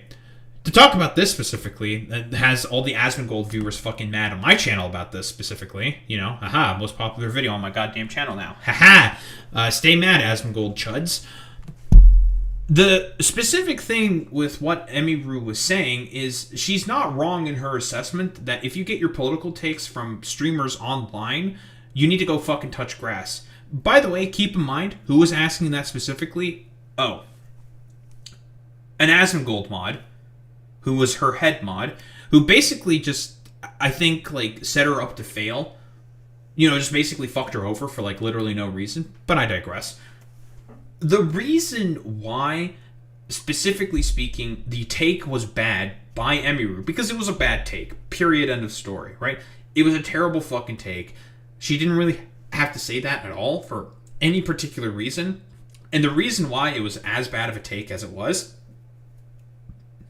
getting attacked by the burp nation right now, Jesus, was because of the fact that people in her circle, relatively speaking, have already said fuck ICE, right? Senna has said it, Pokimane has said it. These are all people within, like, Emiru's, I guess, relative orbit. She's talked with and collabed with these people before, right? Like, Emiru just, like she said it herself before, she just kind of gets along with, like, literally everybody, right? That's fine, whatever, who cares, right? And all of these people have said fuck ICE before, but she didn't feel, like, I don't know, comfortable saying fuck ICE, even though, broadly speaking, ICE is the majority popular fucking position within the United States of America because of all the rather blatant illegal actions that ICE is currently conducting right now in the United States of America. But Think Before You Sleep supports ICE, so, or if I were to take a guess, more than likely fucking supports ICE. So he's okay with the actions of La Migra. So the reason why it came off as it looking rather bad that Emiru very, very fence-city, because it was very fucking fence-city, what Emiru said specifically about ICE, is because, generally speaking, the broader consensus of the American people is more or less agreed that that ICE is fucking dog shit. 65% of Americans, which is a majority, a super majority, including 27% of Republicans, have said that, yeah, the actions of ICE have simply put gone way too fucking far, and that they do not agree with their fucking actions in terms of killing American citizens and also all of the illegal actions they are doing in terms of deportations and just, well, violations of the fucking Fourth Amendment. They do not agree with it. But Think Before You Sleep does agree with them, so... because he's a fucking freak. So, therefore, Asmongold has to automatically be correct, and what he's saying is automatically fucking good, because he also has the exact same politics that I have as well, which are pro-ICE. Orpie has already been involved in conspiracy behavior against Super Mega. I don't think it's that unreasonable to say that this tactic is being repeated a lot. Ethan Klein being yet another example. Again, there's just, literally zero fucking evidence to say that this is the case. Person who Hassan's social circle has conspired against. So basically, the lackeys create the noise. Of course, he inherently agrees with Ethan Klein's sort of lawsuits as well. Again, no. Ethan Klein saying that specifically only the women creators being the main ones who collaborated with the H3 Snark Reddit is dubious at best, because what he's referring to is a mega thread within the Snark Reddit when the Hassan context puke dropped, saying that, watch these guys instead to basically get their POV and perspective, to not give any advertisements on that video, that dog shit fucking video that Ethan Klein released on Hassan. There was no evidence to suggest that this was a coordinated effort between the mods of that Snark Reddit and the content creators that Ethan Klein specifically sued. Ethan Klein has presented zero evidence to say that that was the case. He tried to basically get the Discord logs, right? And he was successful in getting those logs from the Snark Reddit mods. But then he never talked about them before. Now, if you know anything about Ethan Klein and his lawsuits, he will very often brag about his victories all the time when there is a successful lawsuit. A lawsuit that goes his way, he brags about it all the time. But he never mentioned any of the messages whatsoever that were supposed to be grabbed from those snark mods. I wonder why that's the case. Think Before You Sleep. Because he was not successful. That's why. And then Hassan does stuff like signal boost false information about Tectone that was said by Miskiff. Apparently Miskiff sent a court reporter to the court to take notes in this process. By the way, Think Before You Sleep. I know, this came out about 4 days ago, so we know the stuff that fucking Tectone said. The court transcripts are out now. So I don't know why you're relying on the Miskiff mole specifically to try to inherently debunk the claim when, guess what? Multiple fucking commentary YouTubers and myself have gone over the actual court fucking transcripts where he consistently had really, really fucking terrible defenses. And by the way, the stuff with the unmedicated diagnosed schizophrenia, that was from the release of those fucking court transcripts there. Think Before You Sleep. So you just going off of inherently what Miskiff's mole is saying is inherently fucking dishonest. I'll be saying, how when he shocked his dog. So apparently he did a right-wing pivot, and he thought that, this is, by the way, admitted in the fucking transcripts. He said this. We have the official transcripts. He literally said that, Think Before You Sleep. Hassan bad would work in a court of law. This is why I always say nobody grifts to the left. Sorry, that last line wasn't super relevant, but it was so stupid that I had to include it. If you read the court transcript, it was actually... And then you fucking bring up the fucking... this is incredible, dude. This is literally him fucking admitting to this. He literally admitted to this. He admitted to fucking... Okay... He's not gonna fucking play that part of the fucking transcript. You know what? Actually, I'm gonna get that part of the transcript just for you, dumbass.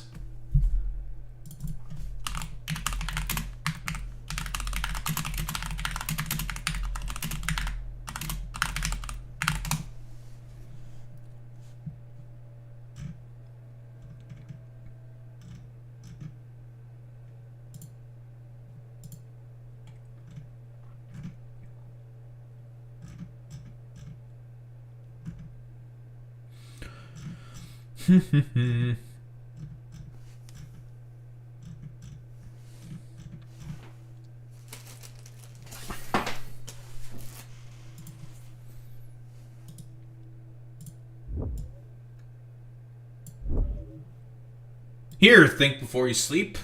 This was covered here on fucking Miskiff's channel, talking about, oh, this is literally Tectone admitting to doing a fucking political pivot, to becoming a fucking right-wing grifter. Yeah. Nice fucking meme, dumbass. Yeah, so fucking stupid, man. Pink Shoe's lawyer who brings up that Hassan abuses animals, not Tectone. And the reason it was brought up was because of a retarded... Okay, fucking irrelevant, dude. Who the fuck cares about any of that shit? There's no evidence to suggest that Hassan shocked fucking Kaya. It was more than likely a fucking overcorrection that he did. Stupid. There's no point in bringing this up. counter argument that Pink Shoe's lawyer made about the allegations against Tectone having no effect on how much hate he gets because he brings up things like Hassan shocking his dog. It was such a stupid part of the transcript because Pink Shoe's lawyer is arguing that Pink's pretty direct allegations against Tectone on Twitter of one of the most horrific crimes didn't really have an effect on how many threats he gets because nobody could figure out that she was talking about him, despite numerous people in the comments saying that it was Tectone. But when Tectone says any random thing about OnlyFans, even when he's showing that he's referencing a different person, it's an immediate threat to Pink Shoe's life. So again, I think there's a bigger thing going on here where a bunch Well, no, the reason why Pink Shoe's making that argument specifically is because, again, Tectone has used his audience as a weapon before. Again, there are videos about, I think there was one specifically by, I think the YouTuber's name is Static Tokyo, talking about a particular gacha streamer that he knew of, saying that, yeah, Tectone has weaponized his audience before when they have gone directly against stuff that Tectone has said, and she felt fearful for going against Tectone and criticizing his positions in terms of, well, gacha content, because she knew, I think her name was like, it's Hex something. I'll stick the fucking video also in the description.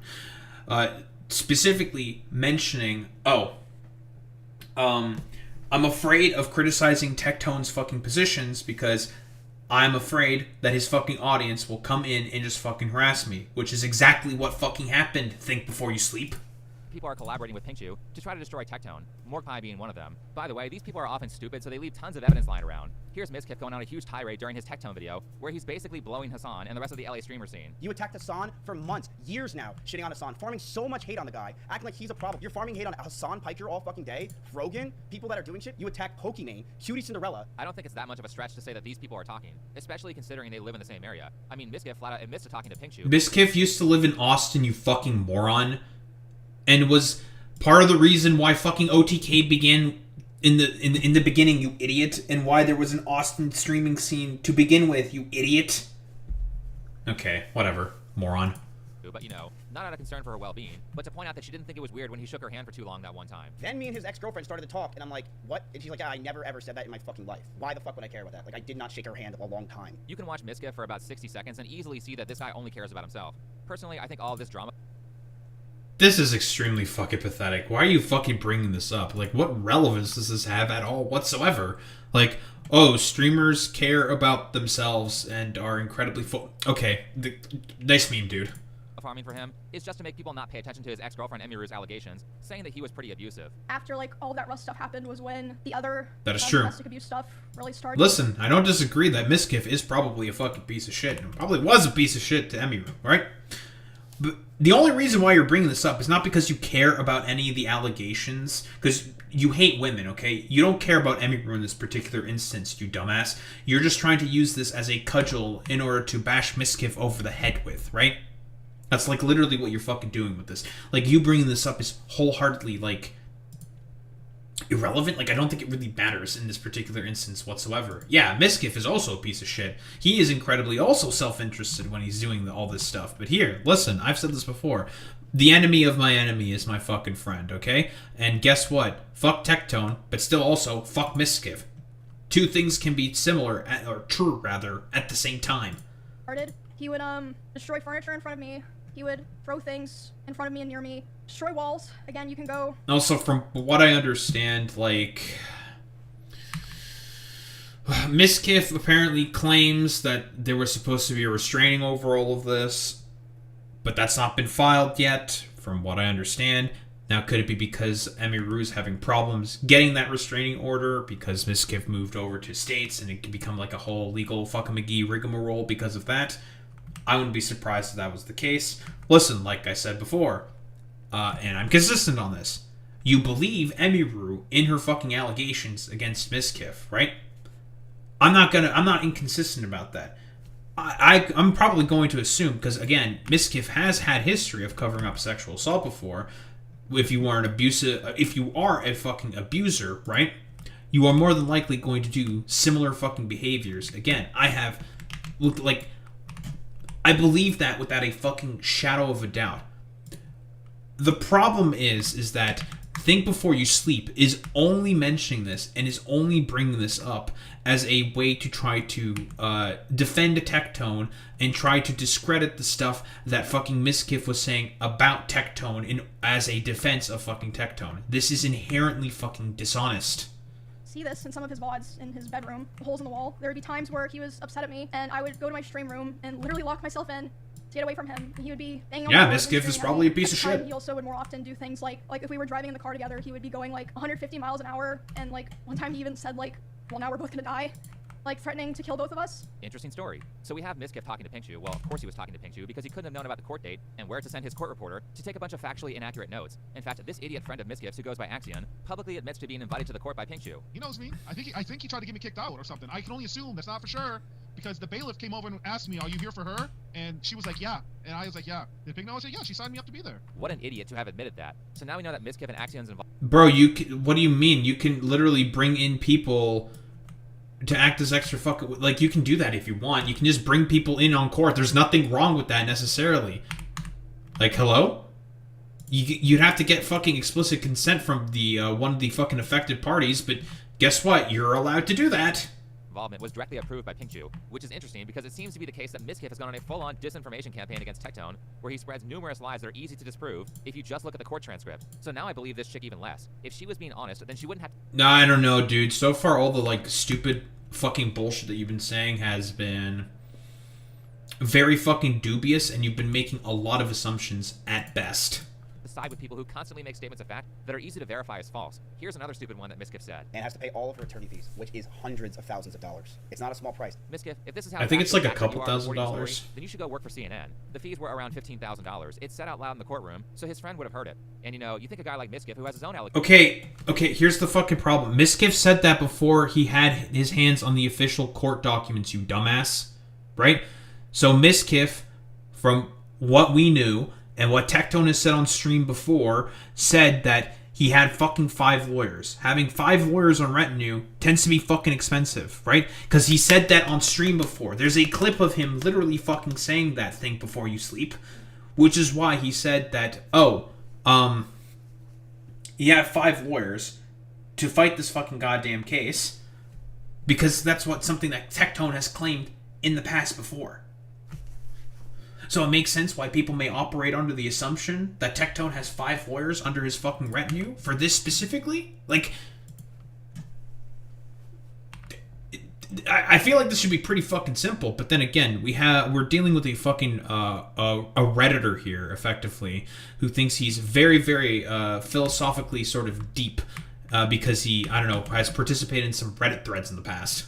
Allegations of abuse and is saying they aren't true, would be more careful to accurately report information, especially considering that this stuff is so easy to look up. Anyway, Miskiff also graciously leaked his own DMs, showing that he was talking to Mike from PA, another Hassan orbiter, who went on to repeat other bombastic things about Tectone. So there you have it, chat. Tectone. There's no relevance, like, that doesn't fucking matter, right? Why does that matter? You don't even know what the contents of the DMs are, right?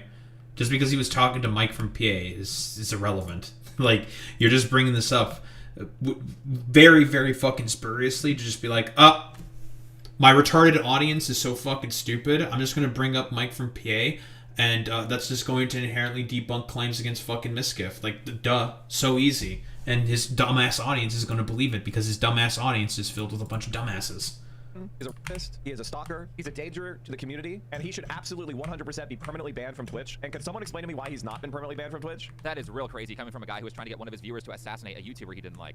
Or was him simping over the $5 a month girl the more egregious offense? And last, as far as I've been able to find, I think Denims is a part of this as well, because she was openly saying that it was Tectone being accused of sexual assault before that was public. So personally, in my opinion, I think this whole situation was... I mean, because, again, there was allegations against him by Pinkchu, and you can make the claim that, yeah, he was accused of fucking sexual assault, and now we can credibly say that more than likely he committed sexual assault. That's how that works. Think before you sleep. But then again, you're not very bright, So you're just going to be like, well, Denim said this bad thing, obviously, and it goes against the person that I'm currently simping for, which is Tectone. So therefore, she has to be inherently stinky and wrong and bad because she's just going after Tectone. Yeah.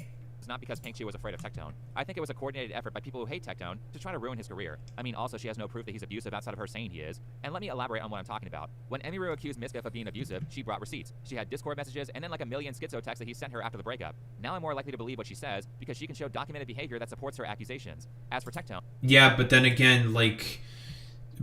Pink Chew... Okay, like, do you think that there's documented behavior of the fucking goddamn, like, sexual assault that happened, you dumbass? You idiot? Was like the abuses of all the shit that fucking Tectone was saying, was that all being constantly recorded? No, the fuck it was not, you idiot. And how do you even know that Pink Chew had access to any of that, even if that were the fucking case? Liar. He's just a fucking liar, this dude. The only time he mentions Pink Chew is after she accuses him of abuse, and what's really going on here is that she made an allegation with no corroborating evidence. Tectone says that's not true, and now he's getting legally punished for it. It's actually disturbing how often these types of situations happen. I mentioned recently that Turkey... Yeah, we're not talking about how this dude literally said that he, in a fucking court, to try to claim insanity, that he was a fucking goddamn unmedicated diagnosed schizophrenic. But okay, dude. Tom was falsely accused by an ex-girlfriend of his in a situation that is strikingly similar to Tectone's, where 4 days after the breakup, she goes on to Kiwi Farms to accuse him of physical abuse, filming without consent, and engaging in weird fetishes. Recently, I've been accused by an ex-girlfriend, along with an ex-partner, of non-consensually filming sexual encounters, being so rough and inconsiderate during sexual encounters that it bordered on assault, encouraging eating disorders, being into age play, along with a litany of other completely baseless, false accusations. The reality was that his ex-girlfriend, Rowan, was actively consenting to everything, including being filmed. She had a bunch of creepy fetishes, and she was trying to push Tom into behavior that he didn't want to engage with. He never asked me. He would just pull out his phone and record. I wouldn't notice until maybe 30 seconds in a minute or a minute into it. Now, I obviously can't and would never show these videos to anyone. So really, I don't really give as much of a shit about this in particular, because there's other people who have fucking covered all this stuff more in detail. I don't care too much about the fucking Turkey Tom allegations. We're talking about the Pink Chew stuff specifically. The difference here is the court was just like, it seems like he may have actually done this shit. And we have no reason to believe that our witness here, Pink Chew, of course, witness to her own fucking crimes, because more than likely this was only done between two people, right? Like, probably done in private without the other roommates being seen, potentially being seen any of the sort of stuff that Tectone was doing against Pink Chew. But is Think Before You Sleep going to consider something like that? No, of course not. Right. More than likely, because of all this stuff not being made public with all the fucking videos, right? Because again, she probably doesn't want to get doxxed, aka Pink Chew, right? More than likely doesn't want to get doxxed. Has made it such that, I don't want to fucking deal with any of this fucking bullshit when it comes to all these fucking videos leaking, right? Because it's embarrassing. I don't want to relive my trauma. Blah, blah, blah, blah, blah. There could be a whole multitude of reasons for as to why she doesn't want to have any of those videos be leaked. Because we know that Tectone also filmed Pink Chew, right? That was also in the fucking court transcripts, which is dumbass is not fucking mentioning. Because he's done this before. This is a pattern of behavior specifically with Tectone. He's also done it with Freem as well. This, I believe, was also mentioned in the Shamu video. So, Tectone's done this in the past before. We have no reason to believe that he wouldn't do it again, right? Doi. The only reason why Turkey Tom's situation is trying to be brought up here in particular by Think Before You Sleep is because he just hates women and he just wants to use this as a way to discredit anyone who has Me Too allegations against any man, inherently speaking. That's the only reason why he's saying this shit. Anyone, but in them, it's undeniable that she is staring directly into the camera from the moment the video starts. Because the reality is that every single time we recorded, I had explicit permission. Rowan texts me saying, quote, "Rape thing is so hot." My response to this is, consensual sex is good. It's funny because Tom sends texts like the FBI is watching. I just want to make sure that we've established that this is all consensual, okay? Somebody knew this was coming. In the interview, it stated that our breakup took place. Now here's the thing that's called consensual non-consent, something which conservatives have a hard time fucking understanding. But yes. Rape play, right? You can consent to being raped consensually to doing something that is non-consensual because, I don't know, you have like a fucking fetish with it or something. It's something that's inherent with fucking BDSM, okay? Sussy stuff, people do some weird shit because that's part of their fucking kinks or whatever. Whatever. Not really my sort of like thing to fucking litigate here.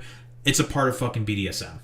In December, and then after that she realized how bad it was and she felt the need to contact Katie, who we're gonna get into later. Gee, where have I heard that one before? If you watch Tom's video on the false allegations against him, it's... Again, like, think before you sleep. Very often women are going to confide in other people consistently. That's just a thing that always fucking happens. Women will talk with other women about their fucking sexual experiences. Very often. Sup, Kathy Doyle? How's it going, buddy? We're going over this Tectone sweeper right now, Think Before You Sleep, who is basically saying, like, I'm going to inherently discredit literally everything against Pink Chew, but never bring up any of the bullshit that Tectone did against also Pink Chew, that he also said when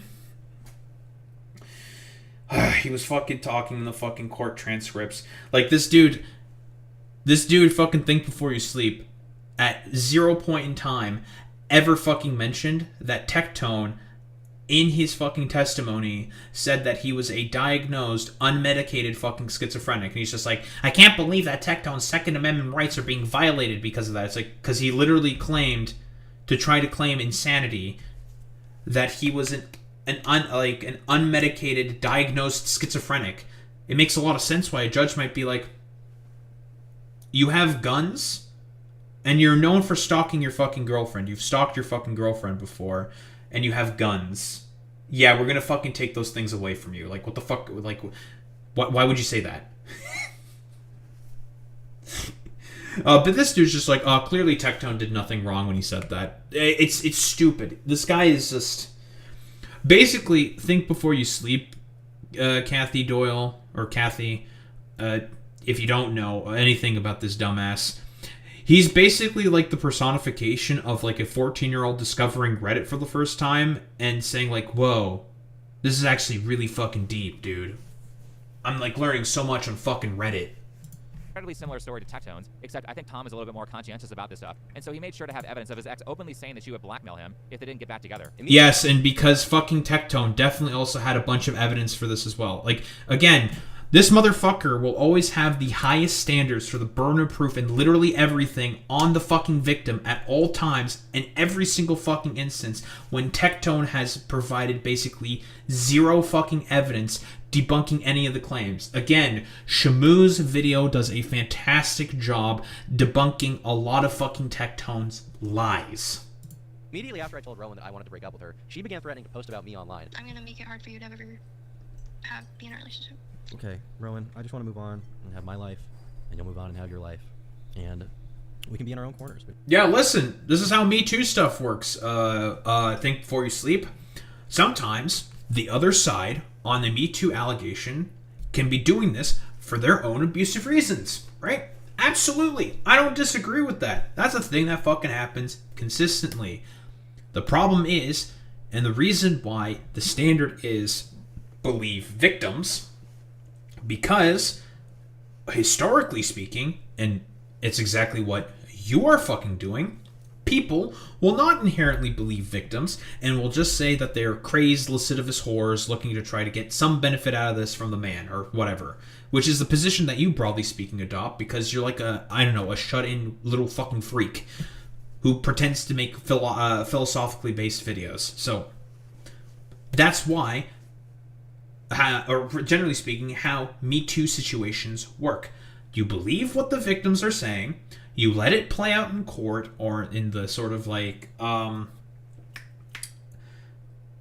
court of like public opinion or whatever. You let it play out, you let the facts come out, you make fucking judgments based off of those fucking facts, and then you come to your own fucking positions. Your problem, Think Before You Sleep, is that your position is inherently OnlyFans whore trying to take down another man. Clear that this be the has to be the fault of the fucking OnlyFans whore. Inherently has to be the fault of the OnlyFans whore. That's not how any of this thing. That's not how any of this shit works. Think Before You Sleep. We don't have to do damage to each other. Like, do you think we'll ever be able to see each other? After the way these conversations have gone today, I really don't think so. Why? Because you're like threatening to blackmail me. I'm not. Well, if you don't come see me, then I will. You know what's great about all this? Despite that Tom has her recorded saying that she will blackmail him, there really isn't much remedy you can get against someone for... Again, like, I still... This... bringing up Turkey Tom situation, which, I don't know, seemed kind of bad, I guess. Like, I'm just not very interested in looking into that. Yeah, like... You can sometimes say, in terms of Me Too situations, that the girl there was being a piece of shit and was trying to leverage that against Turkey Tom. Like, you could... That's a thing that happens sometimes. False allegations unless you sue them for defamation, which is expensive and hard to prove, and it's why people feel safe in falsely accusing somebody. And then asshats like Hassan will boost the false allegations without critical thought or saying where's the evidence. By the way, one of your OG slop-tuber ops, Turkey Tom, also caught on sexual assault allegation where he physically abused 2 of his exes. This didn't even reach your radar because he's laying low. No, it didn't reach my radar because I have so many fucking ops that have done like sexual assault that I don't even know who the fuck this one is. But that's crazy. There he is, just agreeing with and validating the allegation with no... That's... He didn't agree with anything there. Again, like... Hassan, guys, Hassan. We hate Hassan, right, guys? Whoa, we really fucking hate Hassan. There's no point. Like, what's the relevance of bringing up Hassan in this particular instance? There's no point in fucking bringing it up here. It's nonsense. You're just doing this because, again, jingle key, jingle key, jingle key, Hassan, Hassan, Hassan, Hassan. My mentally ill Hassan, Asmongold audience has to always have, like, mentions of Hassan every 3 seconds because, like Markiplier did with the fucking, like, I don't know... VTuber key jingle meme. It's just like, I need to make sure that you're paying attention. Oh, you're not paying attention. Jingle, jingle, jingle, jingle. Jingle, jangle, jingle, jangle. Here's the keys. Look at the keys. Pushback despite knowing nothing about it. Luckily, Tom knew the exact way to humiliate his ex for blackmailing him and how to prove his innocence. But for average people, this can be life-destroying, and there's not really much you can do about it. Anyway, let's go to the court decision. Like everyone else, I already knew the results before I read this transcript, and I was still shocked to see this. Oh, I'm sure you did. And the evidence that's been provided to the court does find that there are reasonable grounds to believe that the applicant is the victim of sexual assault. The court makes the additional finding that there are reasonable grounds to believe that the applicant is the victim of stalking and will grant a 10-year protective order. The court means the judge, by the way. The judge made this decision. Just to make it clear that this was not a trial by jury. Some additional things, Tectone has to pay... Well, because it didn't need to be a trial by jury in this particular instance. There's like no... I'm pretty sure if it was a trial by jury, it might have actually made Tectone look worse. Like... Okay, dude. Nice meme. $1,000 in lawyer fees to Pink Chew. He can't go anywhere near her. Who cares about that? He obviously doesn't want to go near her. He has lost his right to own a firearm for 10 years, which is nuts considering she didn't really have any evidence that Tectone was dangerous. And... Okay, you know what? We're gonna get it. We're gonna get it. We're gonna get it. We're gonna get it. We're gonna get it. We're gonna get it. We're gonna get it. We're gonna get it because he's just not mentioning the fucking schizophrenia stuff.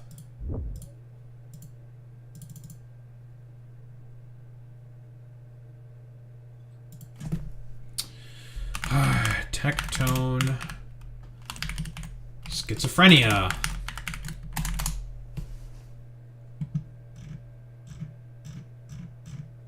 Where's the JSTOC thread?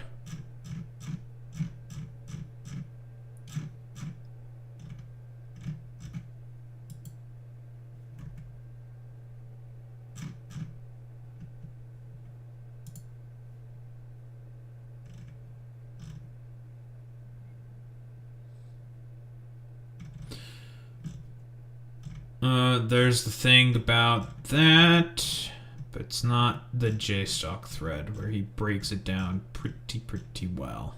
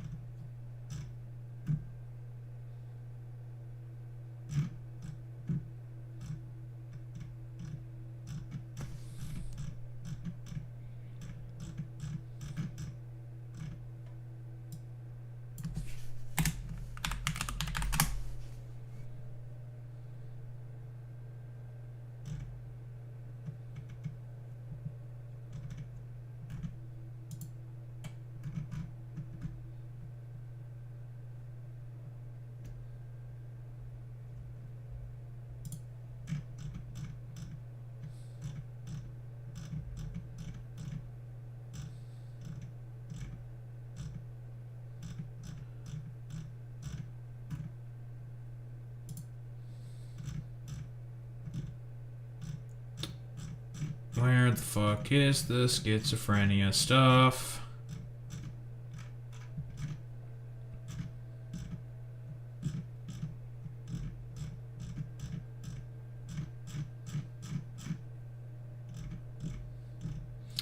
You know, I need to do a smart thing, a more intelligent thing, and that is bookmarking stuff for later.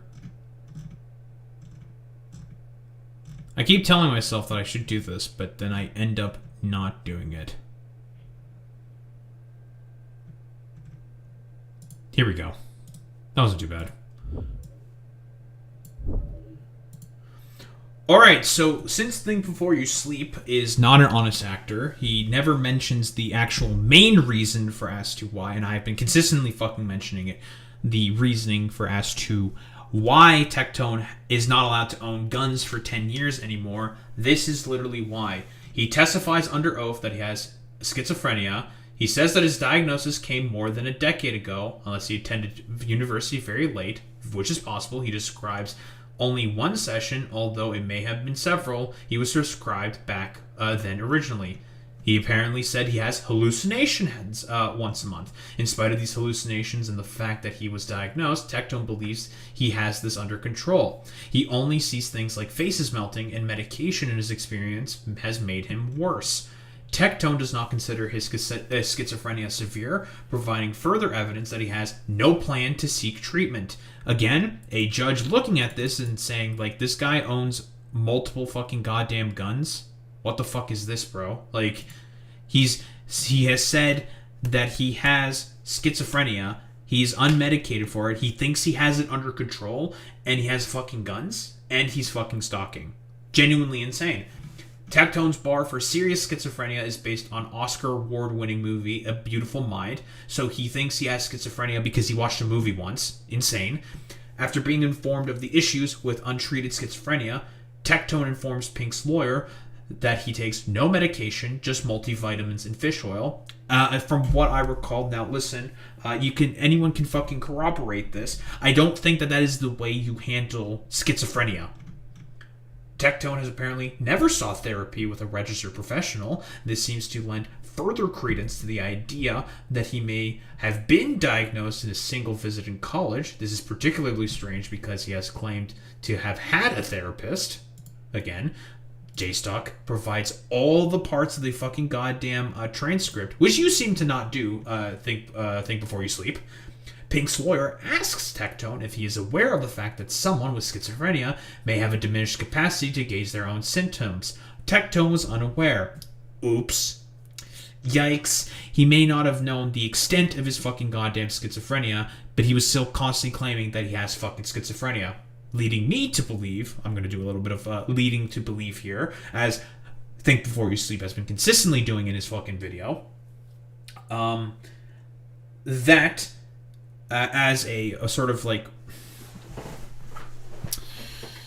oh god, what was the fucking point I was saying? I've been on this for so fucking long, and I get so fucking mad so easily when this guy is just repeating constant fucking lies. But I can also think to believe that Tectone more than likely had no fucking idea about what any of the what any of these sort of symptoms of schizophrenia were, what basically any of the issues that he was having with these alleged hallucinations that he was having once a month, of his supposed diagnosis of schizophrenia that he had during college, but then never really did anything about it for 10 years, never even saw a therapist for this. I never got medicated for this, right? He was unmedicated, and he's, by the way, still owning guns during this whole entire time.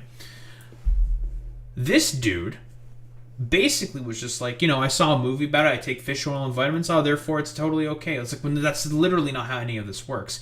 Tectone more than likely said he had schizophrenia because he's been consistently saying stuff like schizo and seeing schizo as a short form for schizophrenic online, so then he decided to claim that he himself also has schizophrenia. That is what I believe, and that's why he was saying like, I'm a schizophrenic, dude. Yeah, dude, I'm a schizophrenic. I am not undiagnosed. I'm a diagnosed, unmedicated schizophrenic. Very fucking stupid. Pink's lawyer reiterates how scary this is for Pink in her closing statement. I couldn't agree more with this part of her statement, and I have absolutely no idea how Tectone was allowed to own firearms in the first place. Fantastic fucking point. The only thing that I can possibly think of for as to why he was even allowed to have firearms at this point was because he probably was lying about the fact that he has schizophrenia. He was either lying or he had no idea whatever, like, associated mental problems that he was having. On his fucking comeback stream, apparently he never had fucking schizophrenia to begin with. It turns out the schizophrenia was completely fake and was totally not there, and he actually went to see a licensed practicing therapist over the mental troubles that he has. Stupid. Listen, final fucking meme. Honestly, this testimony seems like it's being given by someone not taking the hearing seriously. He appeared extremely unprepared, even in direct examination by his own lawyers. Couldn't agree with that more. Like, he literally called the civil case against him a fucking vibe check in his comeback stream. Like, and we've taken a look at the fucking testimony before. He was not serious the whole time. He was consistently just saying a bunch of random fucking bullshit to make himself look better. That's why he was doing it. And consistently being extremely fucking manipulative. Didn't fucking work, obviously, because unfortunately, Tectone doesn't know how to deal with actual fucking professionals that are not his, like, 3 IQ audience and dipshits like fucking think before you sleep. I wanted to get this thread out so that he'd have a chance to respond to it during his stream tomorrow. Well, his response to it was that, actually, like, the thing I thought that was schizophrenia, and I actually went to see a guy about this, even though he lied in the past before, apparently, about having a therapist who might have talked about this, unless he never mentioned any of his, like, problems with fucking schizophrenia in the past before or something during any of his therapy sessions. But whatever, like, there's so many potential avenues and sort of, like, problems going on here that I'm just going to operate on the assumption that he's probably fucking lying or he had no idea what the fuck he was talking about. It's one of the two, okay? The fact that he never mentioned that he was an unmedicated diagnosed schizophrenic to his fucking therapist is incredibly fucking idiotic and stupid. But then again, we're talking about Tectone here, who's just really fucking dumb. But he can dupe dipshits like this wannabe Redditor philosopher known as Think Before You Sleep. And he's not allowed to talk about her, which again is also ridiculous, not because he can't say the name Pink Chew for 10 years, but because of the criteria they consider to be a... This is why he's not allowed to talk about her. He can just keep...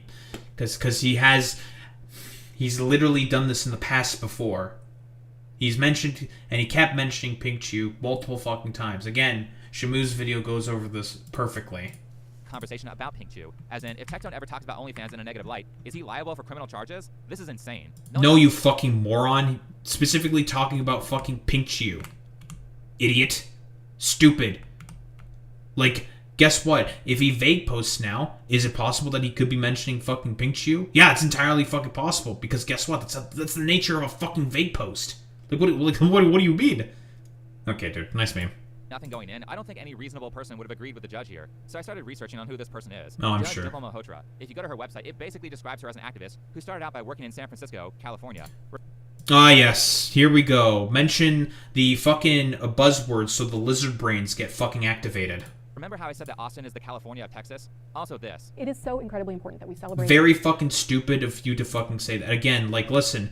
Stupid fucking dumbass buzzwords for my 3 IQ audience to latch onto to inherently try to prove the fucking judges being inaccurate or something in terms of fucking judgments is stupid. It's just dumb. It's stupid.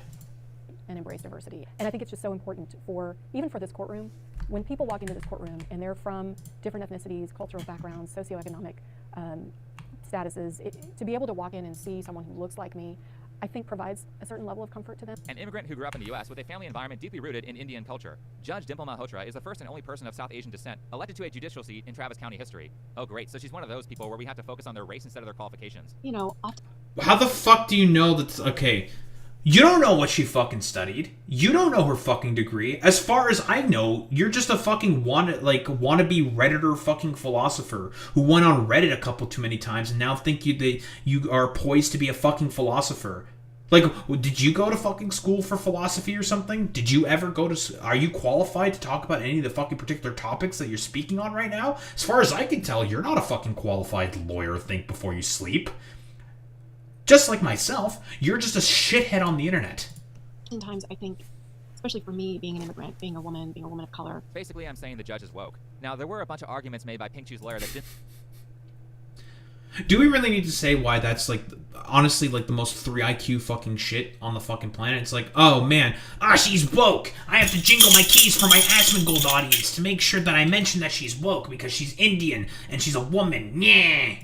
Didn't really make sense to me. I mean the ones where she brings up Tectone talking about anti-white racism. What does that have to do with this case? What does it have to do with Pink Chew? Why did Pink Chew bring up that she's half Mexican? Why are they making arguments that are irrelevant? Because ICE is just going around and apprehending people who are Hispanic if they think that they look a little too Hispanic. And we have no idea, because Tectone has said that he is pro-ICE. Let's get a fucking tweet about that real fucking goddamn quick.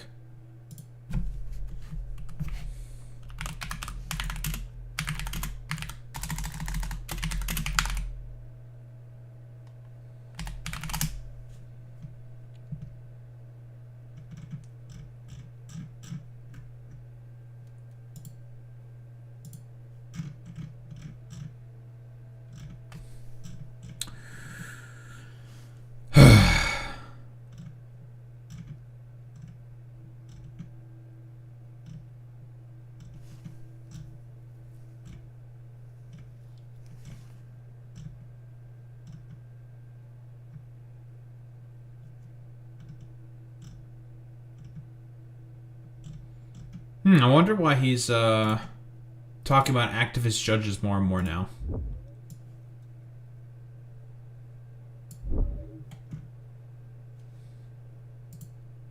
I wonder why Pink Chew may be constantly bringing up ICE over and over and over again. Think before you sleep. Now, again, Tectone is a grifter. He doesn't fundamentally fucking believe in anything. So it should go without, like, I don't know, like, a reasonable doubt that this dumbass will just say things in order to virtue signal to his fucking audience, something that you typically seem to be very obsessed with, but I'm not mentioning it here specifically, but okay, whatever. Dishonesty from someone like Think Before You Sleep, as always. The fact that you are not mentioning this as a potential valid reason, given all the stuff that's going on with ICE, and given how fucking unpopular ICE is right now in the United States of America, I think it is pretty reasonable to fucking believe that Pink Chew could potentially be afraid of the actions of ICE. Shocker. I know, a little crazy, isn't it? And would clearly make a judge who ran as a Democrat think that Tectone is a racist. Keep in mind that this court... Why the fuck does it matter that, she's a minority and believes in liberal fucking values and ran as a fucking Democrat? That doesn't inherently disqualify you from a position of being a fucking county judge. Dumbass. Occurring on January 23rd of 2026, which is during a bunch of anti-ICE riots and after Renee Good died. These are very politically polarized things to bring up that I think aren't relevant to Tectone's case. I'm guessing that maybe Pink Chew's lawyer did some research on the judge. Well, no, again, I don't know how many times this has to be fucking said, dumbass, but yeah, also, yeah, riots, whatever, who cares? Liar, he just lies about as much as he fucking breathes. The reason why she could be afraid is because of the fact that Renee Nicole Good, who is an American citizen, same with Alex Peretti, who is an American citizen, got fucking shot by ICE. And more than likely, Pink Chew is probably vaguely aware of the fact that ICE will literally just snag up people if they look a little quote-unquote too Hispanic. Yeah, she was fucking murdered, Alex Royfoss, but again, we're talking about Think Before You Sleep here, specifically. He's okay with the actions of ICE because he's just a far-right little fucking freak. And maybe this is why Judge Malhotra didn't notice things like Pink Chew's lawyer victim-blaming Tectone for his abuse as a child in her opening statements. Something that was immediately noticeable to me. I mean, this statement right here very much makes it seem like Pink Chew was trying to use shame to force Tectone into sex acts that he was uncomfortable with because of his childhood trauma. Wouldn't it be ironic? This is a complete fucking reach. Like, the only reason why fucking Tectone even brought that up to begin with, it was to try to basically, like, hand wave away people from the allegations that are being put up against him. That's literally the fucking main reasoning. But then again, whoa, are you telling me that Think Before You Sleep is a fucking liar? Crazy.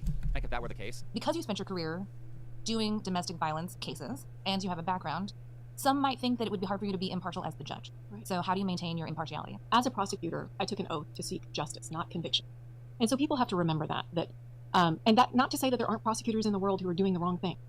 Unfortunately, with every profession, you have people who really shouldn't be in that profession, who are there for the wrong reason. I took an oath as a judge to be fair and impartial.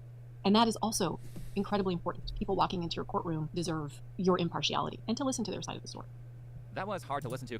Okay, like, what was the point of bringing this up? Yeah, like, whoa, she described what a fucking goddamn judge is supposed to do. Good job, think before you sleep. You brought up a clip where she mentioned what a judge is supposed to do.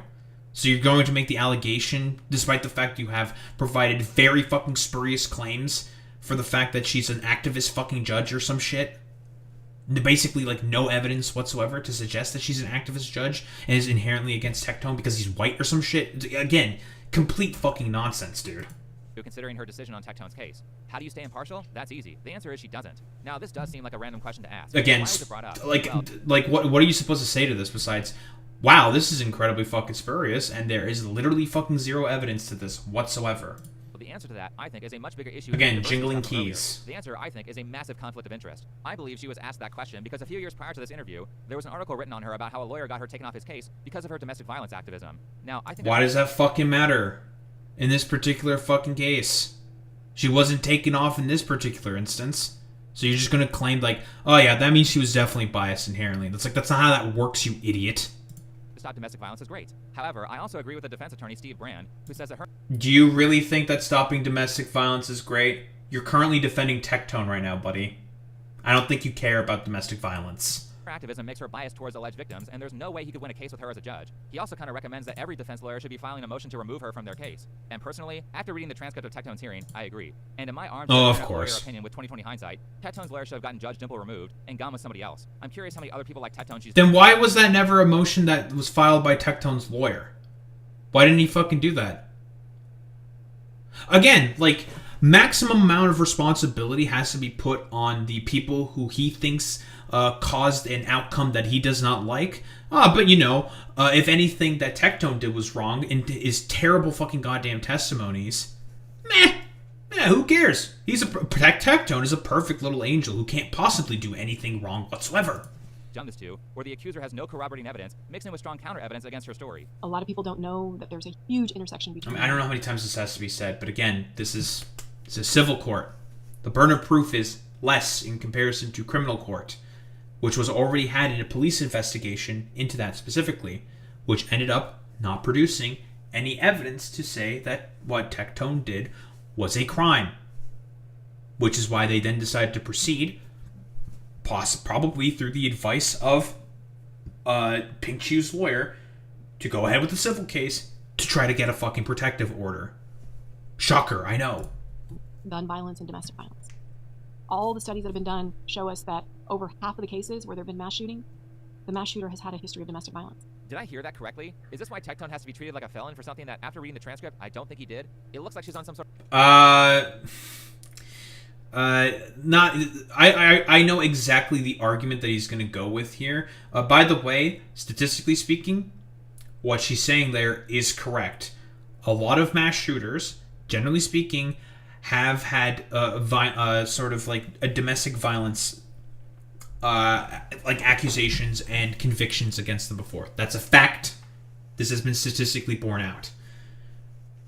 Tectone also abused his fucking ex-wife, and she would have come out with allegations against him outlining the abuse that she suffered under fucking Tectone, but the NDA put the kibosh on that shit.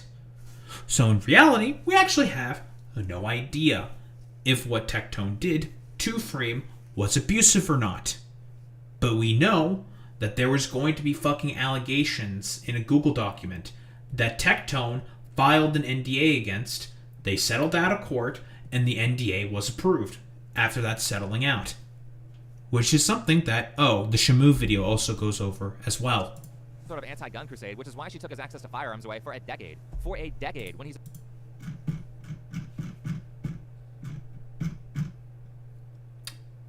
Yeah. This is why they took the fucking guns away. Idiot! Because he literally had wild fucking testimony about his schizophrenia diagnosis. He's a streamer, which puts his life in danger. Has she ever heard of the phrase correlation does not equal causation? What evidence do you have that Tectone's going to crash out and become like a mass shooter or something? Is this why... Bro, he said he's an unmedicated diagnosed schizophrenic in his court testimony, you idiot! Okay, dude. Pink Chu's lawyer tried to associate him with white supremacy? Is it also why Pink Chu's lawyer, immorally in my opinion, pretended to be a medical expert on schizophrenia to frame Tectone as an unmedicated psycho who could break any time? I don't know how many times this has to be told to you, you fucking retard. He literally fucking did that to himself. Idiot, idiot, idiot, idiot, idiot, idiot.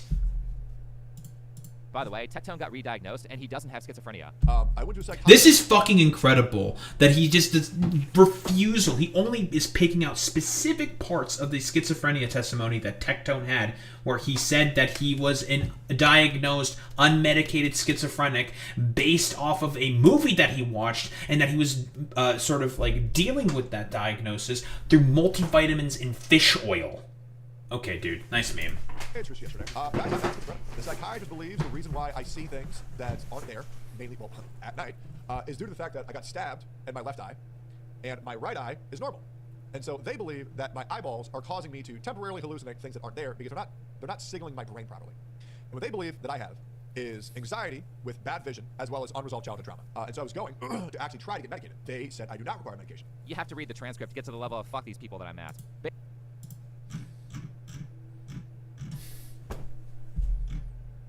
Like, I mean, he's just a liar, dude. Like, what else can you say? He's just lying here. Basically what's happened here is that to a judge who appears to be in favor of DEI and appears to be anti-gun, Pink Chu's lawyer framed Tectone as a violent, unmedicated, schizophrenic neo-Nazi. Tectone is also bald, so he might as well be... Yeah, dude, that's definitely the conclusion to fucking come from this mentally retarded neo-Nazi. As a skinhead too. No wonder this trial ended the way it did. This is so messed up, and I don't just think this is a violation of the First and the Second Amendment, but also a violation of the Eighth Amendment against cruel and unusual punishment. It's also clear to me, in my opinion, based on the evidence that I've shown, that a big part of the reason that Pink Chu filed for this protective order is to avoid a defamation lawsuit. Maybe Tectone's biggest mistake here was being openly arrogant around all this during his live streams, but it's hard to blame him. Oh, that was a mistake now, was it? Oh, I'm sure that, you know... He was, that was definitely a fucking mistake there, him being openly arrogant on his fucking live streams, you stupid motherfucker. Because who in the hell would have thought that he would have lost this case based on the evidence in the court transcripts? And you know what the real messed up thing is? Well, I said it already. Pink Chu most likely will not receive any consequences for this, and Tectone will probably not be able to win an appeal because of how appeals court works. The sad truth is that there's... Good! He should not win a fucking appeal through this in appeals courts. Like... He literally said that he was an unmedicated, diagnosed schizophrenic. That's why they took the guns away, you fucking moron. Idiot. He's just stupid. And Tectone has been consistently lying about what he used Pinky Chu for. The fact that he fucking used her as basically a fucking auto-blow machine. The fact that he used Pinky Chu as an attack dog against Freem. Lies. He's just a fucking liar. He's lying on purpose because he just agrees with women being abused. Very little recourse for victims of false allegations. And if Pink Chu were found to be lying, which I'm sure she was, there's basically nothing that you can do outside of suing for defamation, which is incredibly expensive, hard to prove, and Tectone likely would not win a defamation case because the order of protection was granted. Well, if he's even allowed to file a lawsuit like that at this point. On top of that, this horrendous court decision will give protection to people such as Hassan Piker, Denims, Mike from PA, and Miskiff when they call Tectone... This is in-fucking credible. Again, jingle the fucking keys. I always have to bring up Hassan. Abuser, and when they repeatedly lie about the facts of the case. There was also, and this is... You are aware that fucking Hassan and Miskiff don't agree with one another. He thinks what Miskiff... Like, he cut ties with Miskiff after the stuff with Crazy Slick. You idiot.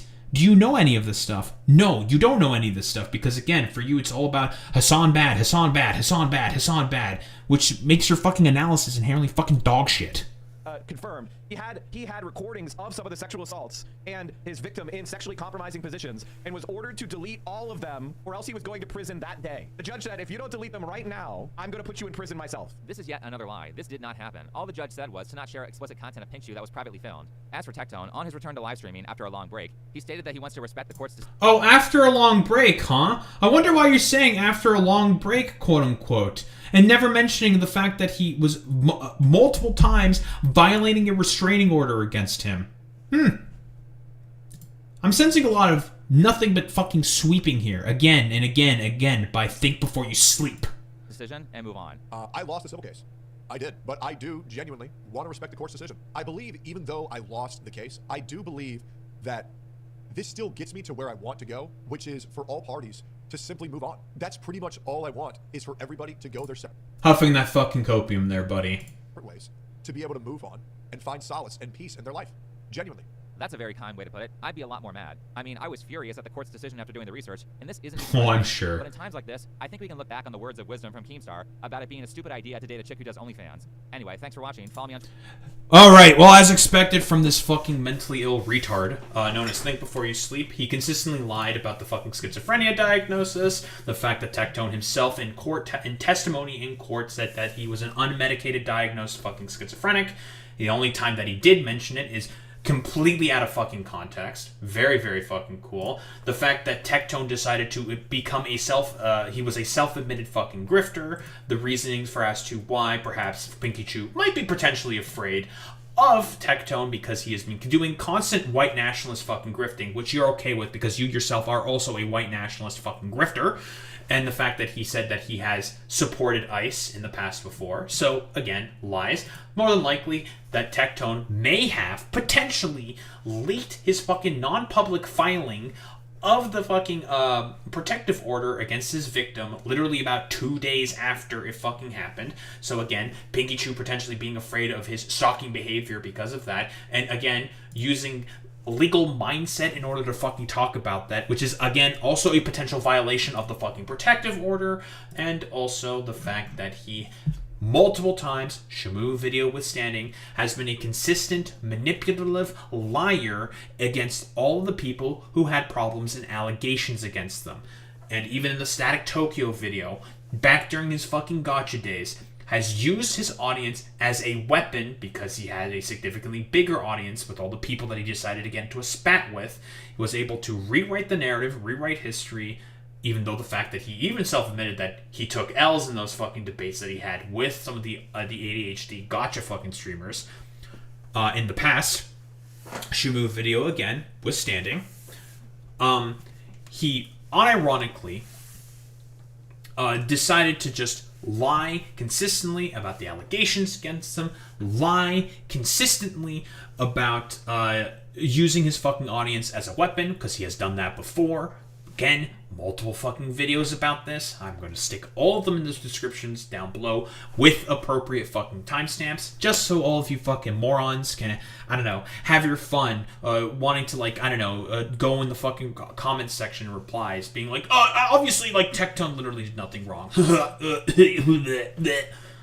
And, as fucking expected, from dumbasses like Think Before You Sleep, they are liars, and he's only doing this just because he hates women. There is, like, no other way to fucking put this besides that motherfucker, this stupid wannabe philosopher king, who only became a wannabe philosopher king because he's basically the personification of a 14-year-old who just discovered Reddit and thinks that all the stuff that he sees on there is incredibly fucking deep. He just wants to have an enforcement of his own fucking worldview and just wants to defend, a fucking goddamn rapist, because he himself is more than likely a wannabe fucking rapist. Don't think there's really much else to say besides, think before you sleep, you're a fucking dumbass.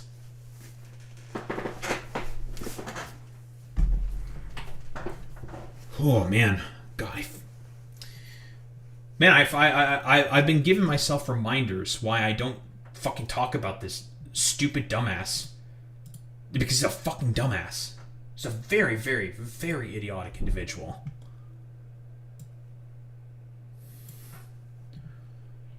Listen, Tri-CS. It's important to care about stuff. Listen, I can be like a completely disaffected, I don't know, like, dipshit or whatever, being like, woe is me, whatever, I don't really care, blah, blah, blah, blah, blah. I find it very important that it is a good thing to care about liars when they try to lie in order to paint over particular things that have happened for the express purpose of enforcement of their own sort of like cultural and political fucking standards. Because again, people like Think Before You Sleep are not objective actors. He's not. He has a particular political agenda that he is trying to push. And the only reason why he mentions like half the shit in that fucking video is just because he hates women. Period. End of story.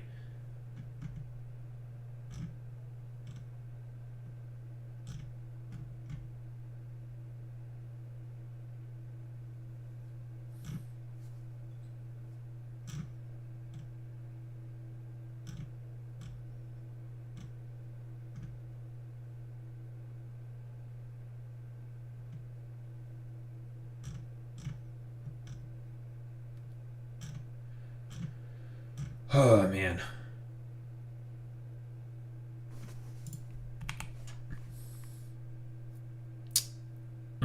We have like 9,000 ice platforms. That should be okay enough in order to be able to get some kind of a start to build the Aquillo base. Probably going to keep this chugging along for the time being. Because we need this to just continuously produce just more and more and more.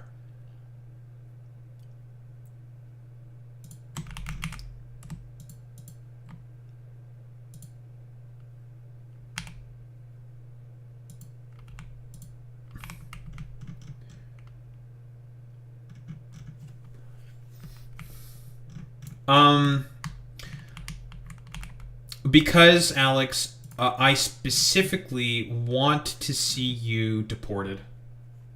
Sorry, buddy. I'm actually a grifter this whole time. I'm gonna have to call ICE on you. I've been seeing you watching too much basketball, and I don't know, you're like scaring me with your like backwards Chicago Bulls hat or something. I'm gonna have to call ICE. Sorry, buddy.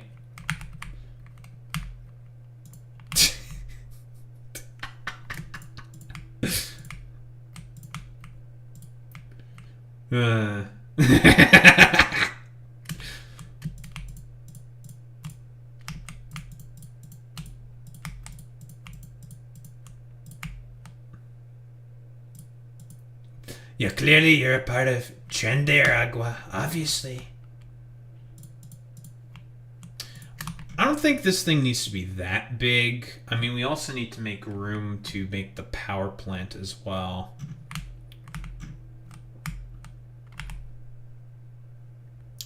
But what I'm going to do is, with the small setup that we have right now, I'm just going to go with this size for the time being. Should be fine for now.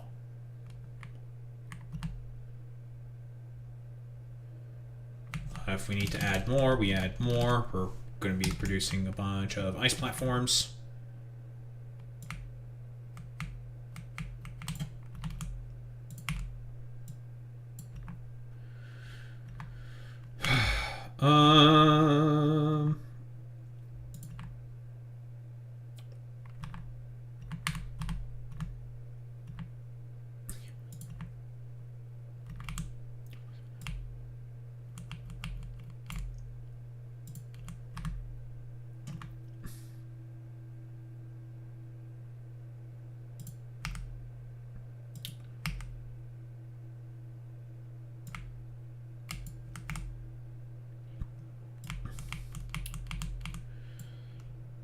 Slap all this shit down.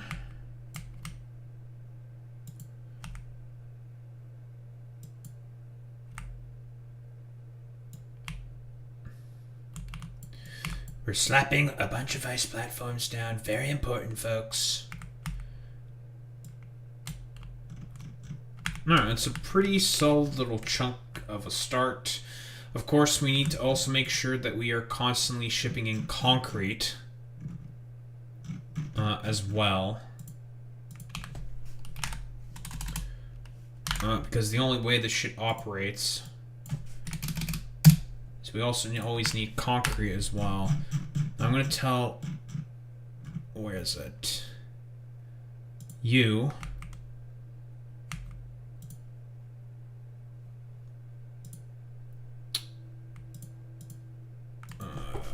concrete.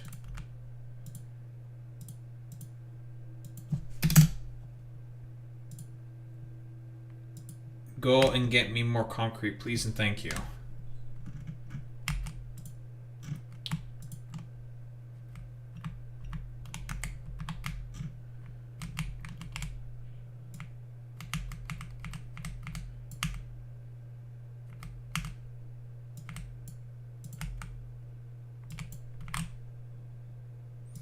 Gonna need to leave this going on for probably a bit of a while. to make all the platforms and ship in all the concrete, yada yada yada. In fact, let's just increase this number to be like, yeah, 10,000. A lot of concrete.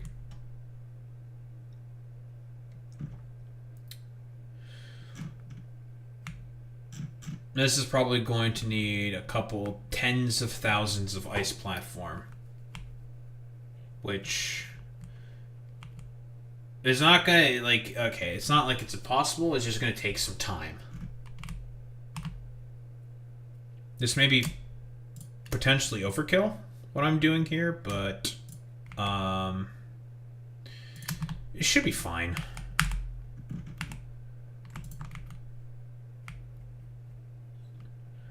Alright, we'll just connect this for the time being.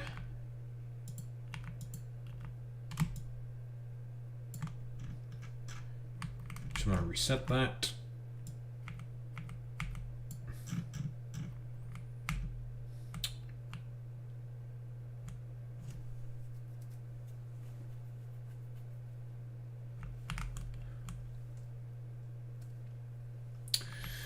Okay, so, we're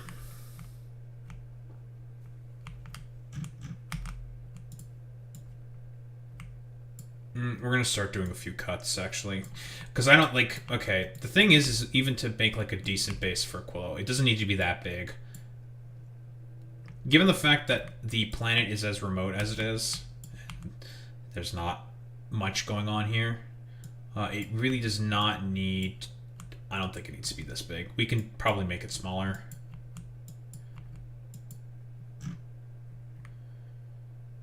Let's just fill up this first, then go from there. Because what do we need to concern ourselves with? It's fluoroketone processing. We need to concern ourselves with being able to make more ice platforms. Power, fluoroketone processing, lithium processing, and oil processing for the express purpose of just making rocket fuel. Which we will want to get out of the way first as quickly as possible. Because that will make it such that we will not need the nuclear reactor anymore. And we can switch over to using heating towers. Eventually, we are going to phase out the heating towers for the radiative towers that we unlock from this planet.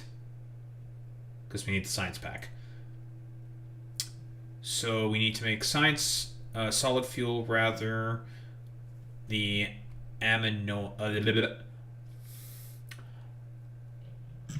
the ammoniacal solution. Do we have offshore pumps on with us? Yes, we do. Great thing about having a sea of ammonia is we can just pump as much of it as we want. There's too much ammonia? Probably. But hey, it's basically free. We can just do this if we want. Who the fuck cares?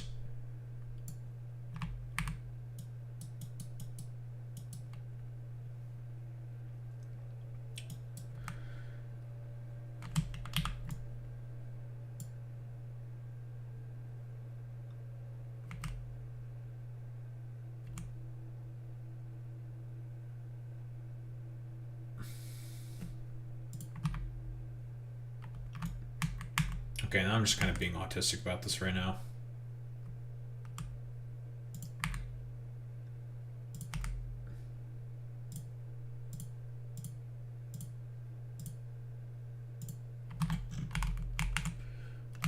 Lovely. Eventually we will get the concrete needed in order to be able to do that. That's going to be, what, 9,600 ammonia from the ammonia sea.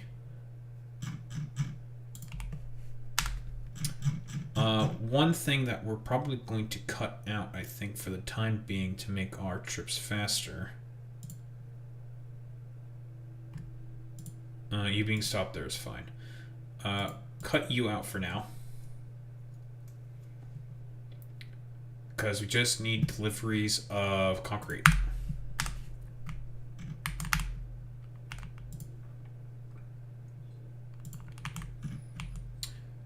So the first thing that we're going to be taking care of the processing of is going to be the solution separation recipe. This is where we're going to get our ammonia and ice. A lot of ice. It's going to be a lot of ice.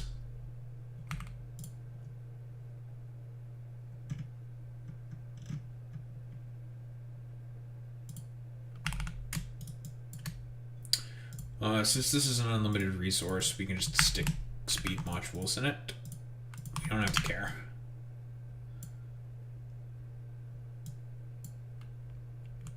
$800 per second. Okay.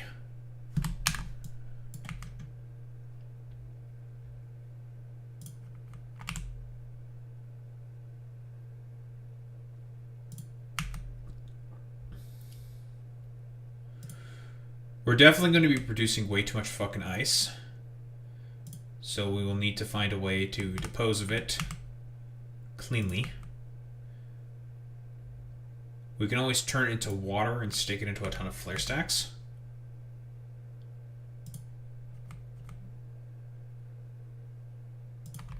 This might be a little overkill. 350 ice per second. Probably is a little overkill, but fuck it.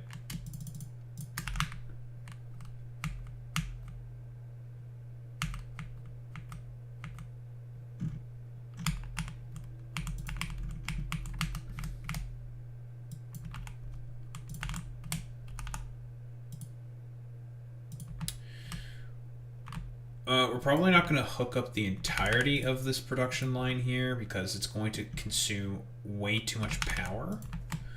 So I'm just going to do 2 rows and say we're good with that for now. Oh my god, it's ice.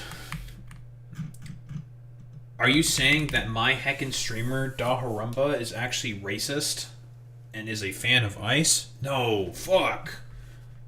I can't believe that my heckin' based streamer, Daharumba, is actually a racist and a bigot and a religious bigot.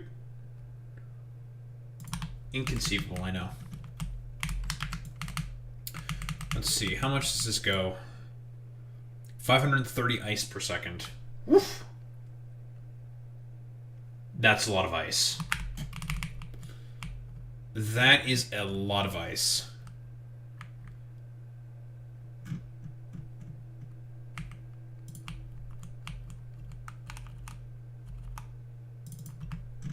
Right, we can't build anything on the ice platform, so you need to wait for more concrete. Meanwhile, we're just making more and more ice platforms.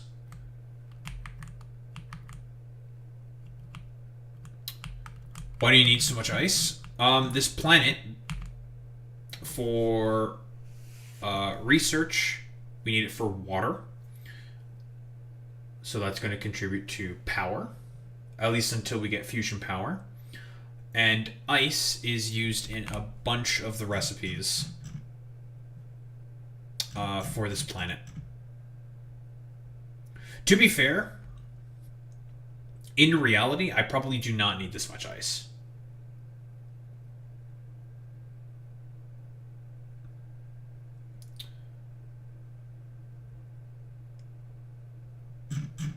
Okay, that's fucking annoying. Let me see. Let's see. What do we need ice for again? None of that stuff. I know it's it's an ingredient in the science pack. Specifically. So we need it for the science pack. We need it to make water.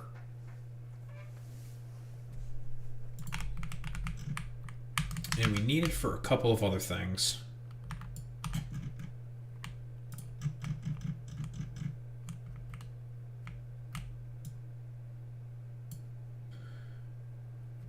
We can cut these off a little bit. I don't think I need this much ice. But again, we can just easily make everything tileable and just keep putting in more and more of the ice if we need more. So we're just going to leave the pipes as is. Because it's not the ice that we necessarily need, although we need some of it. The more important thing is the ammonia. We want the ammonia. Because ammonia is used for a bunch of different stuff. That's mostly what we want. We want the ammonia.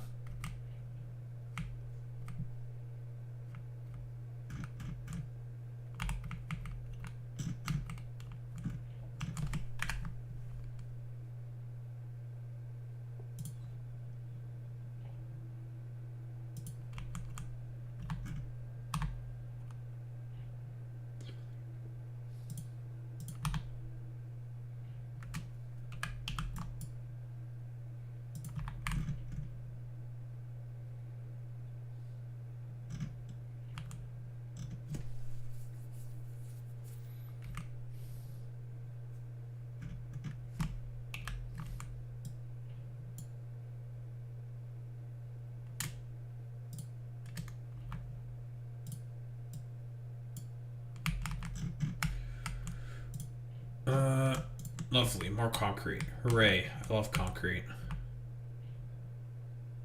Concrete, my best friend. Alright, we're out of concrete again. Fuck my life.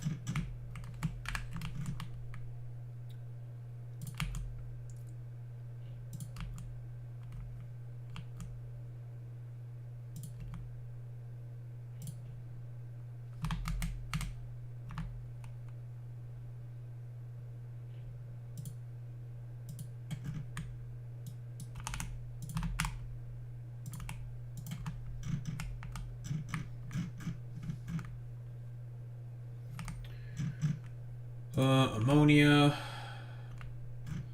It's all hooked up. The only thing we need now is to just take care of all the damn ice.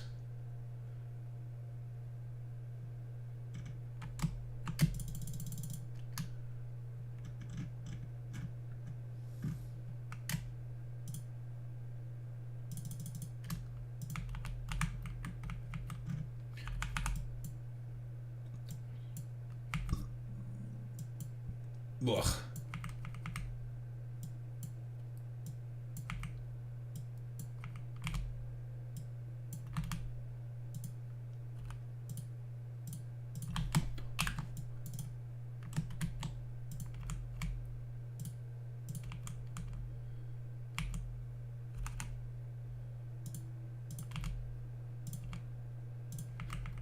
Put these things here.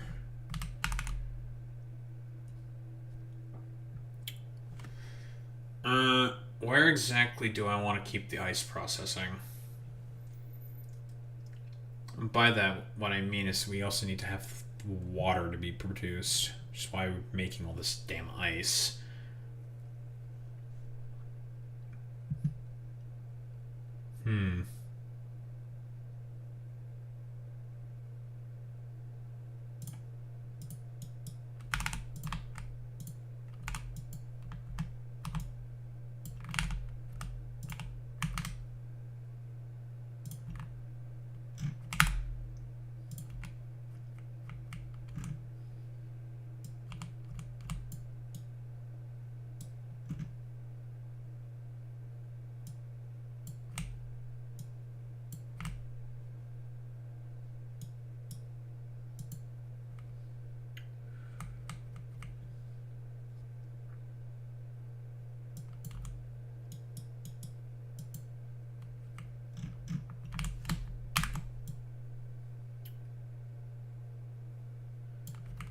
What's up, Drandy?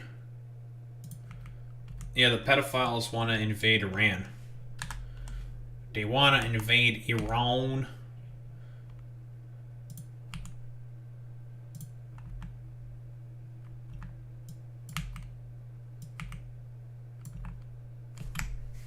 forgot that I don't have sound on. Oops.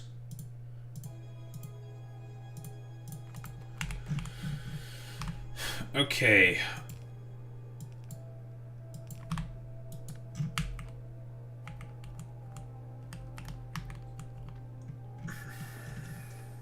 Alex, I have terrible news for you. Deported.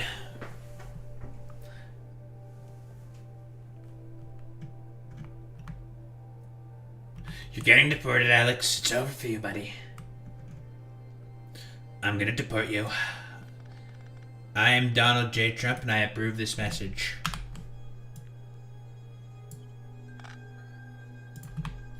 I am Donald John Trump, and I approve this message.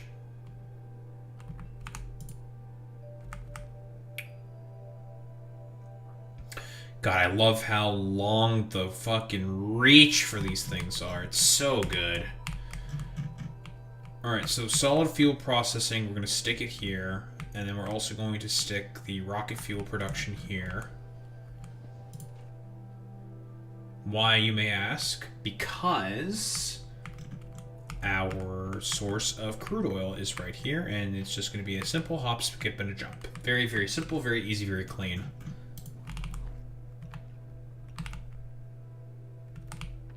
It's probably where I can use the electrochemical plants.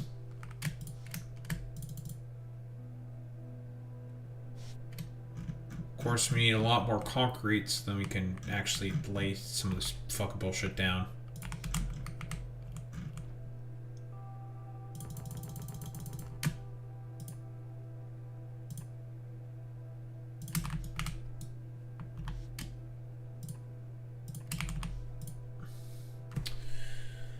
So this, let's see, can we use you to produce the solid fuel? No. We cannot. Unlucky.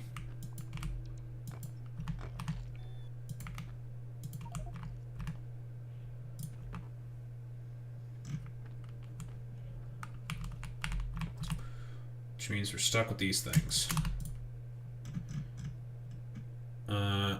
So this is what we want to use.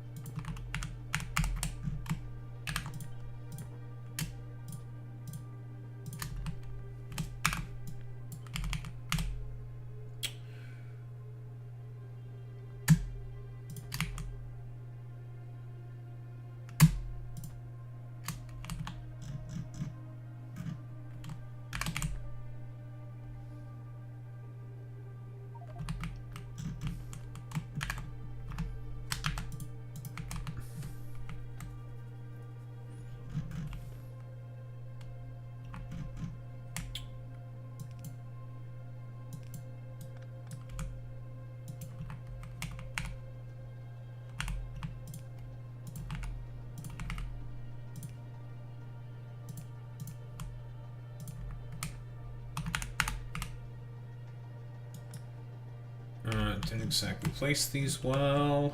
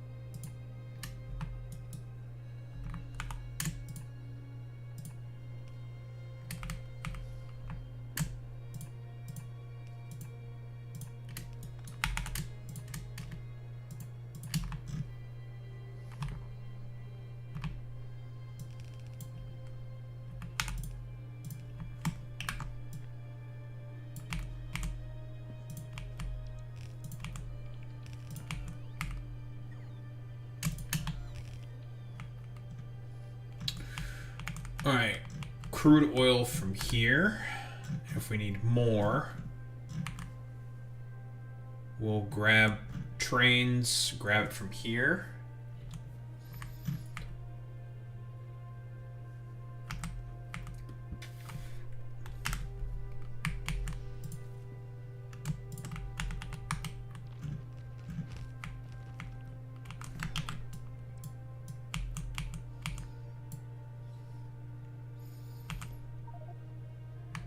$960 ammonia per second. That's going to be 64 solid fuel per second.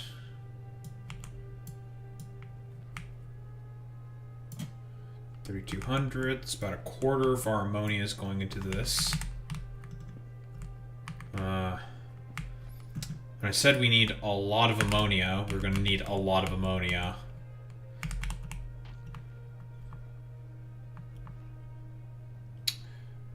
Then immediate follow-up into the creation of rocket fuel, which we need water for.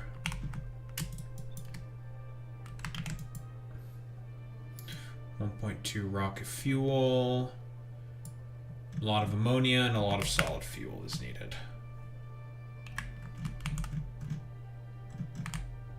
Do the exact same little trick.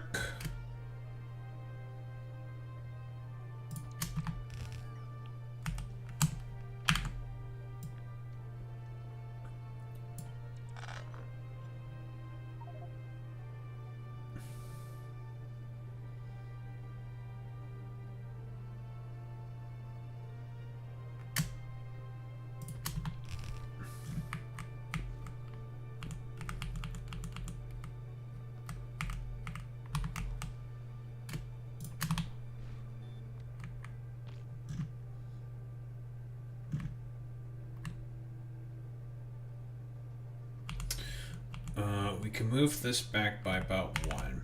Can I...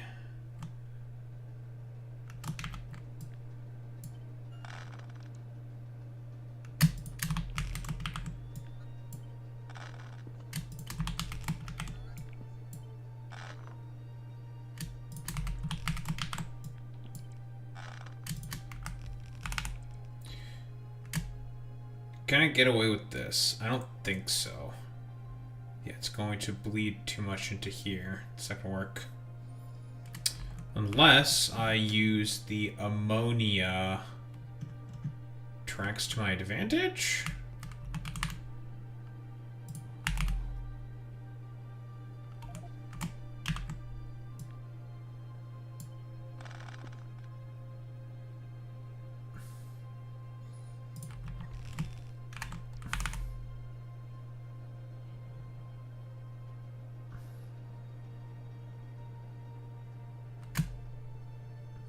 There's just kind of an inherent flaw with my fucking power grid. Or how my fucking substations are placed.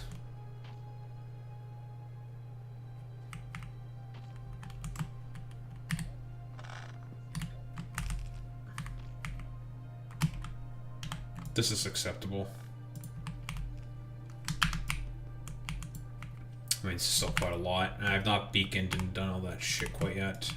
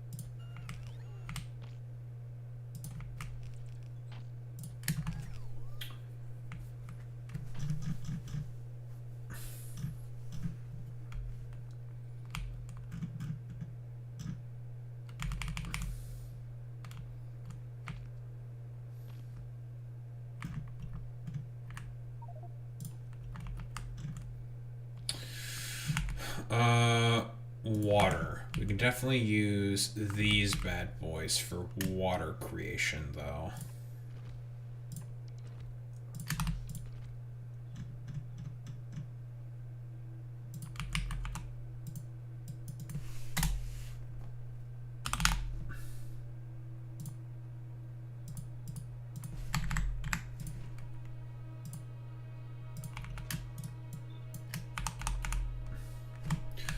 This is going to make a lot of fucking water.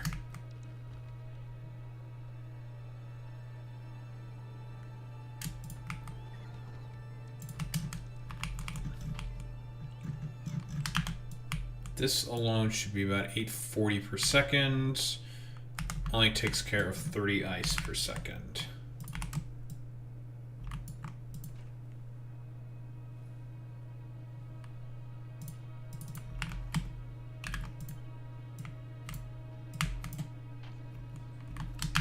That'll increase to 60 ice per second. 1680.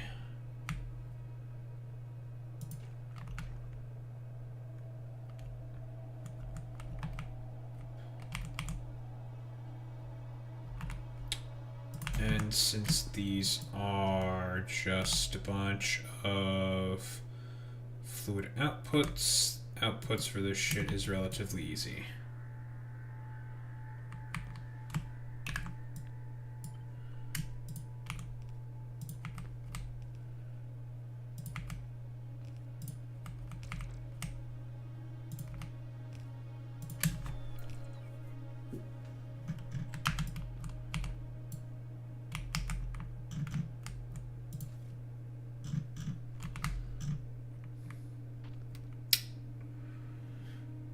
I might double this shit up because we will need quite a bit of water.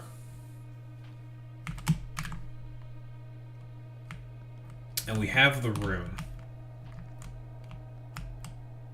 So we can do that. I do play Factorio Darkometer.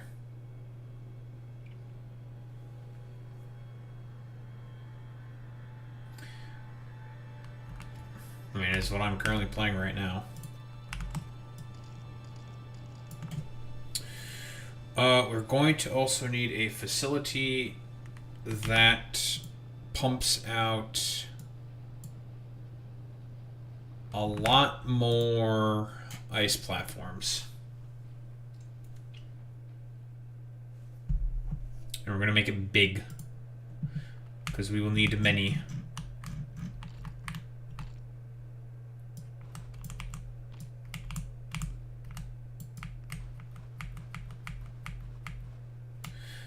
We're gonna need a lot of ice. Very important. And it's also going to be a pretty decent way at eating through a bunch of ice.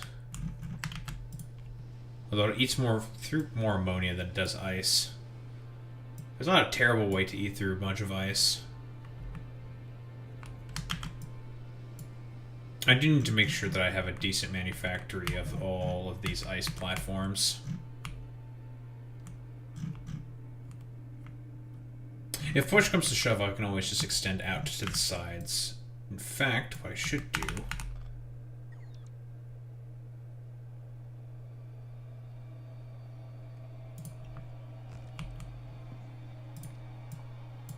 is this.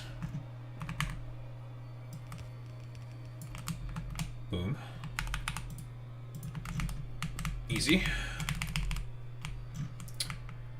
And of course, as necessary, we can just go up and down. I will need to come up with an area to also shove in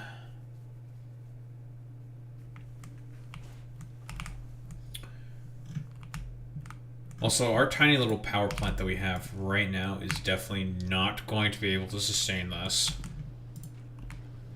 It's more than enough for this. But for this, oh, we're gonna need a lot more.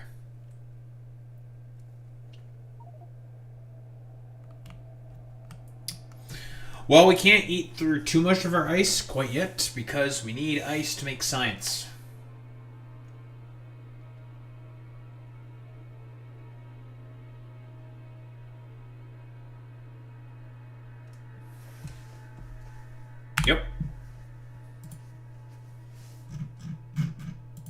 we go to here. Go to here. Well, that.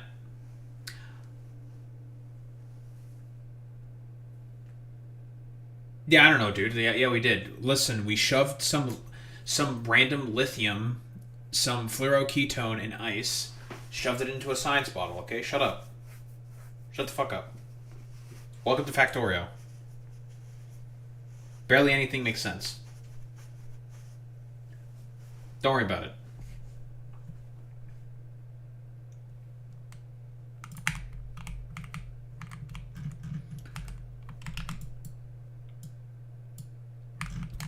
Again, the most important product that we need to always be focusing on is ammonia.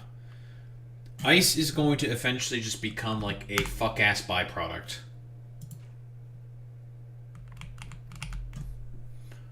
Like, we're going to have our use with the ice, and then we need to find a way of like, okay, so how are we going to cleanly dispose all this stuff? And in fact, I have an idea of a way to potentially cleanly dispose this.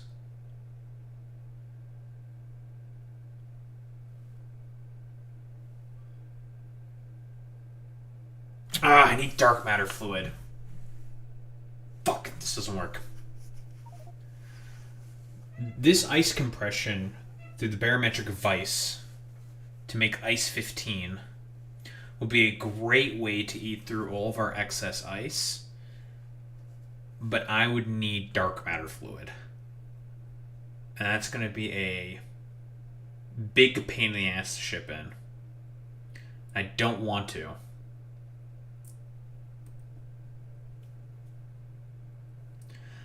This is why I wish I could just like, it's like, man, I wish I could just throw this shit in a hole somewhere. But I can't. I can't just throw it in a hole somewhere. Like, I wish I could take all the excess ice that we are definitely going to have and just throw it into the ammonia ocean, but we can't do that. Or at least I'm pretty sure we will not be allowed to do that.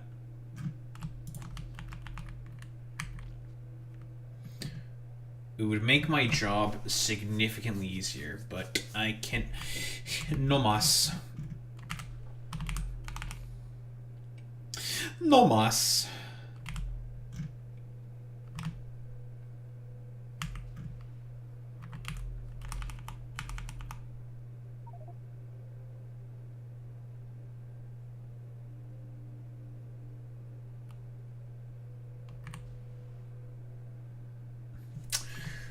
What other fluids? So, fluoroketone, ammonia.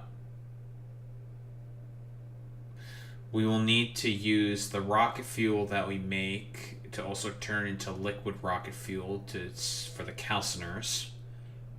So we need to do that. We need to use the water that we make for the magic pump jacks. And that's about 60 water per second each time they pompas.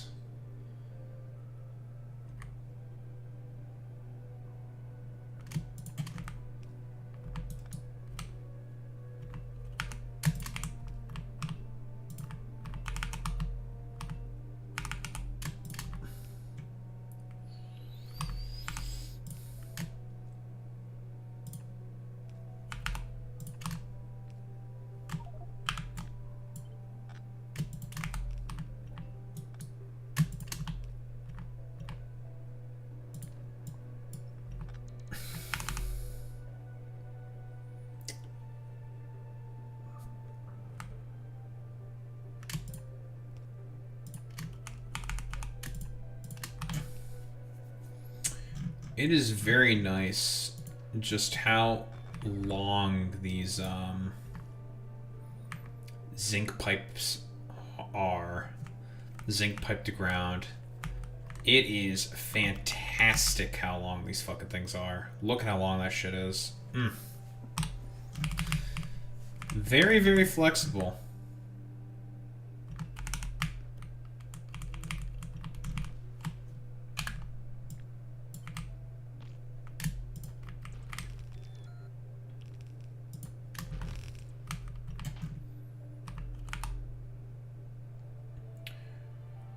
So this is the ammonia.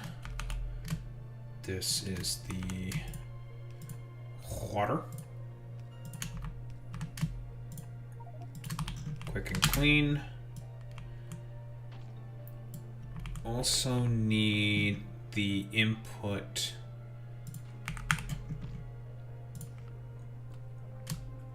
for the rocket fuel.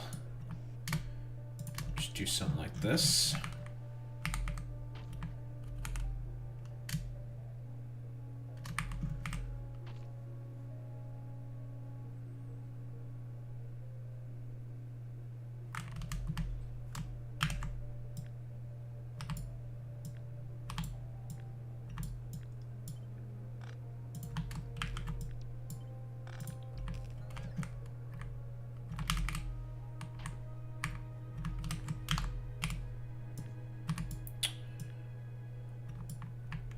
We want the ice to be stuck on the belt, but do we want the rocket fuels to also be on the bus for the belt? I don't think we need that whatsoever, so this can just produce itself and then be just shoved into a chest.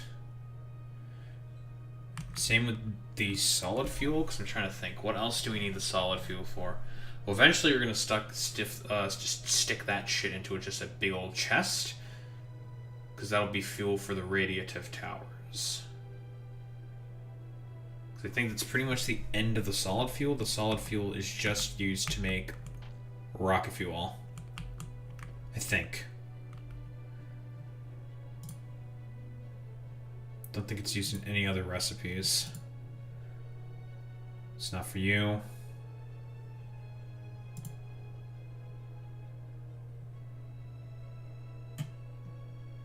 Not for any of that stuff. These have nothing to do with Aquillo. Definitely not in that. Nothing to do with Aquillo. Nothing to do with Aquillo. Nothing to do with Aquillo. These have nothing to do with Aquillo. Yes, I believe that we do not need to have that stuck. Just flip these.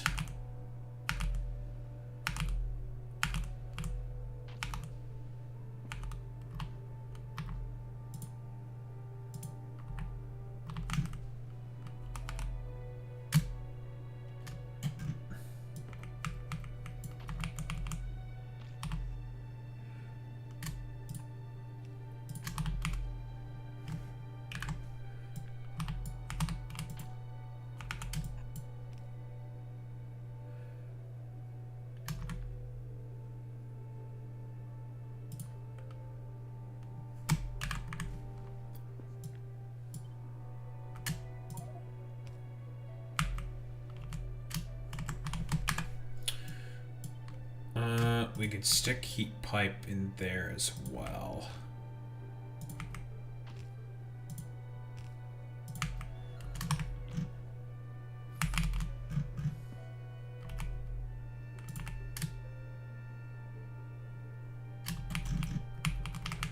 Yes.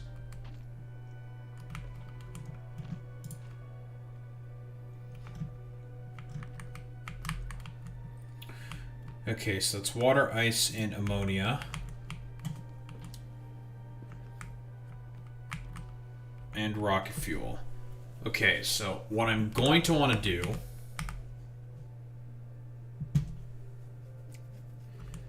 is, before we continue proceeding forward, we just want to get the rocket fuel going. That's it.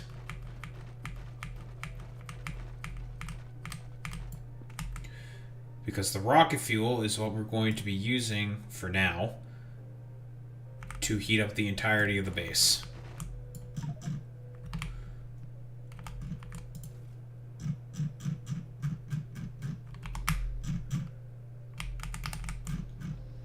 Our tiny little power plant here is definitely not going to be enough. We're gonna have to build something way fucking bigger, and we're probably gonna stick it right around here. So once we have this shit going,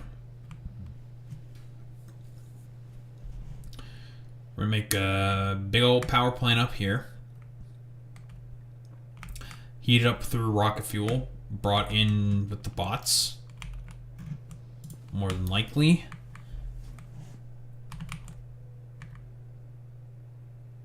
Then go from there.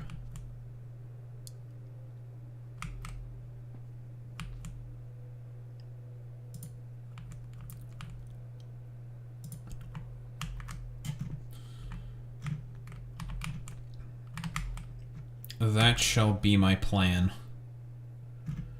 My dastardly, nefarious plan.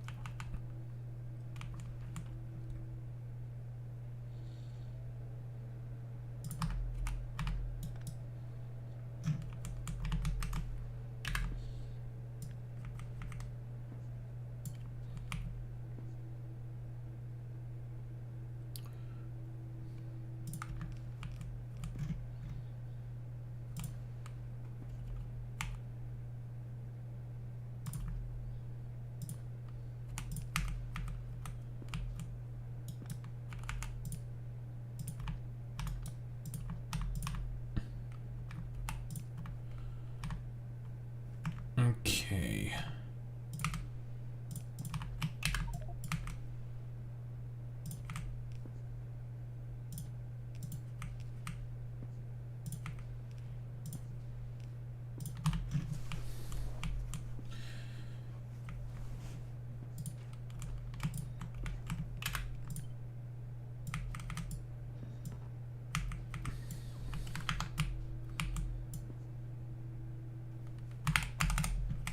Good amount of water.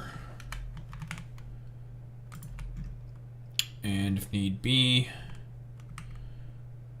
we can stick in a couple beacons.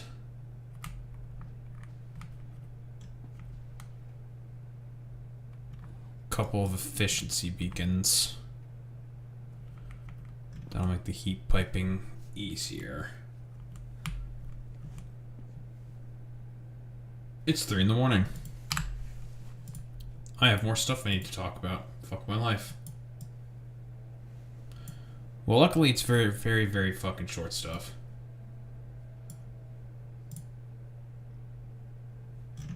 Or relatively short stuff.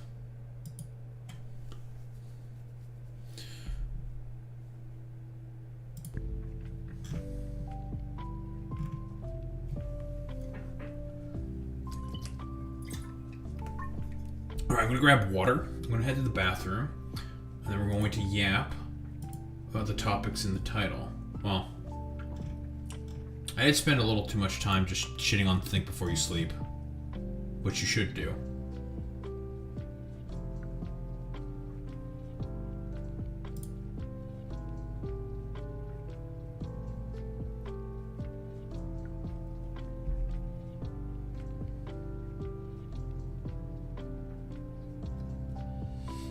Man, I'm just becoming more and more convinced that Asmongold viewers are very, very fucking stupid, man.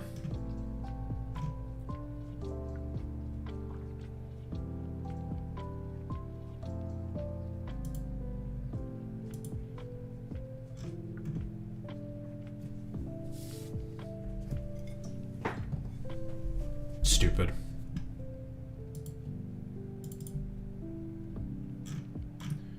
Very, very fucking dumb, dude.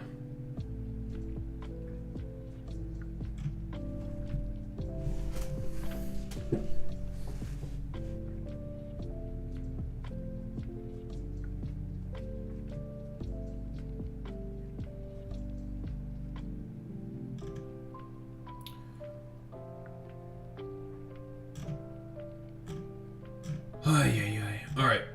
Anywho, gamers, I will be right back. I'm gonna grab water, get in the bathroom, do do all that fucking good shit, and then we're just gonna yap about stuff.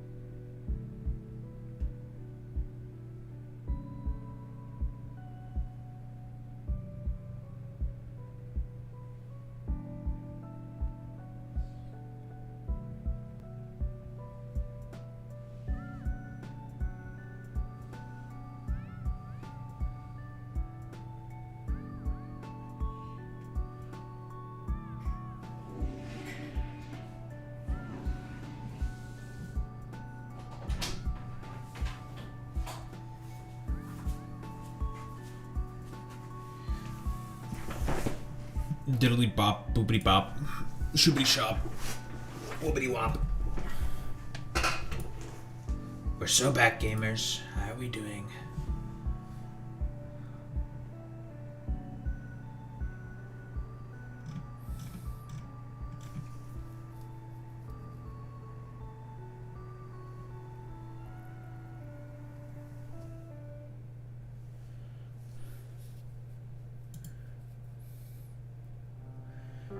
Time to talk about more boring stuff.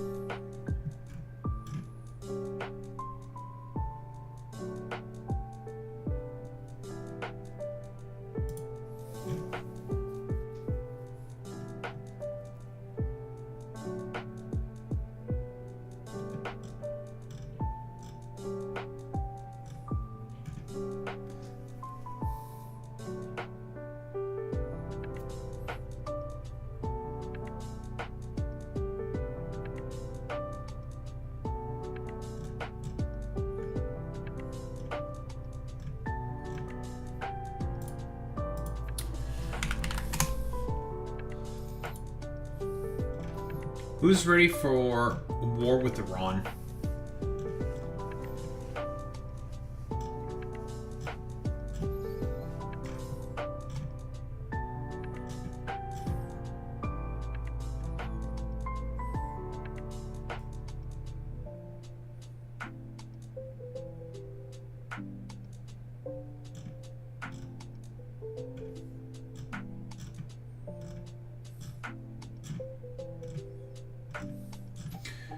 Who's ready for more Iran? More war with Iran? Guys, let me tell you.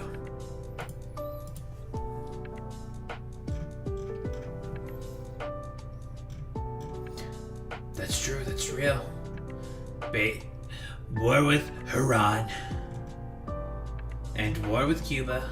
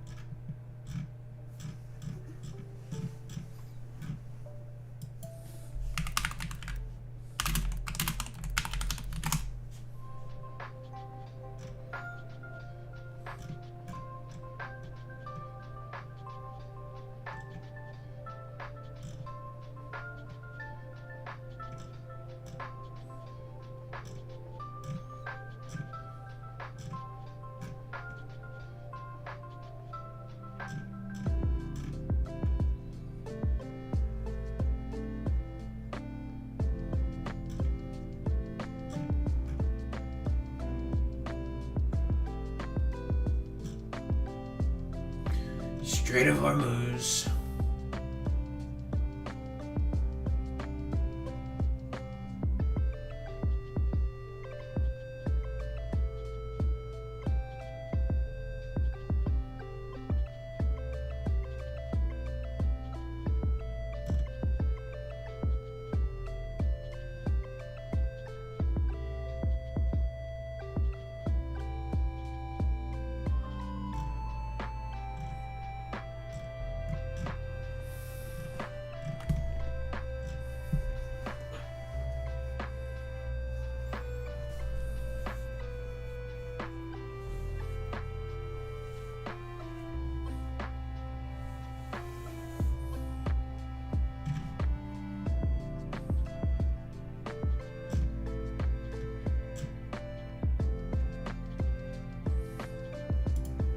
What's up, Zombie?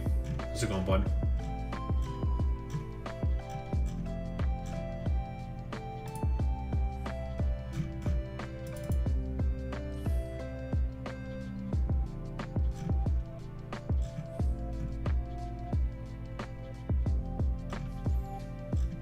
I think I also saw that as well. Yeah, it's for the 30th. That's why they did this. They're doing nostalgia cuckoldry shit. Okay. Oh boy, Fire Red and Leaf Green for the Nintendo Switch.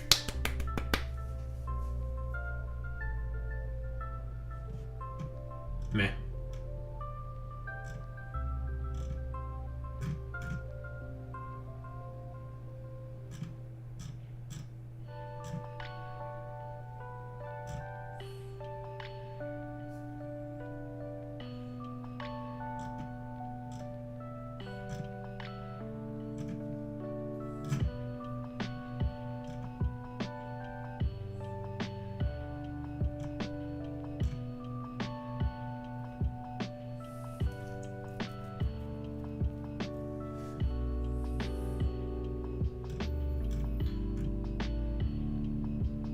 Coming to Switch February 27th for the 30th anniversary.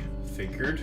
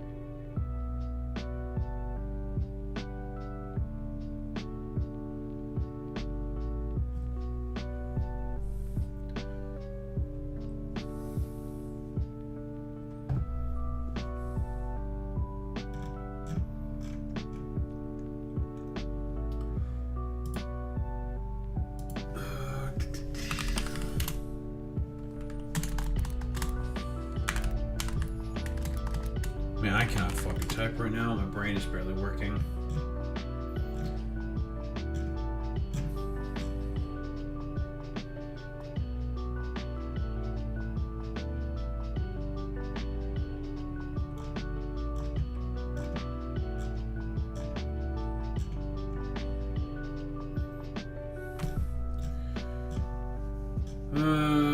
Cuba.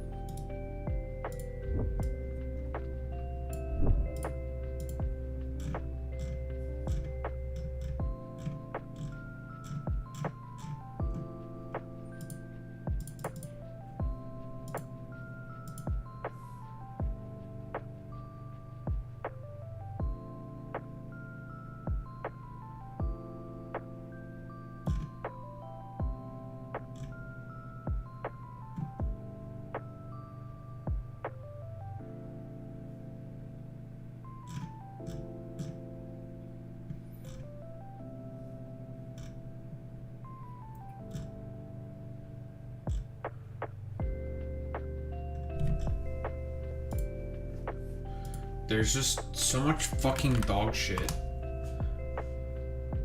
All in the way by all these dumbass annoying idiots. I just want clips of Trump with the gaggle talking about Iran, saying we're trying to negotiate with Iran. We want to negotiate, folks. Same with fucking Cuba. There's so much fucking dog shit in the way. I hate it.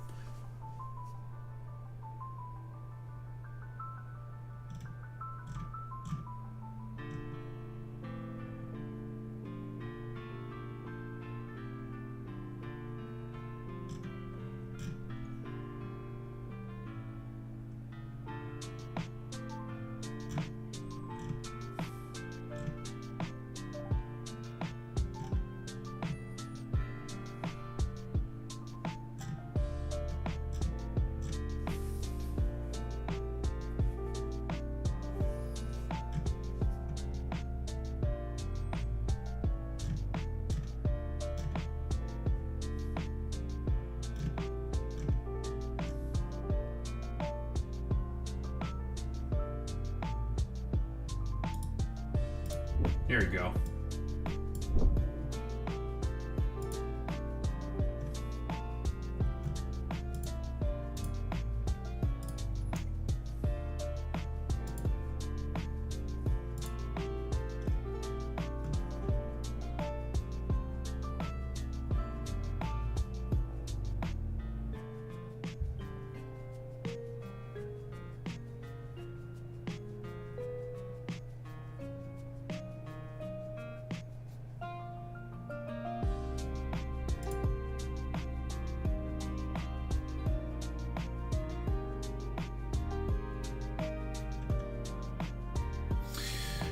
Oh my god, there's just so many fucking dumb fuck Asmongold fucking viewers.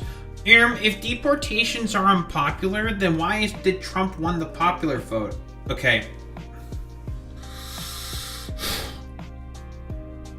Holy Fuck, man. That was over a year ago, and those people thought that they were not going to be the ones affected by the deportations. You fucking moron. It's actually really simple, but you're too stupid to fucking understand what object permanence is. Or what the concept of time is.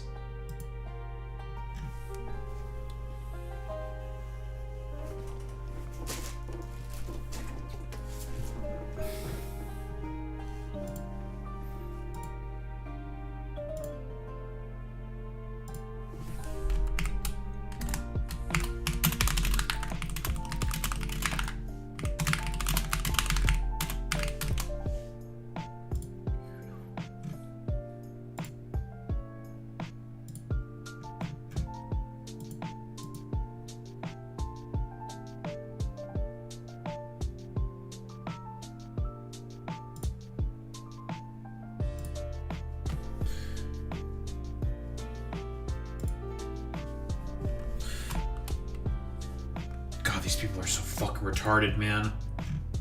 Literal fucking lemmings. They're just lemmings.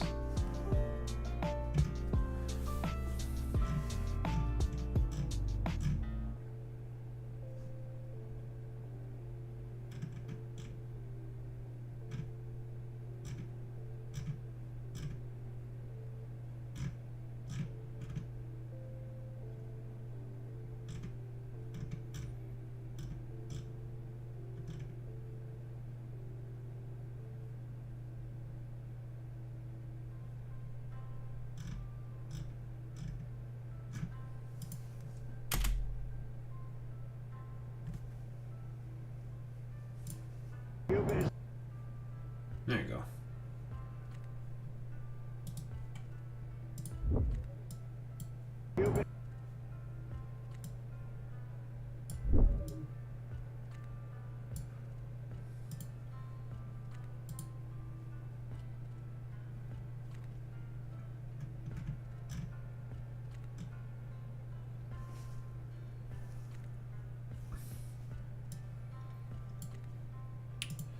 Finally found the gaggles I was looking for.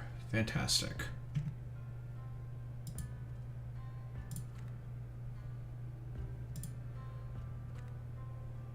Of course, this motherfucker did not refresh. Very annoying.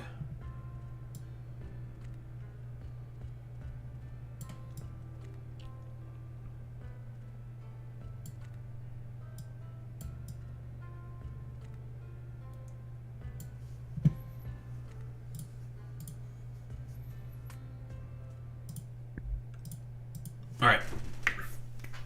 Let's get her started then.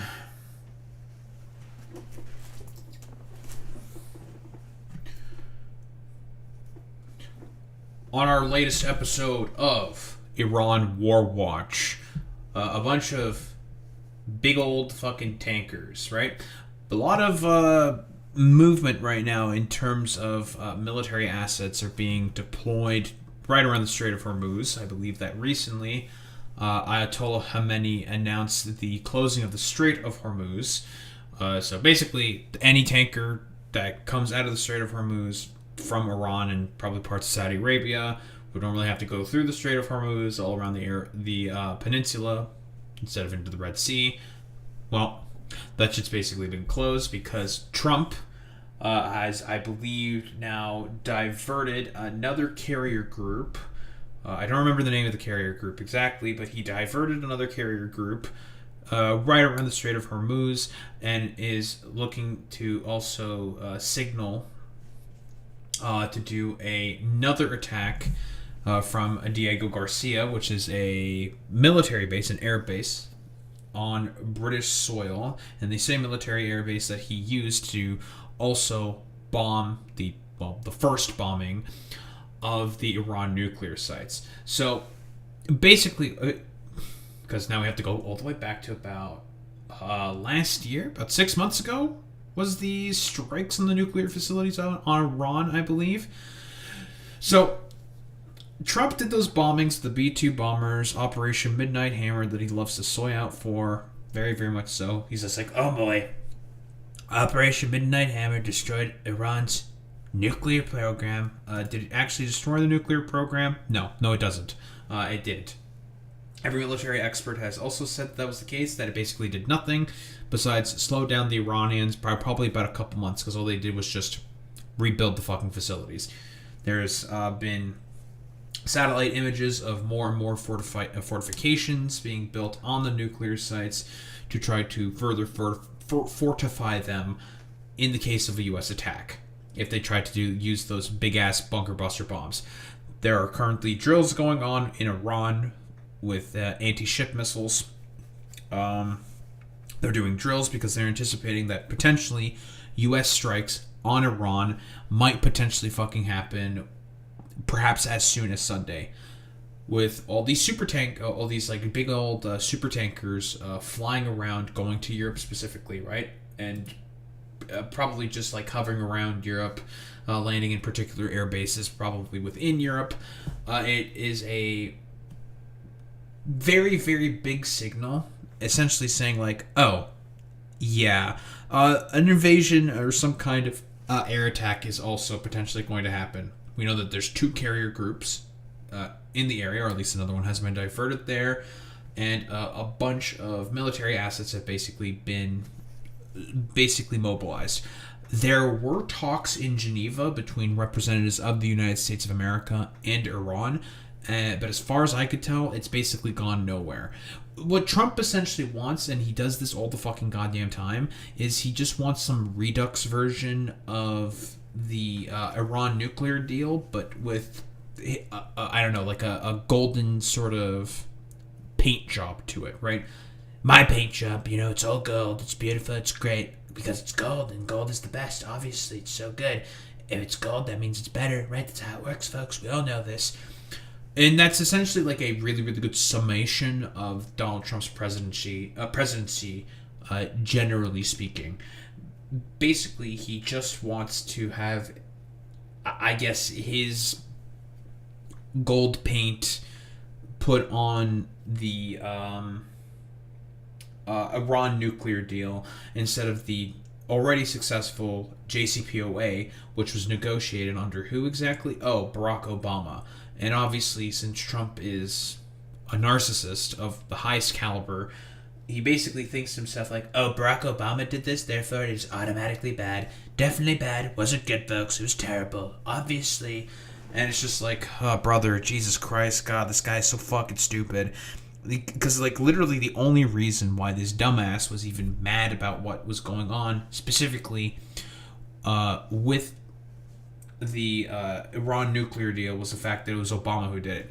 Keep in mind, he did the exact same thing with NAFTA, with TPP, basically scrapped them, put in his own version of it that was basically the same thing, but given a coat of paint that was Trumpified. That's literally it. And it's going to be the exact same thing with the Iran nuclear deal. Basically, from what I understand, the main crux of the issue is that Trump wants to not get rid of any of the sanctions, wants to keep the sanctions still in place, but make it such that Iran is just not trying to get a nuclear weapon. Obviously, the Iranians are not going to agree to that unless they have significant sanctions relief, and to make sure that Israel, specifically, also does not fucking attack them. I know that there was also, like, meetings, I think, with the Board of Peace about this shit specifically, and it's just, like, honestly, like, the most LARPy shit on the fucking planet. Let me get that shit real quick.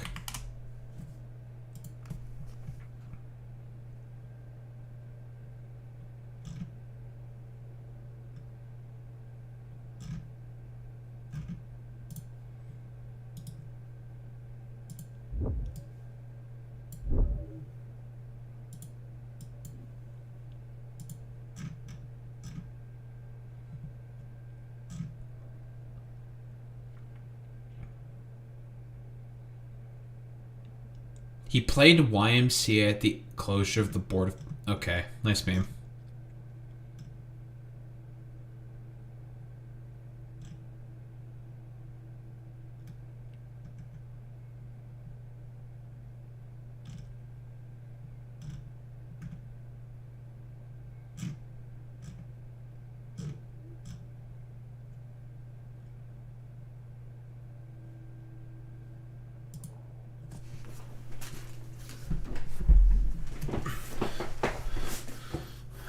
So here, to talk about this like stupid Board of Peace shit, because it's been mentioned before. Basically, there's like, and the funniest thing about this, I think, like, it was compared to a map of the democracy index, and it was all a bunch of countries that had scored really, really poorly on the democracy index. It's just a bunch of like, it's unironically, it's just a corrupt board of a bunch of like dictators who paid in a bunch of money for some slush fund specifically for Donald Trump, so you can just use it for what exactly? Meh, like whatever he feels like. It's got like, I think also Benjamin Netanyahu's on it specifically, and it's basically, the Board of Peace is just there as like a counter for the United States, or not the United States, but for the United Nations, because we all know what Trump and like Benjamin Netanyahu think of the United Nations. They hate that body, and this like LARPy Board of Peace shit is like an attempt to try to like, I don't know, come up with like a separate structure for it. Basically, like all the countries, like the European countries that were all invited to it, said no, we're not joining it.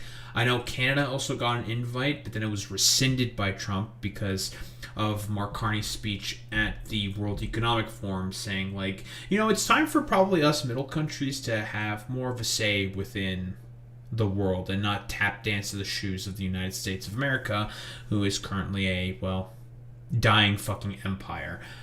So he got pissed about that specifically. Shouldn't be really surprised by that whatsoever, because thin-skinned narcissist. And also, the other things as well with this is it's a complete erasure, and it's just like a way for the United States to do more like colonialism and imperialism outside of the jurisdiction of the United Nations. And apparently he's using this as a way to racketeer and just send $10 billion to his Board of Peace. But by the way, I know he's trying to sue the IRS for $10 billion, and he's probably going to be diverting that money into the Board of Peace, which it's just fucking illegal. Like, it doesn't matter, but like, I know like the Democrats like tut-tutted about this, saying like, that's illegal, Trump, you can't do this. With this current like anemic Congress and this like pedophilic, avaricious dipshit that's currently in power, do you really think he cares if you tut-tut at him and say that this is illegal? No. I want to let you know that the United States is going to make a contribution of $10 billion to the Board of Peace. Yeah, you can't do that, by the way. Like, Congress has to be like, no, this is taxpayer dollars, and we have a say over that, so you can fucking cope and see about it. The question is, are they actually going to do anything about this? Probably not. And keep in mind, Donald Trump basically appointed himself as the executive head of the Board of Peace, so he's essentially trying to create another slush fund for with a bunch of money to just do whatever the fuck he wants with. And we've had great support for that number, and that number is a very small number when you look at that compared to the cost of war. That's 2 weeks of fighting. It's a very small number. It sounds like a lot, but it's a very small number. So we're committed to $10 billion. Together we can achieve the dream of bringing lasting harmony to a region.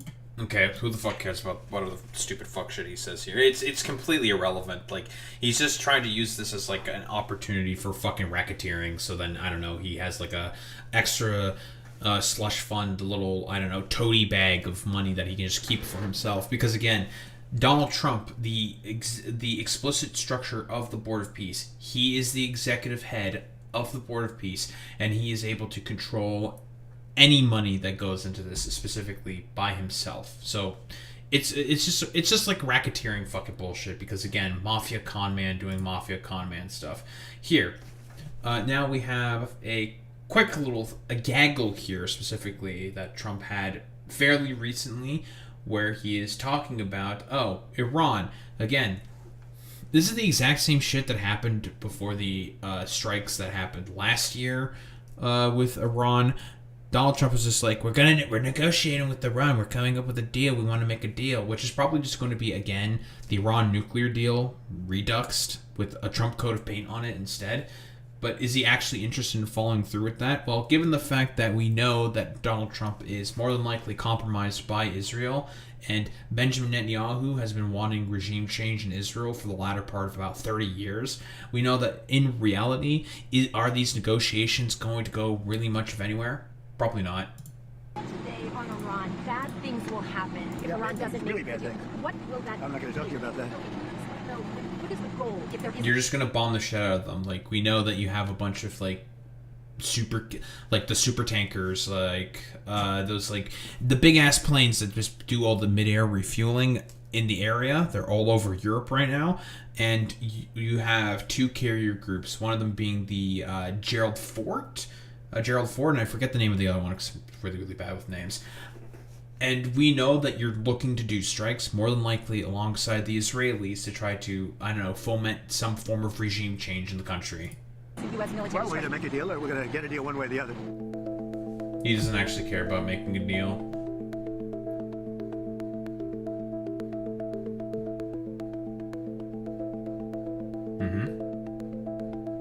So this was following the Board of Peace meeting. Again, I don't know how many times this needs to be fucking mentioned constantly. The problem is that in reality, people like all the neocons in his administration that he definitely has, with dumbasses like Marco Rubio, they've been clamoring for war with Iran for the latter part of several decades at this point, alongside Benjamin Netanyahu. Something so unfortunate. I'm not going to talk to you about that, but we're either going to get a deal or it's going to be unfortunate for them. Man, it's a darn shame that there was a deal currently put in place that was very effective, with literally them following along the deal. It's incredible. The fact that Trump is potentially prepared to strike Iran by this weekend is genuinely insane. Whatever happened to my anti-war fucking conservatives, my populist tech-in-areno, isolationist-areno conservatives? I wonder where they are. Are they going to say anything about this? Definitely fucking not.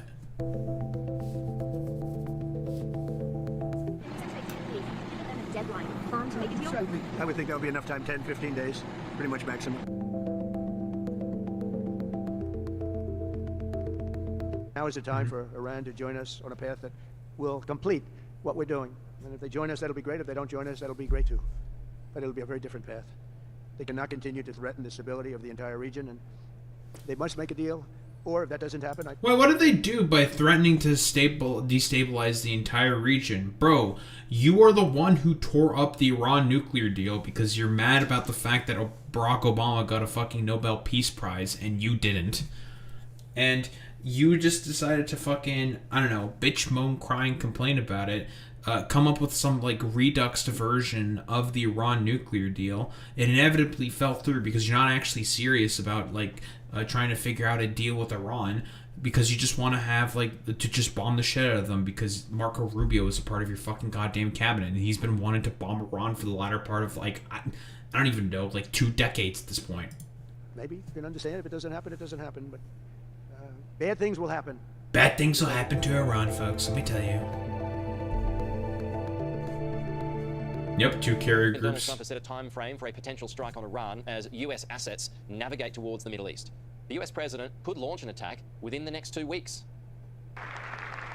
President Trump launching his Board of Peace in Washington Thursday with dozens of countries. So this came out, he said 10 to 15 days he could launch some strikes or something, and that's the sort of timeline he's trying to give. But also sources have said that he could also launch attacks, and as soon as this weekend. We know that the 2 fucking carrier groups are in the area now.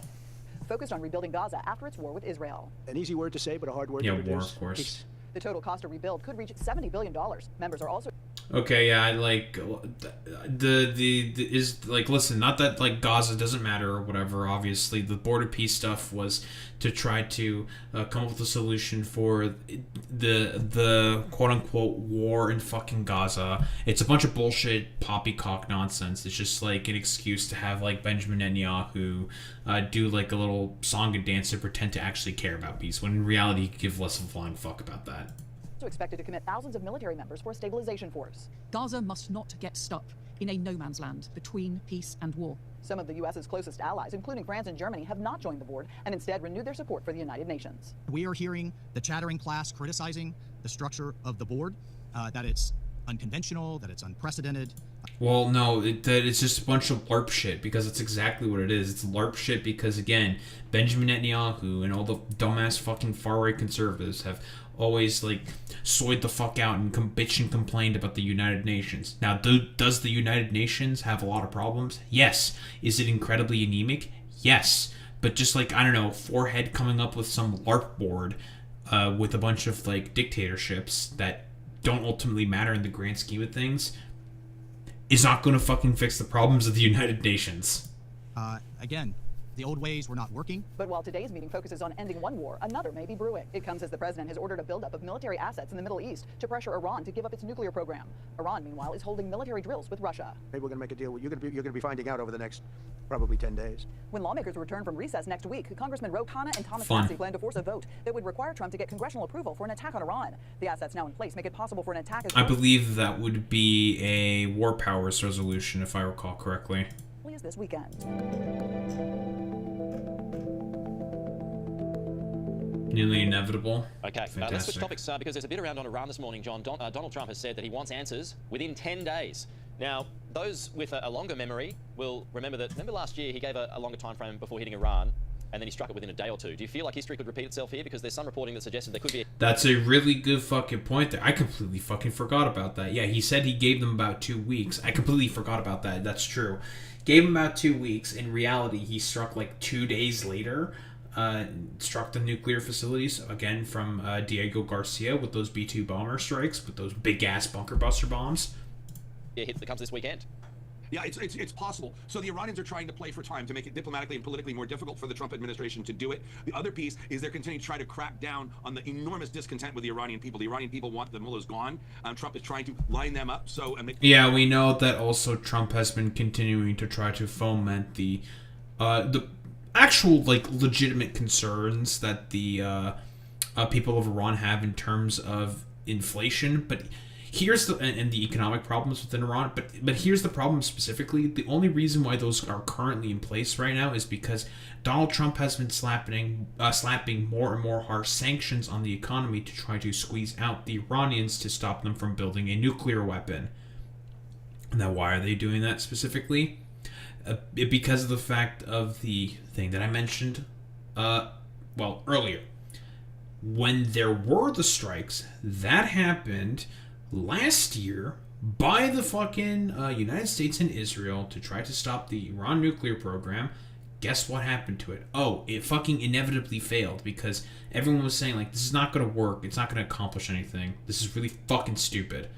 And people are upset about the fact that harsher sanctions were slapped as a result of that. So as a result, Trump is trying to use this as a way to basically come up with a way to do regime change within the fucking goddamn country at the behest of Israel, because Israel is just like having a great time. They're saying like, oh great, we love the Iranian people rising up for all this. Oh great, we love the fact that Iran is basically going to suffer some fucking consequences for their inherently evil sort of like bullshit. Oh, 1000% there, Alex. Like, this is not going to do anything to sort of like incentivize regime change or some form of like democratic movement forward within Iran. If anything, it's going to make the regime even more entrenched, because it's just like they can just come up with the claims like, dude, this is literally all because of Israel and the United States of America trying to like oust us illegally with some form of a war. Make sure there's a leader around which they can coalesce, so that when the strikes do come, it gives an opening for the Iranian people to finish off this dreadful regime. The Iranian government also realizes that the American military can't sustain forces at this posture, this level of readiness indefinitely. Those 2 carriers there, one of them has been Sure. at sea. If it's there for another 3 months, it'll be the longest deployment in American naval history. So we're on a clock, especially since these airstrikes won't be massive in scale, probably be very precise, but they could have to last a long time, because what they're trying to go after is the Iranian Republican Guard, the command and control, to give the protesters and those who would overthrow the regime a fighting chance. Yeah, we're just looking at these pictures of the US president. Yeah, which is not going to fucking do anything, because if anything, it's just going to further entrench the regime, as has been said earlier, and it's just going to make it such that, like, dude, we all know why this is happening. They're just doing this because of the U.S.'s sort of like imperialistic desires alongside who? Oh, Israel. And he's just landed in Georgia. I mean, all of those assets, you just pointed to some of them, John, they've been shifted towards the region. Is there an inevitability about a strike, or is this just a flex, a tactic? In my opinion, it is nearly inevitable. The Iranian regime sees this as existential. The mullahs aren't going to let go of power. President Trump is going to have to strike. The Iranian people want him to strike. They're being very clear about that. After 30-some thousand have been slaughtered, they want the police state dismantled, which we can do. Yeah, they want to get rid of them. The real question is what kind of contacts are going on between the administration and the Iranian army with the Artesh, which is very different from the Republican Guard. Is the Iranian army just going to stand by and not participate or turn against the government? There's a lot of mid-level contacts and stuff going on behind the scenes. It's going to be very interesting to see how that plays out as well. Does Iran have anything to stand on? That's not a terrible point, to be quite honest, because who exactly knows what's going to happen? The army is obviously a separate structure. Like, I don't think that's like a ridiculous thing to say. Like, it's just a complete fucking shit show. Again, we all know why specifically Trump is trying to do this. Trump is basically trying to be like, okay, I'm gonna like whip my dick out and I'm going to look like a big man and make it look like I'm doing something. When in reality, like, honestly, like, not much of anything is really going to be accomplished from this. If he actually decides to go through with the strikes, it's not going to really help the protesters. It's only going to make things worse for them. Unless they go after, like, people within the command structure, but there's going to be people ready to fucking replace them. And it's only going to further entrench and further radicalize and make it such that they are not going to fucking negotiate with the United States. It's just not going to work, man. It's got these negotiations that are taking place, but as we know, I mean, it is a depleted force. Yeah, it is. I mean, Hamas has been crippled. Hezbollah has been humiliated. Most of their air defense network has been rendered inoperable, so American and or Israeli aircraft can operate over Iranian space with impunity, and that includes a lot of Russian systems, which is kind of embarrassing to the Russians. Nobody likes the Iranian regime. The Arab world is backing away from this. They have no allies. They're trying to flex in the Strait of Hormuz, but that's pretty weak sauce. One way or another, the regime is going to go. And there was enormous transfers of money out of Tehran by a lot of... This is not going to fucking work, though. Like, again, like... trying to do the regime change, it's all going to be the exact same fucking thing, dude. Like, they're going to put in Shah 2 Electric Boogaloo. It's inevitably going to have another Islamic revolution. Listen, like, guys, if we try to do the same thing over and over and over again, it's going to work this time. Trust me. Like, I don't know. Like, what else is there to really say to this? Like, besides, like, all the LARP shit, besides, like, all the fucking deployments around Iran, it's becoming more and more clear that regime change may potentially, or war with Iran may potentially become inevitable, simply just due to the fact that, they just want to try, at the behest of Israel, who has been talking about wanting to depose the Ayatollah for the latter part of about 30 years at this point. They just want to depose, specifically, Ayatollah Khamenei, and also the Iranian regime, try to go after the Iranian Republican Guard. For what exactly? Because Trump is trying to get some form of a deal that's going to be basically the same thing as the Iran nuclear deal, except like with a Trump coat of paint on it instead, and it's ultimately not going to accomplish anything, and it's just going to make everything inherently unstable for literally no reason. It's going to be the same thing that happened within Venezuela. The current regime was, the Bolivarians are still in fucking power and nothing fucking changed. Same thing's going to happen in Iran. The fucking Ayatollah is still in power and nothing's going to fucking change all that much. Because, again, all of the work necessary to try to actually be able to build up excuses for like a regime change and all that's all just been basically cut out. Like, there's a Sarcasmatron video about this fairly recently, talk about like, oh man, I wish this was all for oil, specifically talk about Venezuela, when in reality it's part of it is because it was for oil, but it was also trying to appeal to certain populations, politically speaking, right? She was trying to appeal specifically to fucking Cubans and the Venezuelan diaspora who has been asking for fucking regime change. I wouldn't be surprised if something similar was also at play as well, with like Persian Jews, for example. Certain diasporas of Persians wanting to have regime change within, Iran, just to try to get rid of the Ayatollah, to feel like, oh yeah, we did something, guys, we're totally going to do it, we're going to celebrate in the streets, blah, blah, blah, blah. In reality, it ultimately fucking accomplished nothing. And the same fucking goddamn people were still in power anyways. And guess what? Same shit's going to fucking happen in Cuba as well. they're gonna, like, I don't know, try to, like, kidnap someone or something again, and it's going to change nothing. Nothing fucking ever changes. Everything stays the same. And so much for, I don't know, the Trump administration being my heckin' Reno pro-peace coalition of Reno. Don't think there's really much else to say besides this attempt at regime change. It's going to accomplish nothing.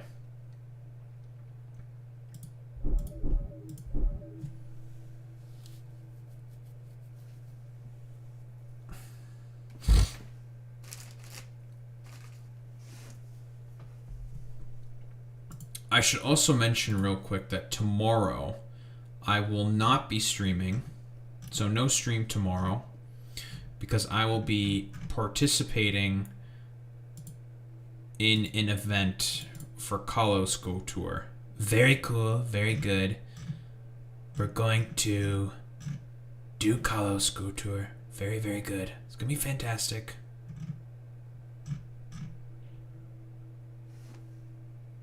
So no stream tomorrow.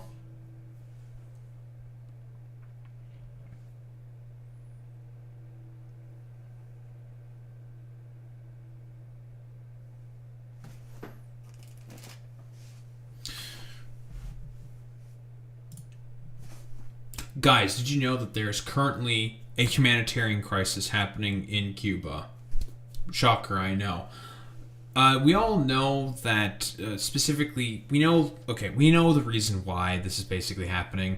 So Marco Rubio, and this has to play with Venezuela, of course.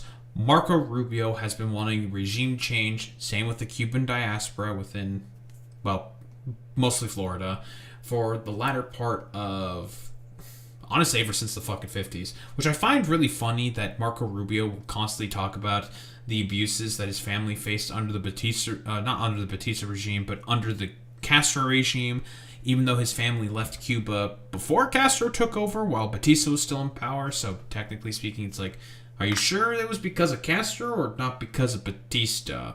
Seems a little inconsistent with your story, but whatever. Marco Rubio's a fucking liar. And it's probably been influenced quite significantly by the fact that he's grown up around conservative Cubans in Florida. Shocker, I know. And he basically thinks that if you depose Venezuela, that's going to choke out and starve the Cubans. Not exactly how that works exactly, but sure, fuck it, YOLO swag. That's what Trump is going to go with, because this has, like, basically Marco Rubio's grubby little mitts all over this, right? And there was a really good Sarcasmatron video about this. I'll probably, like, stick that in the description, going into this further. But if I were to just basically summarize it, part of this is because of oil, even though Exxon themselves has said, like, there's no point in investing in this. The infrastructure is too old. It's going to take too long. In terms of any investment opportunity, it's just not going to fucking work, which is why, like, Trump initially got upset about this to begin with. But in reality, the oil is just, it's a flimsy excuse, right? To basically bring some form of satisfaction for the Cuban diaspora, right? To give them some form of a political win, and the Venezuelan diaspora as well.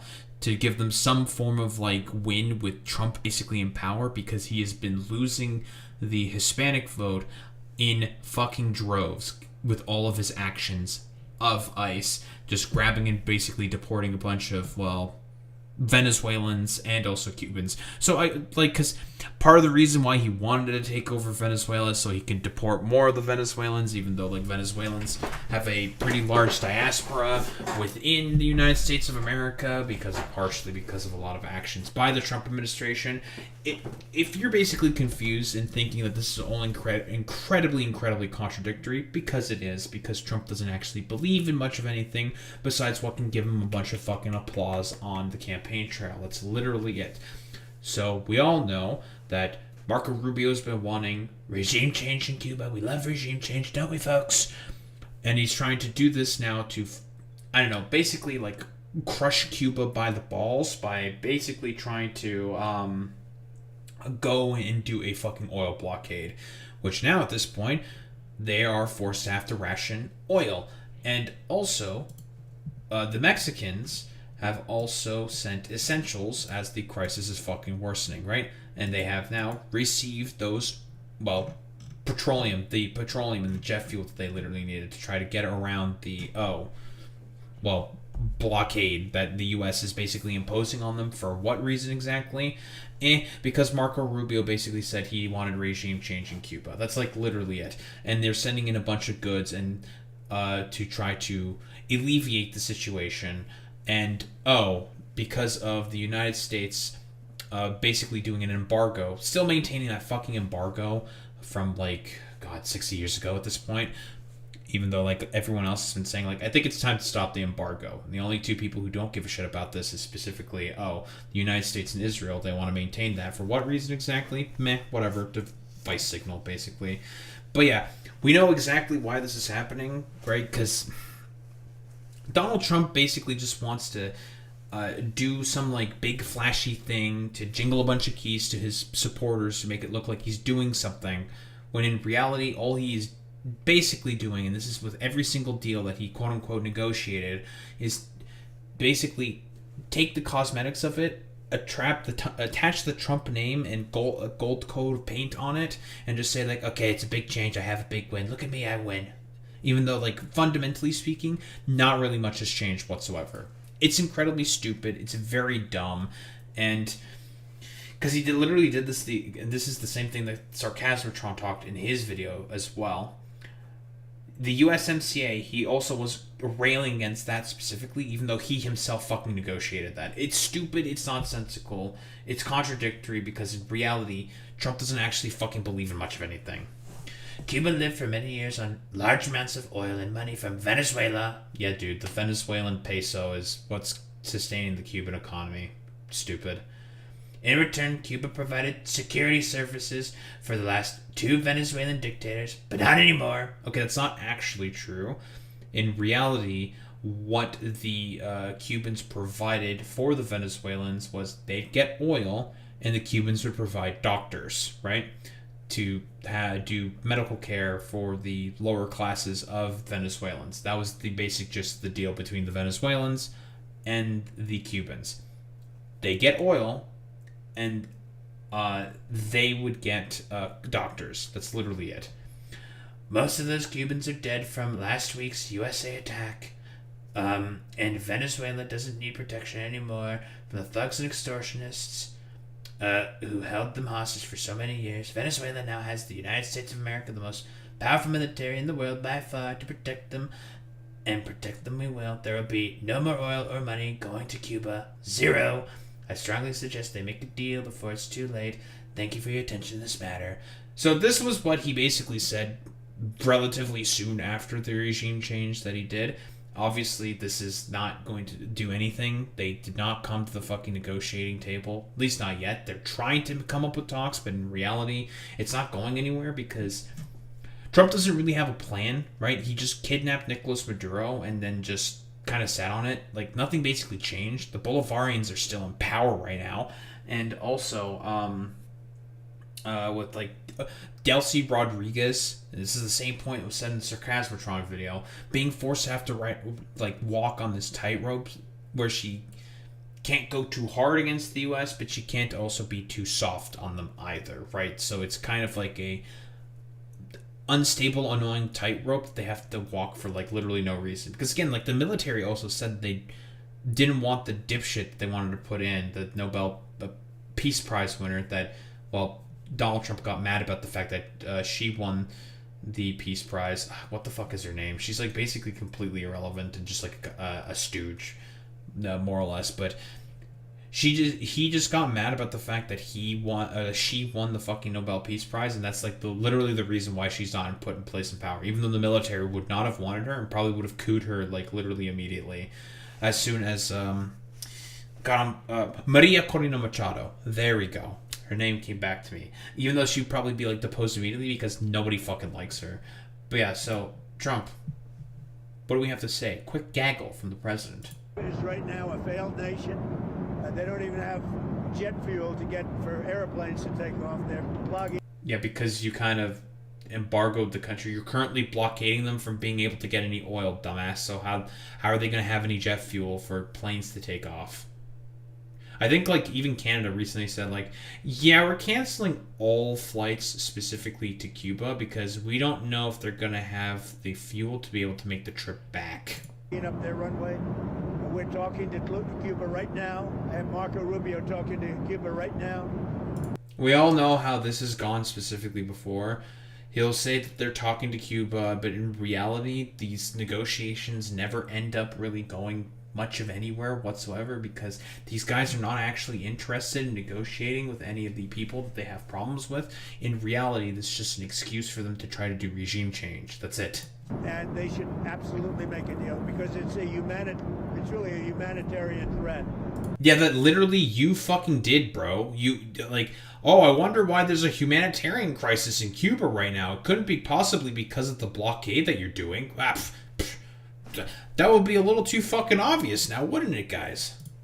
And we have a lot of great Cuban Americans, and they're going to be very happy when they're going to be able to go back and say hello to their relatives. And we all know why. Like, again, because it's the same thing with why Trump was so adamant about, well, part of it was because he was trying to take oil, or at least in his mind, even though that's not exactly the case.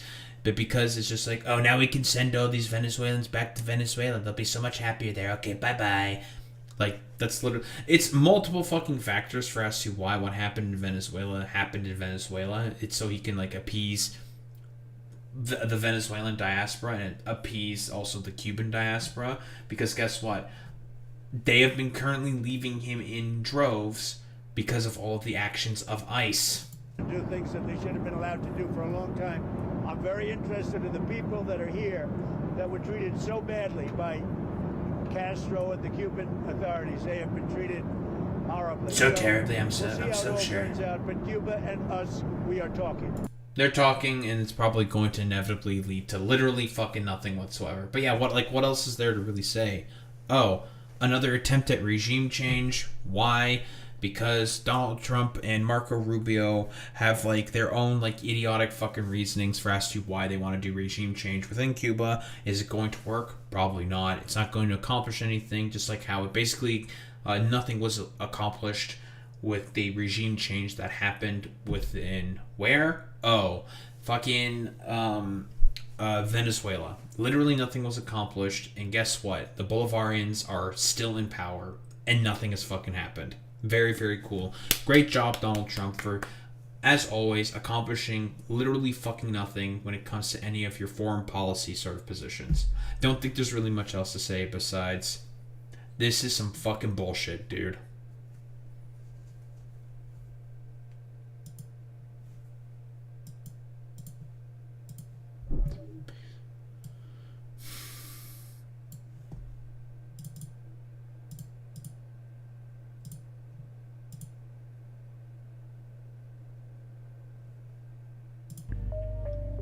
Alright. Who are we rating out to today?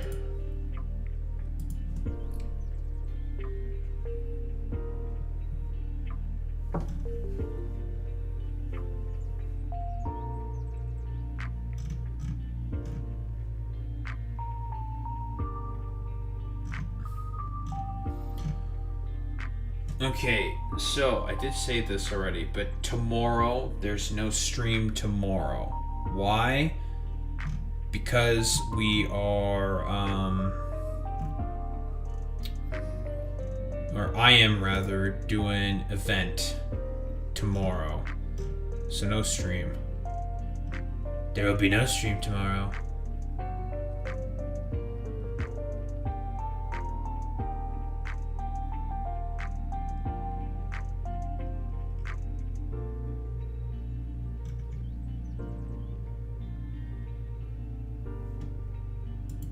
So that's fun.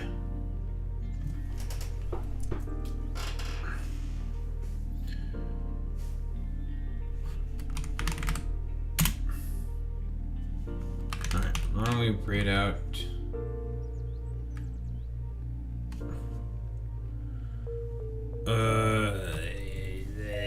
bleh.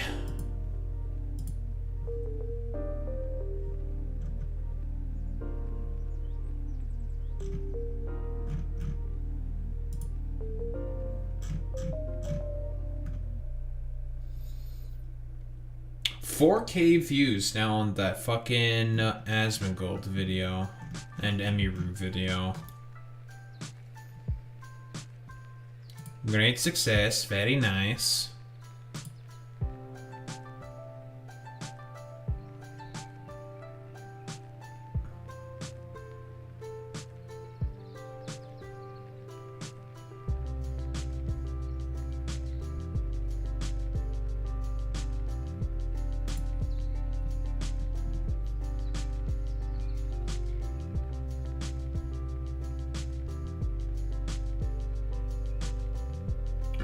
Right out to Complaining Laney. Let's do that. She seems to be looking at something interesting. History. Oh boy.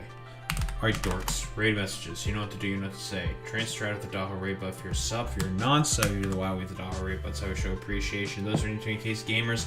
I will be back on Saturday. We'll be back Saturday. Because Pokemon Go event. Oh boy, how exciting. Any case gamers, I will be back on Saturday, and we're going to be continuing with the apping. I need to do the fucking Attack on Grifters thing. So that'll be fun. So Attack on Grifters. I keep trying to like prepare for the Attack on Grifters thing, but there's like, I'm having trouble finding much of anything in terms of the drama between Hutch and fucking DGG. And there's like, not really fucking much of anything there, so I may have to fucking scrap it, which is very fucking annoying because there's just like not much there. Very irritating.